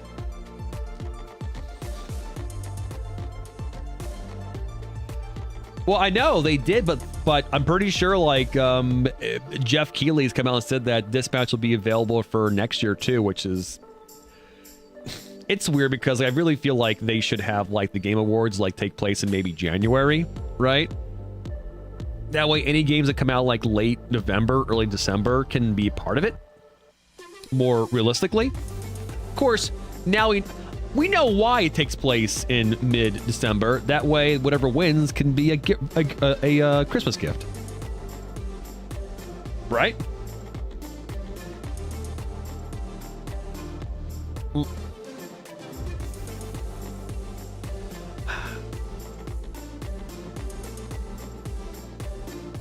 Oh, yeah.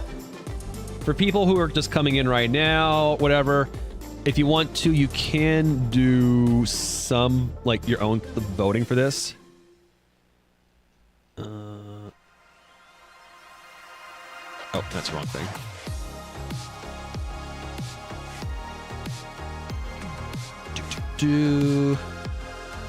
By going to here. Careful with your choice, 'cause I believe once you put a choice in, it is locked in.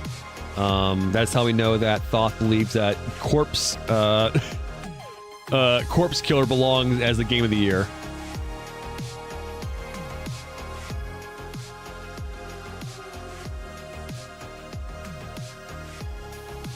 But yeah, so far, my triple S picks have been Expedition 33, Silk Song, and Death Stranding 2, with the leftmost one the one most likely for me to get Game of the Year, but I have been changing and massaging things as we're going through here, so it's not set in stone yet.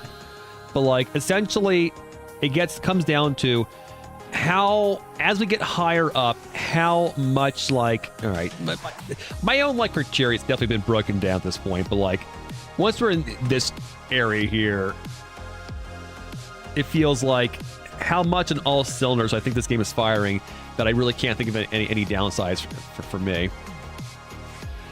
And Expedition 33 would probably be ahead of these two, but I do think its third act is, for me, a detriment, unfortunately. Anyway. Okay. Dispatch. Just below Ghost of Yotei, I think. Yeah. I loved it that much.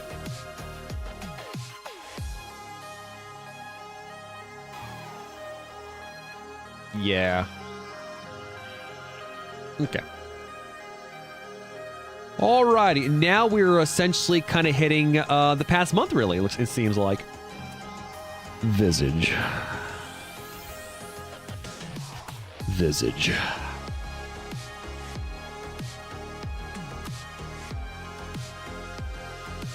This will be our first D game.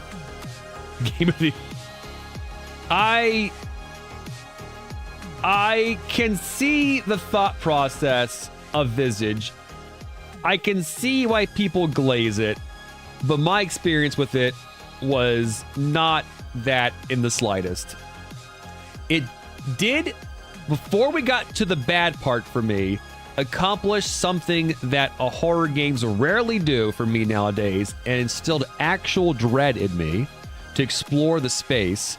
But unfortunately, when we start like collecting game mechanics, it kind of fell apart, because as I was trying to fight with its very unique style of inventory, is what I'll call it, inventory management, and sanity and light mechanics, I basically just kept on getting killed over and over again by the chaser. And after like 5 deaths, I definitely lost literally all interest to explore further. Because it just, basically the dread deflated, unfortunately. That's why I always say, if you're gonna make your horror game with like, that's supposed to be spooky and have jump scares, have game mechanics, you better like make sure they're good game mechanics. It's the same shit like this why Scorn failed a bit, because while Scorn I think had a fun, interesting setting, obviously it's, you know, taking Geiger's work as a art style and just running with it, but whatever. But I liked that setting. I liked what it's trying to tell, but it had like sections where you had weapons and they were not good. They felt bad to me, and so it detracted from the whole experience. So I would much rather you just try and make your game be a game where you just kind of like walk about, get some scripted and sculpted jump scares, and tell your story.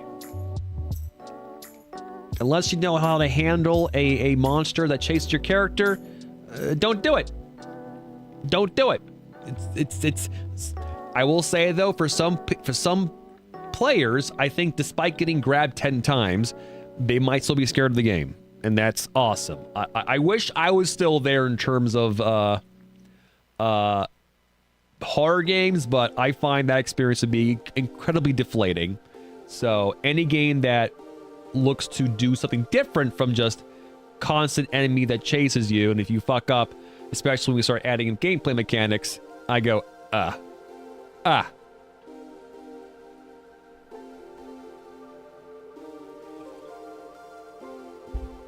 don't think it's streamers yet. I think just people just play. No, I mean, yeah, streamers can play a lot of games, but yeah, 2 constant enemies that chase you. 2, you say? I mean, Me-Side has a section where you're chased by like, I don't know, 3 or 4 like enemies that are kind of like the blind weeping angels from Doctor Who, a mechanic that's used in like so many horror games, but it didn't suck in this game because like they were cool and creepy, much like how they're implemented in the DLC for Resident Evil 8. They kind of have some cool animations. It's very easy to run from them, but they're always present, and they always make you feel like you're about to get caught, but you never do. So you can do it. You just need it. It just needs to be good. It just needs to be good. I'm not a developer, but like it just, yeah. Yeah, that's the thing. If the chaser catches you, you need to have it be interesting, because if you're just like gonna drop to the chase again, you know, the tension is released, and okay. Again, that's why like I always feel. I think the first Outlast game does it really well. Its sequel not so much, but the first Outlast game for the most part has so many chase sequences I think work so well, and then few games are able to pull it off, I feel. Yep. Anyway, Visage. I'll give it, it's not a total failure because I think there was a design philosophy that works for some, and beyond Liminal Core, I think it's not enough. It's not enough. It's a D, not enough for me. Yep. Every time the game chaser chases you, catches you, the game charges you $1 to play again. Oh my god, that's so scary. Add real stakes, yes. Add real stakes. Every time the chaser catches you, a big dude comes out from behind and punches you in the throat. Fear the big dude. All right. Anyway, Eclipsium. Awesome game. to the top with ye. Eclipsium was a horror game that was very stylized graphic-wise. It told a very evocative, obtuse, but I could feel the emotion of the story deeply, and had some moments of music and presentation that were just other fucking worldly. Like, it was something special. It really was.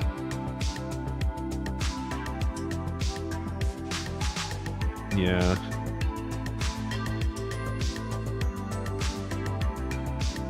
Every time the chaser chases you or catches you, Dag gets closer to your vicinity.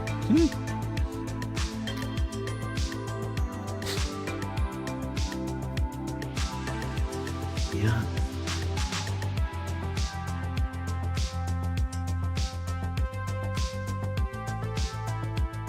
Yeah. Yeah, and Eclipsium's a game. All right, Eclipsium is not the scariest. It has like a couple of spooks here and there. And more so is sorry, excuse me. Trying to like delve more so on like the horror of the moment and the pressure of like, you know, what you're in. But like it has almost no mechanics to speak of for the most part. Just some very simple puzzles here and there. But like the presentation is completely like otherworldly. Yeah, the eye scene when I forget her name, or when she, I think it's just she, when she's looking at you. Oh my god, what an incredible scene! Truly incredible. And then the painting puzzle, yeah, or like the puzzle where like the screen is split. Like I can think of like multiple sections climbing in the pig factory, or like when we were like falling through eternity when that music with like that hard ass fuck music was playing. Oh my god. Crazy. Insane. Everything the game should be. Something only a game can do. Loved it. Loved it. Pig Parade, yeah. The Pig Parade was just like... Yeah, there was something just so eerie and unsettling with the Pig Parade. Yeah, just... Yeah.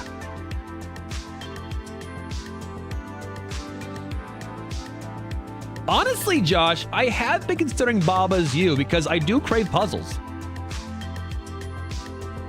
I do crave puzzles that don't treat me like an idiot, and Baba's You seems to do that.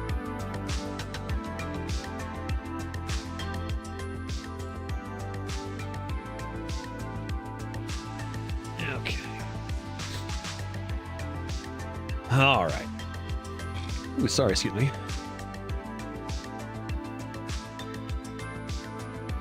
Where are we at now? One cool thing about Baba's You can kind of just play until you get walled so hard you don't want to play anymore. If you just stop there, you'll have a great experience. Crosscode? All right. All right. Next game, Out of Sight. This was a second-person horror game. It was more juvenile in nature, but I think it was fully realized. It actually had fun chase sections because the point of the chase wasn't really to like, you know, be caught, but I still felt a little like, I don't want to get caught during them. They were fun in that they weren't from your character's eyes. Good, cute voice acting, I think, from actual children.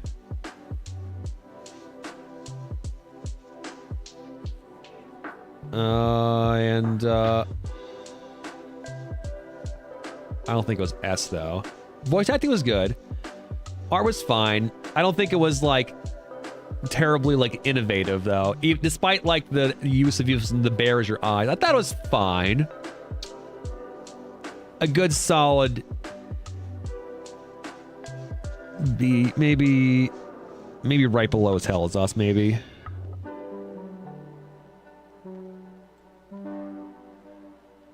Was it my same list? You have 10 games and S or above. 30 and A to D. And everything else, another 4. Fair enough. Just have higher standards than I do.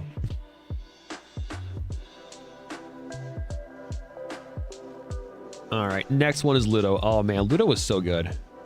Ludo was a horror game that was about dealing with grief and the depression of kind of being locked into your home by choice after in dealing with grief in a very surreal metaphorical way. Minor puzzling, very good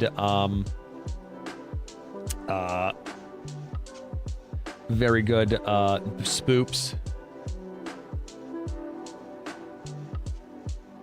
Initially, the game definitely felt like it was trying to be more Stanley Parable's, which I think it definitely, it was very meta in that regard. Yeah, I think it definitely involves in like this lower S tier horror. I don't think it reaches the heights of Eclipsium. I definitely enjoyed it. There you go. The air freshener. Oh, yeah. The air freshener is such a clever, dumb little thing as a consistent source of scaring you. And then the moment it doesn't go off or you're downstairs, you hear it go off, it's so clever. So good. Air freshener was top tier enemy. That's how you make your chaser and your hunter monster scary in a horror game. Make it an air freshener that never moves.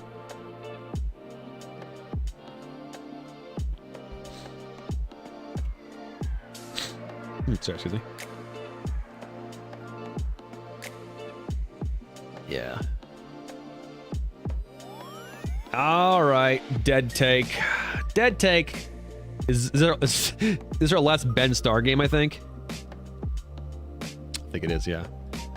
Dead Take was a series of fun Resident Evil tier puzzles, escape room kind of like situations with spoops, with very acid flippy feeling kind of like environments. That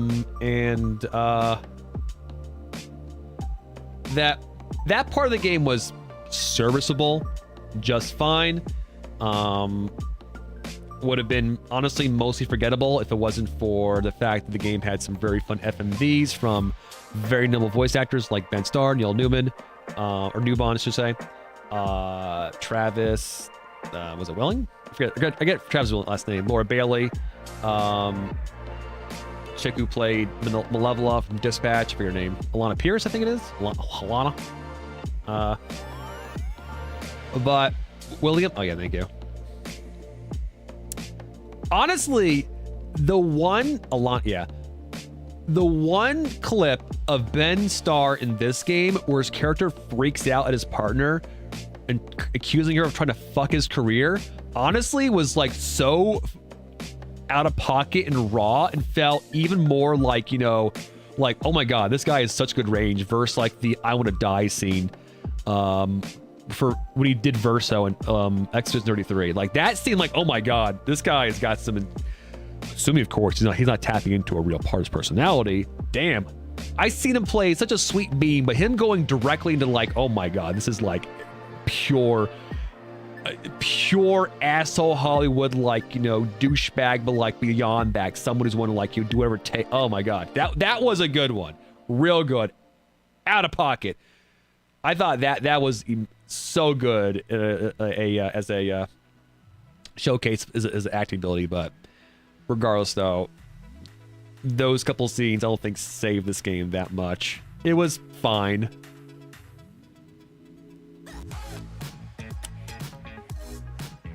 Yeah.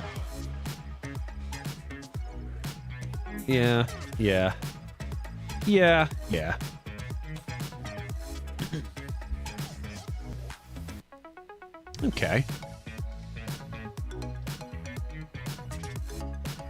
Cool. All right. Silent Hill F. I don't know if I should be like reviewing this one yet or not, honestly. I need to play it more, honestly. But what I played of, which was the first playthrough, was very fun and very good. And I think a very extremely worthy aspect of Silent Hill. Now, I think it clears A easily.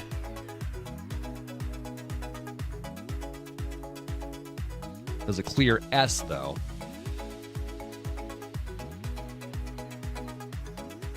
Storyline, amazing. Like, I really just knowing just the sliver of more context from the like going a big toe into the second playthrough makes it everything go, oh wow, okay, that recontextualized so good. So yeah, that's good. Graphics were fantastic, gross as shit. Love the cutscenes. Combat, man.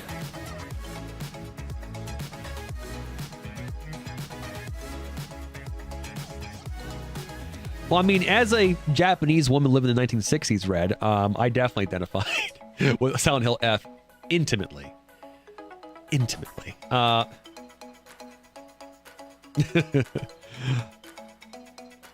Yeah. Yeah.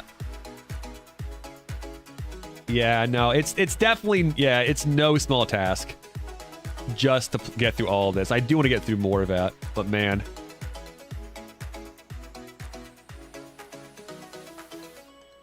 This one seems like underrated.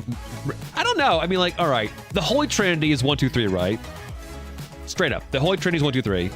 4 is, by some included. I'm not the biggest fan of 4, but if people like 4, I get it. And then we have what? Downpour and Homecoming? Sure. And then after that, oh, I think people like Origins, right? Or is a Shattered Memory. One of those two is actually enjoyable. But like, and then we have Ascension. What was that free one on the PlayStation? Yeah.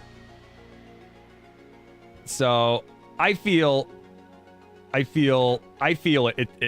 belongs like with at least the first 4, honestly.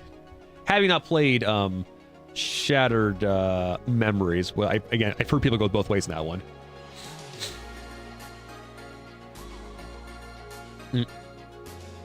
But yeah, no. But anyway, F though. Combat, man. Combat seems to be, people seem to either hate the combat or think the combat is just fine, which I think is probably, you know, how most Silent Hills are. I liked how it felt. The hit stop in this game felt very good to me. I like that she felt like a badass. I think that was kind of the point. I think you're trying to exhibit her rage at the situation she was in. But is it clear S, though? Do I like its story more than like Kazan's gameplay?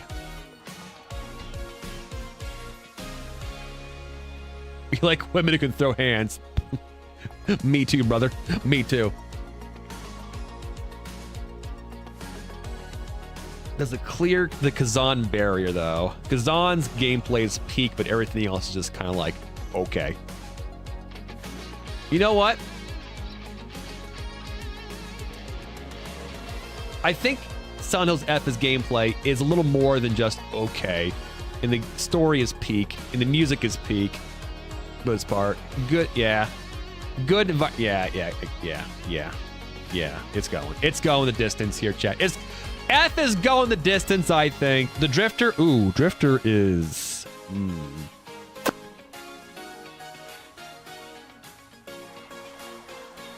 Actually, when I think about it, Drifter and Silent Hill F definitely exist in the same space for me.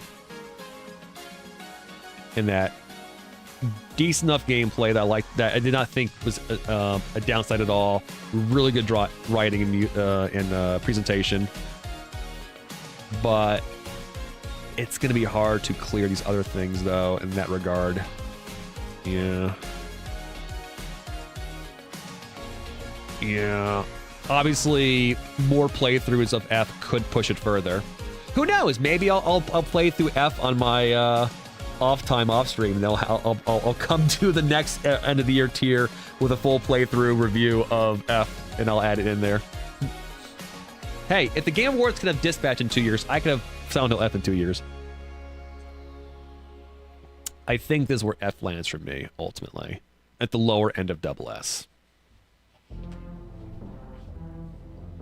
Yeah, I think that's where it goes.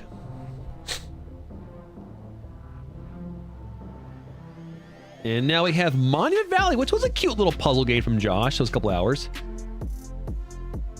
Soma is amazing, all right? I love Soma.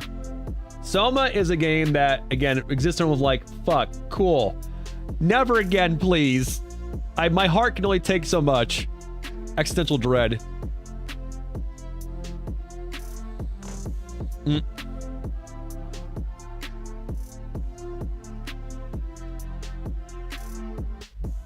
This was a cute little puzzle game, not too tough, but I think it gets by with a lot of like gravitas and the music and the presentation.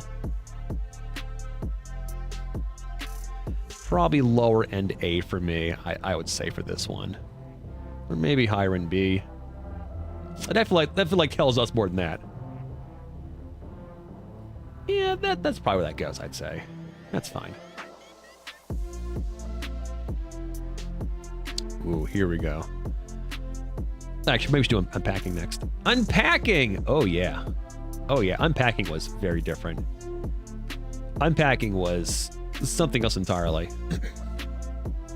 Again, unless you want to, say, like, doing action packing your things as you move about, like, your life, and means that unpacking as a game doesn't serve a role.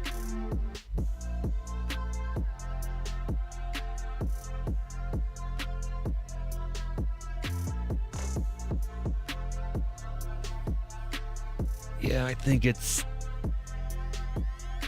around here somewhere.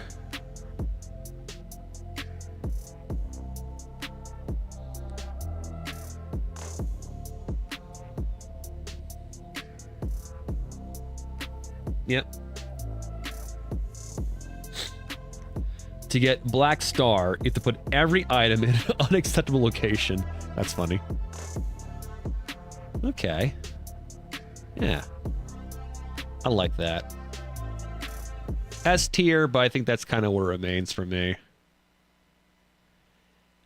A height of gaming that I think other games should aspire to, but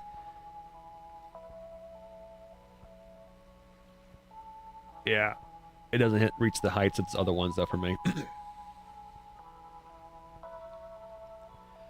All right. So we're going to skip mentioning Graveyard Keeper because I don't think I got the full scope of Graveyard Keeper. I think we stopped playing it right before it got to the point where I think we get the meat of the game. So I don't think I had a fair assessment of it. Jump Ship, I did the demo and I didn't feel comfortable rating that, especially if we're not going to do the Pragmata demo here as well. And also Drive Beyond Horizons, early access. I feel like I barely even scratched the surface of that other early access, so I can wait till that's more finished possibly. All right, Routine. Holy shit, Routine deeply surprised me. Yeah, as a horror game, oh my god, it is extremely memorable. It has such a unique style about it, and the way it goes about, we were talking about when it comes to the was it Cabinet Factory, how I think a good horror game goes to lengths to try and distract you as the player, and while Vigis does it wrong by having you interact with bad inventory management, Routine, my god, it has this very fun to use device, which to me felt very Fatal Frame-esque actually, to interact with the world that never felt like a hindrance at all, but yet also act as a way to distract me from the horror. And so I had to use it, and it was perfect. It had two major chase sections. The first one wasn't too scary. It was mostly inoffensive because you're going in your own area. The AI system would basically take control of one robot. The robots were pretty much easy to walk around, run away from. You could zap them. It wasn't too bad. The other section, though, I think was a chase section or being hunted section that was done perfectly. You had a monster that would patrol around, right? It could kind of hear you. It didn't know where you had perfect knowledge of where you are at all times. And more importantly, sometimes it would just stop and not move and just wait for you. Maybe. along with having scripted and sculpted jump scares with it too. And sometimes it was invisible, and sometimes it wasn't invisible. And the device you had allowed you to see it when it was invisible. And he played with that too. It was fucking perfect. Sorry. It was utterly perfect. And how they built up to that segment, oh my god, amazing. No, Routine cooked so hard. It is a perfect distillation. I think maybe it was a hair too long possibly, but even then, like, it's a horror game where I would recommend to anyone who is even slightly interested in horror games. Yeah, it goes. Does it go higher than this though? What is Routine missing for me to not give it triple S? What is it missing? The plot line was obtuse. Obtuse plot lines aren't a bad thing for me. I like obtuse things, especially. Well, I'm so sorry. If I feel like the obtuseness is not meant for the sake of being obtuse, but because like they want to instill a sense of mystery where you put gaps in, but at the end of the day, the people who made the story know the full story. They just want you to kind of like, you know, be in the moment of the story as opposed to just having everything just given to you plot-wise, because it might not be the important point of the plot line, kind of like Evangelion. Evangelion, Anno knows how all the angel shit works, but most of the lore of the angels isn't in Evangelion. The point of Evangelion are the characters and their interactions with each other and how they grow and like blah blah, right? So the aspects of the plot of Evangelion there feel evocative and mysterious, but they feel like it's a whole package. Do I feel that way about Routine? Do I feel like all this space mushroom shit has a full like idea behind it, and just select pieces of the story was left behind to instill mystery when another point of the plot line was more important for my character?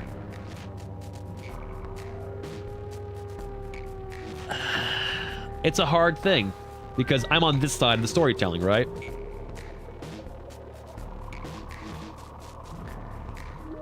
It's a hard thing to kind of like determine that, you know?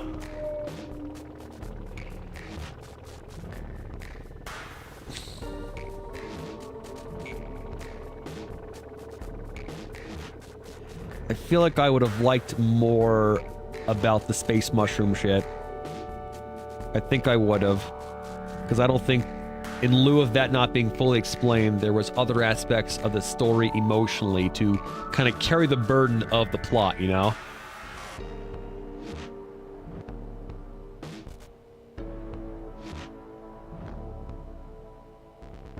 Well, it was like a fungal colony thing. I don't know. That was like doing the whole annihilation thing where it was like copying people and blah-de-blah.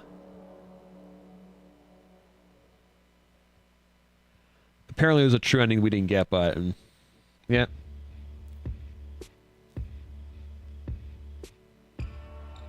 Yeah. In a vacuum, forget about it. Yeah.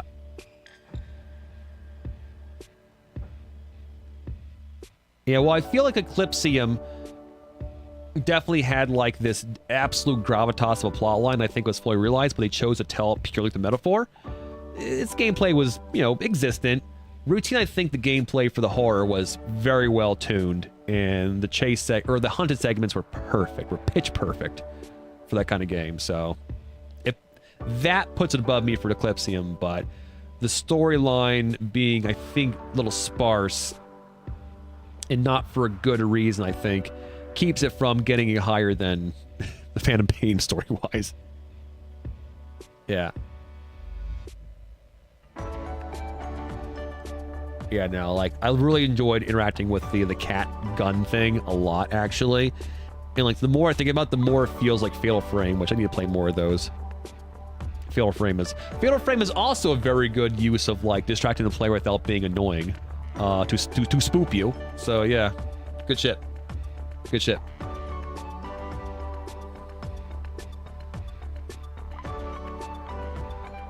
All right. Isla. Isla had so many good ideas, but I think its execution definitely lacked. And I think it having a final boss fight was so weird and so off base with what it revealed at the end. Yeah. Definitely C tier for me.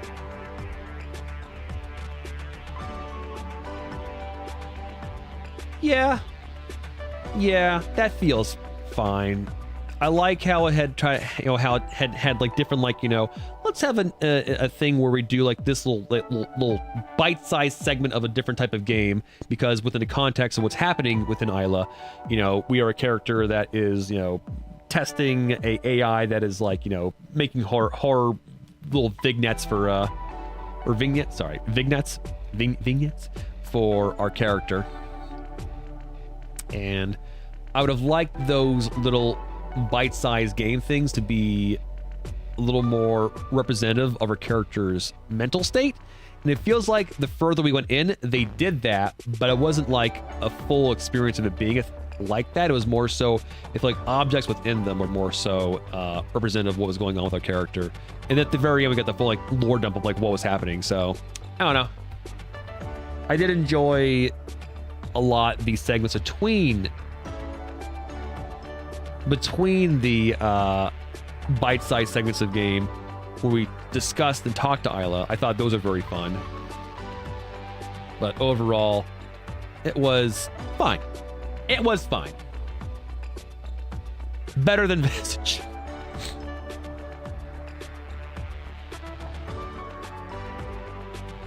All right, then. Look outside is a F for me.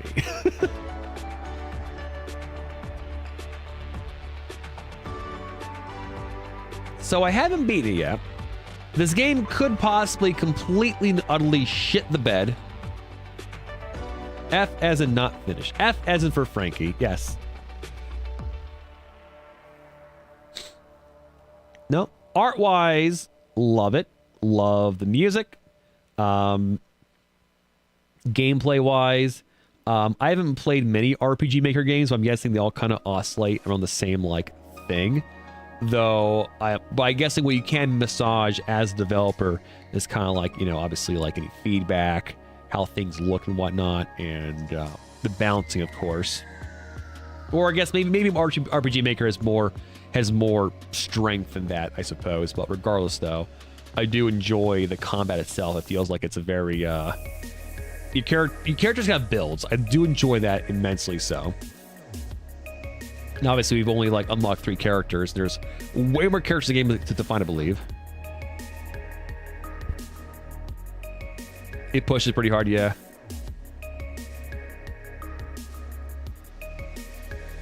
You can ultimately do pretty much anything in part RPG Maker, but the further you stray from what's provided, the less it makes sense, yeah.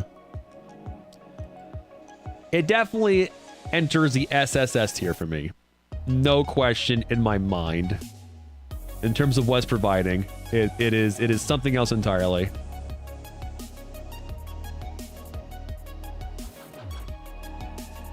Like, the gameplay as a turn-based RPG is better than any, like, again, I'm not saying it's other games are older, but like I enjoyed its gameplay way more than like the Final Fantasy I played, way more than honestly, I think I like it more than Metaphor. Honestly, I like Metaphor a lot, but its gameplay is more enjoyable. Yeah.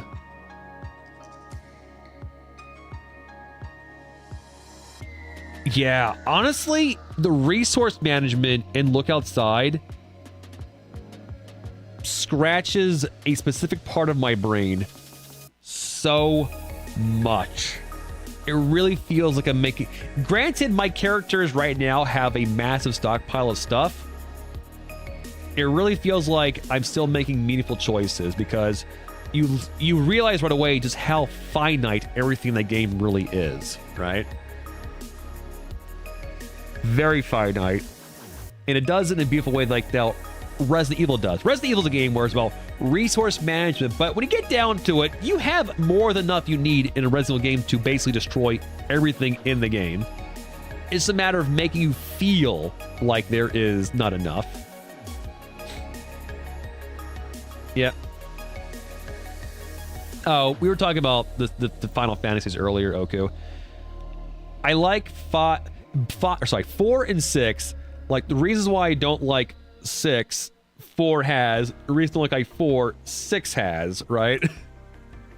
And I was saying how I wish I'd played 6 when I was younger because, like, I think Kefka would have hit for me as a character more so than he does now because, like, I really don't like the fact that, like, while the Ruined World is an incredible experience overall and it feels fresh even today, I don't like how Kefka just disappears from the plot. He just, like, disappears. Like, so we don't even learn anything about him. So I feel like he just becomes a nothing bad guy. You know, he's he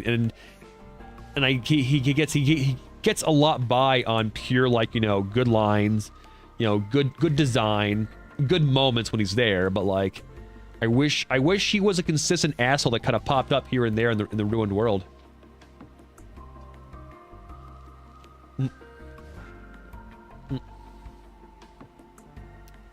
I was hoping he'd pop in more.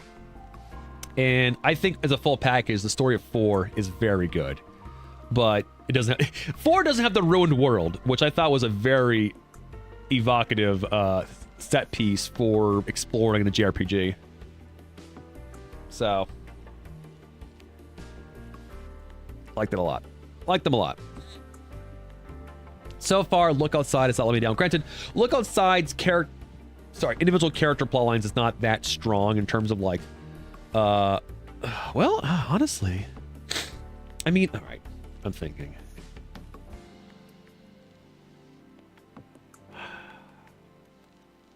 Does it deserve to be in Triple S? Does it? In terms of turn-based combat, it's between it and Expedition. It's hard for me to pick which one I like more. I like them both because of how varied the builds can be and how it can make your characters play so differently. Sorry.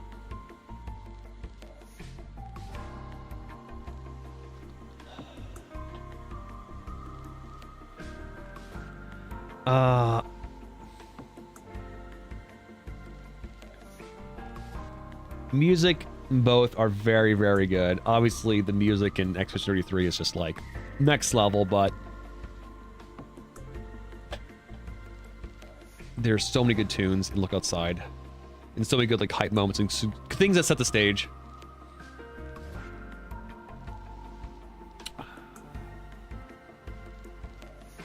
The resource management feels very, very good.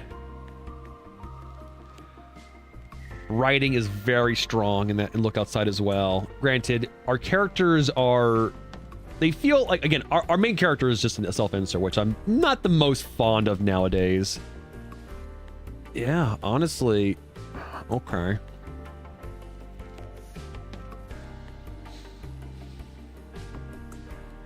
But does Look Outside have any deficiencies, for me anyway, that meet the same level as, like, the third act that Expedition 33 does?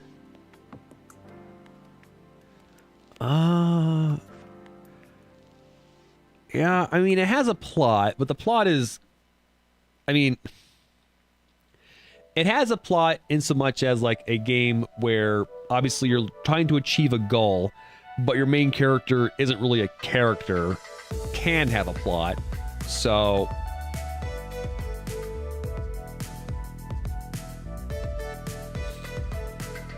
that's hard for me to, like, you know, feel fully behind when I prefer to have characters who are full-blown characters, you know?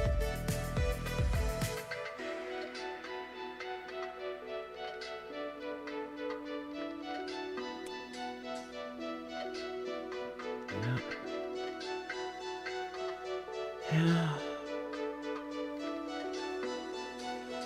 And I guess it comes down to, do I prefer that Is that something I can say that's fine and put it over extra 33? I don't know, honestly.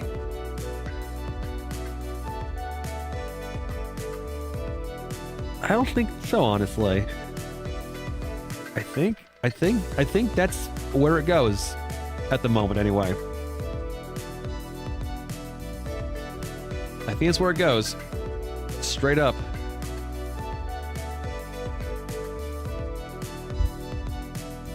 Obviously, after a few playthroughs and seeing more stuff in the game, I could have a different opinion, of course, but I think that's where I want it, actually. Yeah.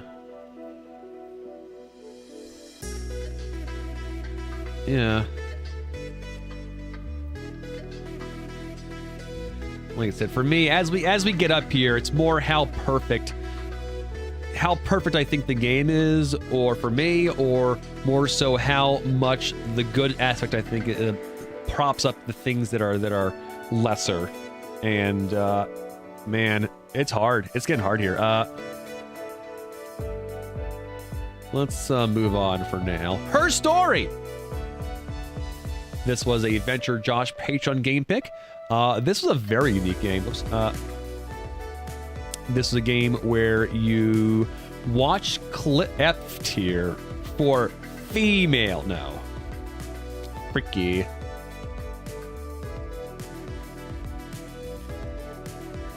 I think overall, I liked this a lot. I liked how I felt like I was really kind of like investigating, right? I like how we were looking up keywords, trying to find information with the spelling. I feel like I was actively trying to discover things. I thought that was very cool.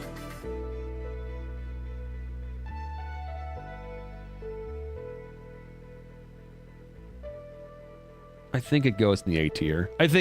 I wish it was deeper, I guess. I wish there was more plot to discover, but we kind of like, had an idea of which girl was which, sort of, maybe. And then kind of had like the final message she made. I'm like, well, that's kind of it. And then, yeah.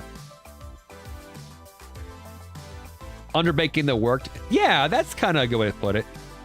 Underbaked that still kind of worked overall. It definitely had its moments of like, what the fuck?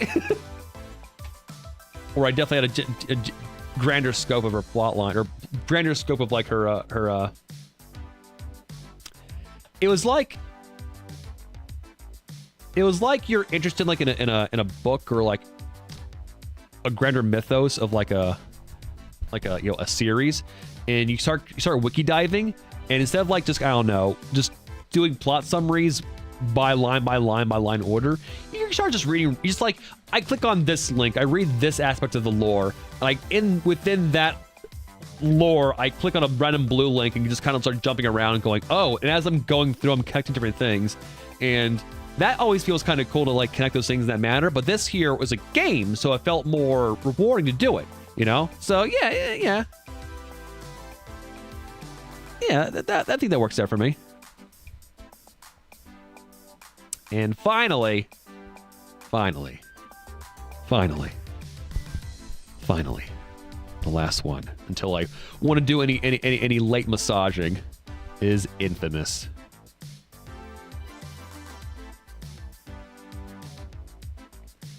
Infamous's gameplay is really effing good. Like, super good, super tight. Its music is almost non-existent. Its color palette, at least on Evil, but I even think if we're in Evil, I'm pretty sure its color palette is brown,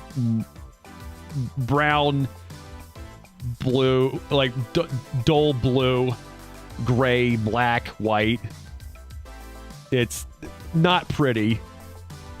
And I think they do it because they want the colors of your powers to pop, but even then, not pretty. The plot line is whatever. Yeah, the visual effects are very cool. I think that's the reasoning. It wants to have very muted colors across the board. That way the effects pop, but I think you can still have the effects pop and be cool looking while still having a very, color palette, interesting world. So it gets knocked in that part for me. I like it more than Slitterhead. Yeah. all games are great back. I'm trying to give the benefit of the doubt.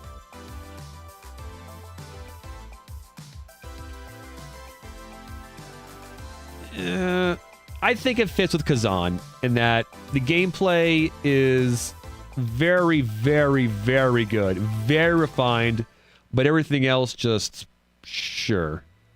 Though I guess in that regard,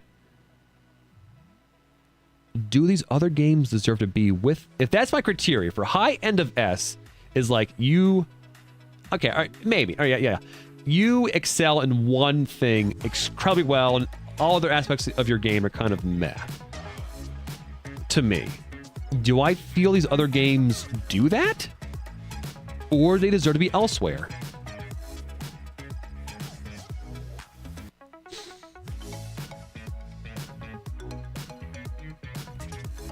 And as it stands, is Death Stranding my game of the year? By the criteria I have set.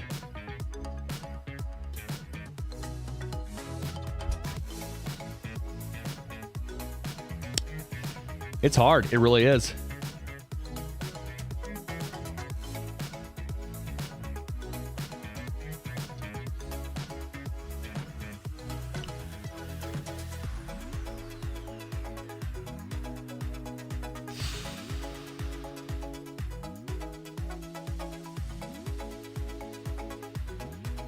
Rotten Flesh. I mean, Rotten Flesh was fine. It's a C tier for me.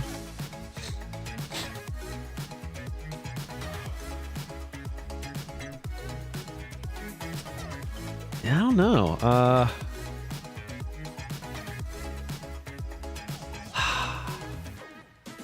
Like, I'm trying to, like, apply an objective scope here, right? Of these games. What are the deficiencies? Which one is worth... it makes it worth less than the other ones? Which one makes it garbage?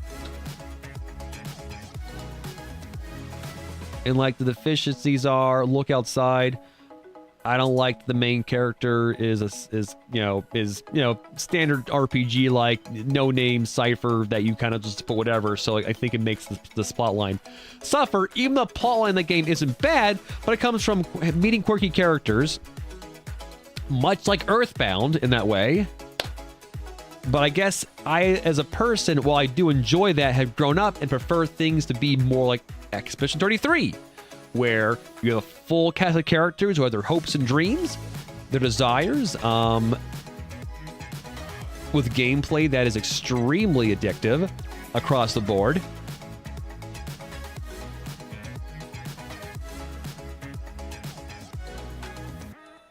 Oh, okay. I'm probably gonna do Infamous 2 on my own, probably just to be completely honest with you.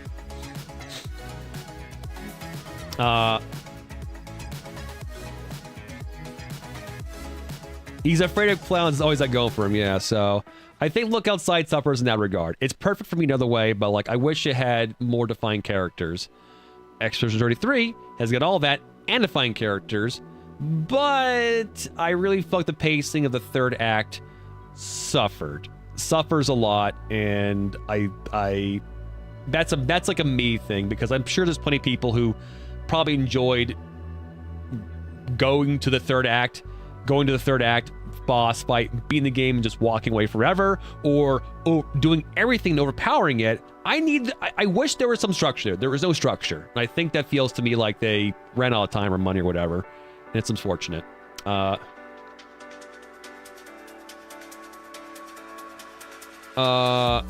I think that's like honestly my only downside to Expedition 33, honestly. Silksong doesn't have such deficiencies for me. It's peak across the board. Even going through Biowater so many times, that was whatever. I got a little salty, but I get salty things all the time. So, and its deficiency is that I think its music was its visual presentation was absolute peak. Its music was fine. In Death Stranding,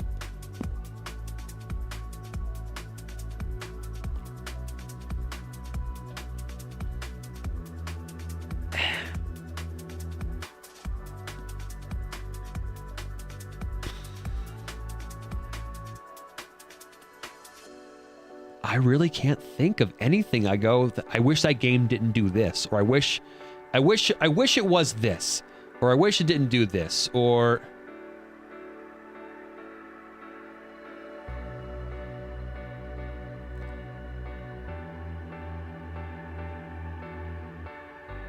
the characters aren't deep. I mean, I suppose, but like they still feel more realized than, like, for example, look outside's characters. But yeah.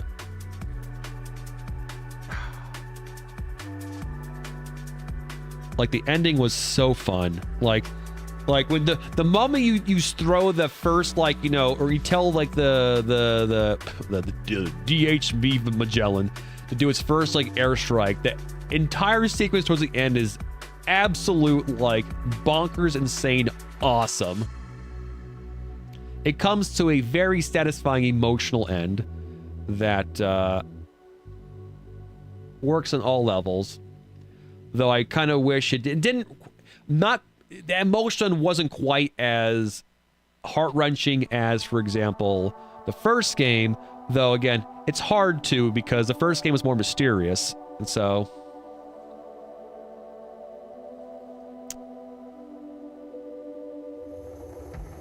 And I don't want to say the heart-wrenching aspect of Death Stranding 2 was a rug pull. I wish they had lampshaded, or not lampshaded, like, signaled what they did a little more. It was still effective for the most part, I feel.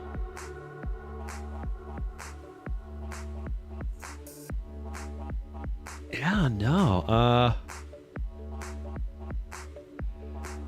You know, what game defined my... Okay, here's another question. What game for me defined this year and how I view games?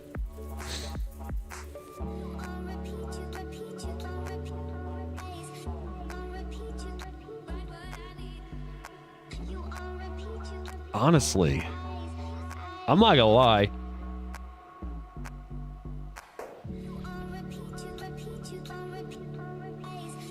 Tetris. I think it's understated, or I've understated just how much I enjoyed. I say it's a game that has such shitty boss fights for the most part. I wish every combat game had the same philosophy as Ninja Gaiden 2. Ninja Gaiden 2. God, I wish they did. Is it? But it has so many deficiencies, though. So many deficiencies, though. No, it couldn't be. But no, like, what defined this year for me in terms of gaming? There was a newfound love of character action games I've been trying to explore that began with God Hand last year.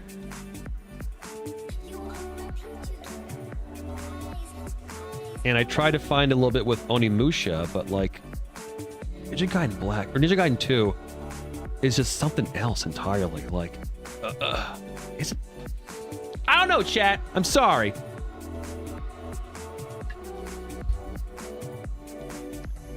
God Hand every year. You did 528 hours of Binding of Isaac Repentance this year, so your Principal, that's your game of the year? God Hand is so fucking good. I was like, did I play God Hand this year? If God Hand was this year, honestly, God Hand. All right. If we're talking about how Ninja Gaiden 2 rewired my brain, how I enjoy games, God Hand got there first. So maybe not. Maybe not.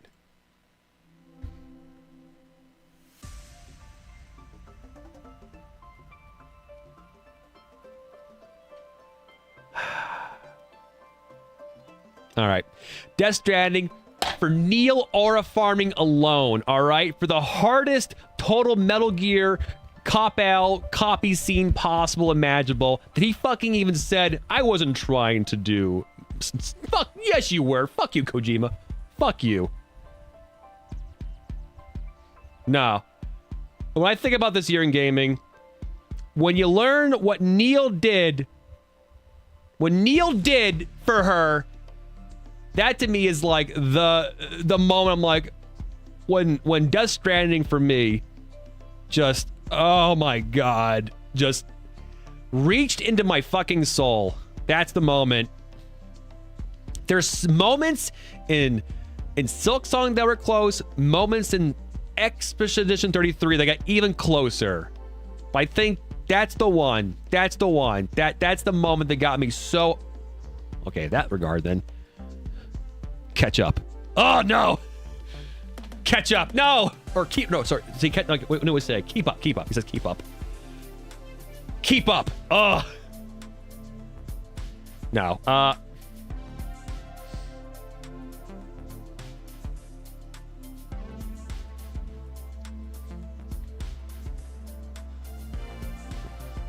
There. Done. We did it. We did it. I can't. I really can't. I cannot choose. I love all these four very, very deeply. And Blueprints... and Blueprints was so next level that I don't think it deserves to be here with these ones, honestly. But it wasn't... Blueprints wasn't quite there for me in terms of polish. Yeah, and polish and like... I feel like it wasn't quite there. I know I haven't beat it all the way. But I didn't think... It did not deserve to be at the top of A tier. It needed its own tier. Games of... Yeah, Games of the Year. Yeah.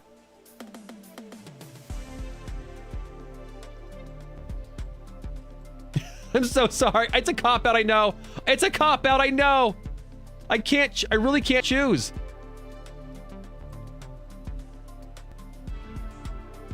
Year of the games. This was a great year in gaming. Now, how you do this? Well, it's my list, damn it.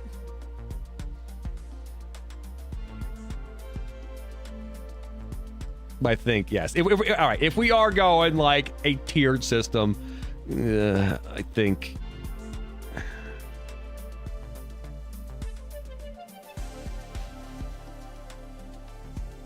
That's probably more accurate, honestly.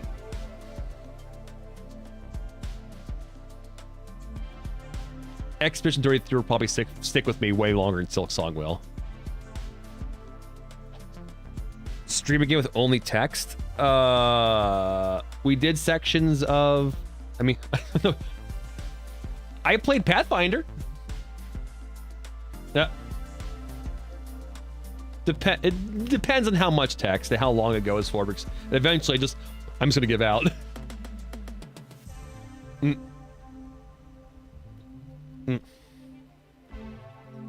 Yes. This feels valid for me. I wish I had a more out-of-pocket pick here, but like I feel maybe it's because I feel so basic bitch having these three here, but they were really that good. They were really that fucking good. In terms of my personal interest in games, they were that good. I think my dark horse is Look Outside, but...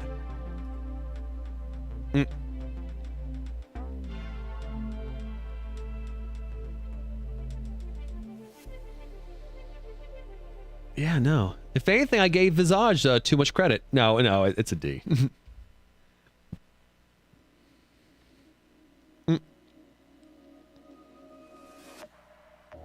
Was this even on your Steam Rewind? You have game of the 2 months, yeah. So here you go. Here it is, chat. Here it is, OBG's tier of the year, where the real winner goes to Triple S because I can't choose a winner here. So this is the most. I don't know what the fuck I'm saying now. Yeah, no, I feel happy with this. I feel happy with this.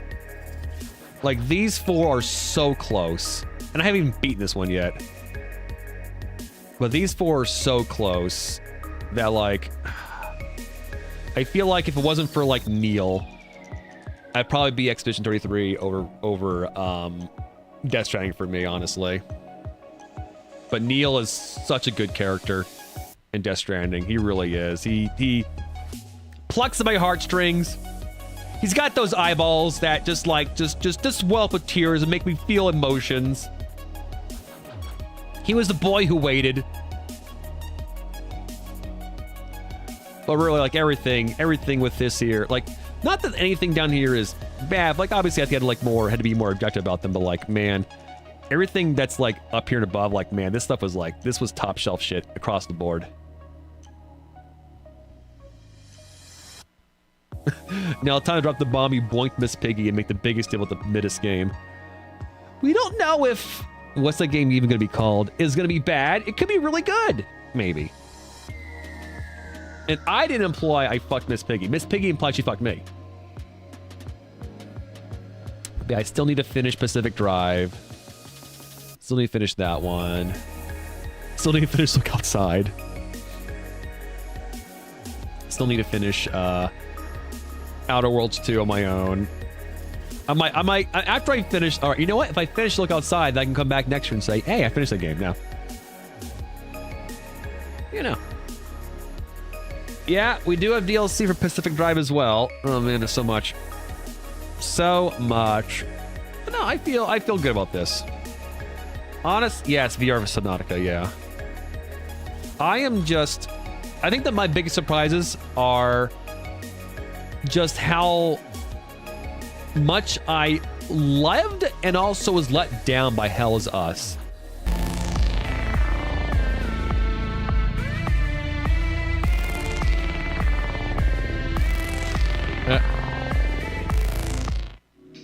Hey, Templar, thank you for making the unwise decision to throw them all overboard. Dragoon 2110, see?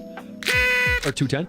The Worsty, D Pigman, Misfire Dragon, and Magistrix. All aboard, thank you very much. Thank you. Well, I did do Alex and didn't get motion sickness, so I should probably be fine with Subnautica. Hopefully. Maybe. But yeah, no. Hell Is Us, man, I liked it a lot. But wow. There are certain aspects of it definitely didn't work for me. And in the moment how I realized I didn't really like Still Wakes the Deep, even though I can fully recognize this game is actually really fucking good. It just wasn't for me. It sucks because I'm pretty sure like it's good. It really is good, but it just didn't work for me. Oh yeah, what's our top Patreon pick? That would go to, yes, I think Unpacking, right? I think that was Unpacking. Yeah.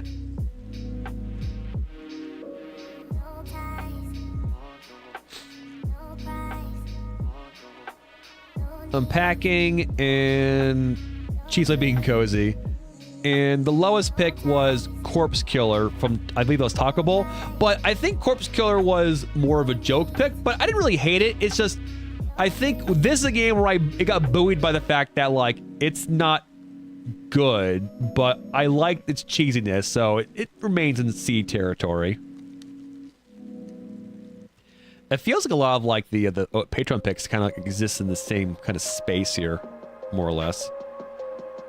Like we've got like Fretless, Unsighted, these ones down here, yeah.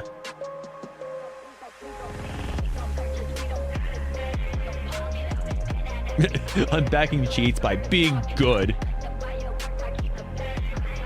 Oh, that is true. Yote was a Patreon pick. That's very true.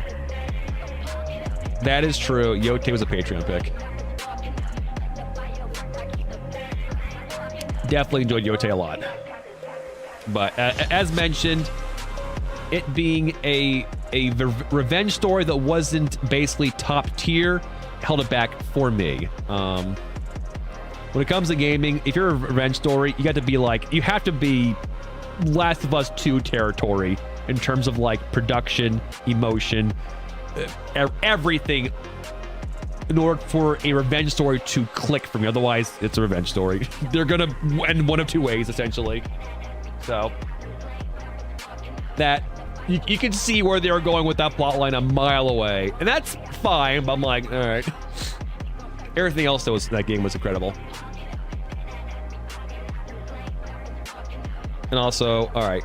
Again, what was our Ben Star counter towards the end here? Was it he was Expedition 33. He wasn't Dispatch, right? He was Dice Dog in this. Yeah, he was the marketing for Balatro, Dead Take, and Kazan. 5 games. That's hilarious. I love it. That said, though, I'm pretty sure Troy Baker and like Lord Bailey is a bunch of these too. Actually, it's Ben Stars all the way down. 1 Kiefer Sutherland. Oh, actually, there's Troy Baker in there. Oh, Ben Starr also in Hades too. Fuck, 6. He did a roleplay show for Altars. That's funny. So 6. He's also in Hades, yeah. You know, I'm happy how this all metered out there. And I look forward to doing it again next year, actually. This was fun, actually. This was really cool. I had thought that maybe we'd have time to do some more look outside after this, but obviously we don't have really time for that. And plus, I'm kind of tired. I've been a bit sick, so I want to, like, you know, get some good sleep. Only took 6 hours, yeah. I mean, we gave it all its its fair due here, so yeah.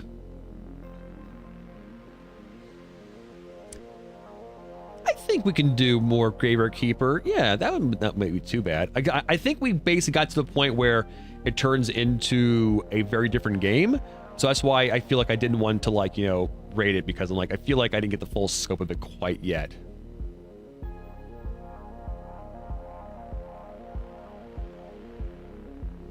But yeah, no, this was good. Look forward to moving forward in the new year. As I said, things that interest me is obviously finishing up Look Outside, finishing up Infamous. I want to just basically jump into Infamous 2 like immediately, so you don't need to Patreon that one. I just want to do that. I'm probably just gonna try and just get those done. So I need more of those ones. I want to check out Lost Odyssey. I want to check out. I want to do the God of War games, actually, the first 3. How deep I get the blueprints? We saw the credits. And not only do we see the credits, we saw the area beneath the, underneath 46 before the credits. So I got an idea of what the larger scope of what you're supposed to do in the game is. But we kind of get there. We did like maybe like 1 or 2 runs where we kind of saw the newer rooms when you kind of like get that credits. And then we moved on to something else because it was a lot at that point. I wanted to do other things, and I was playing only that. Yep. Ooh, what we get in the hype chest here? I got a chilly girl emote. Nice. Choo choo, motherfuckers. Yeah, no. Finish Pacific Drive and probably check out the DLC for it. I know coming in the near future. Where's my wish list here for Steam? We have some pretty big heavy hitters coming in relatively soon, new game wise.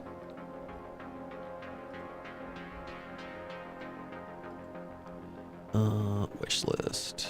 I try putting them in order when they come out, actually.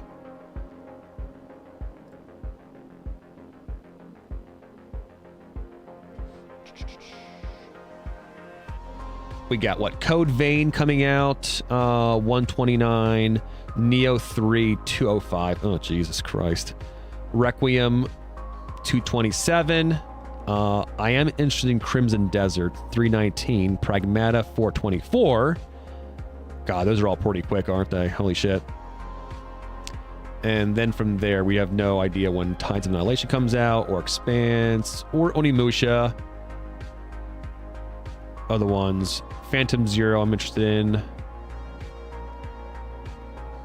think that's of the bigger releases I was looking at that are coming out pretty soon.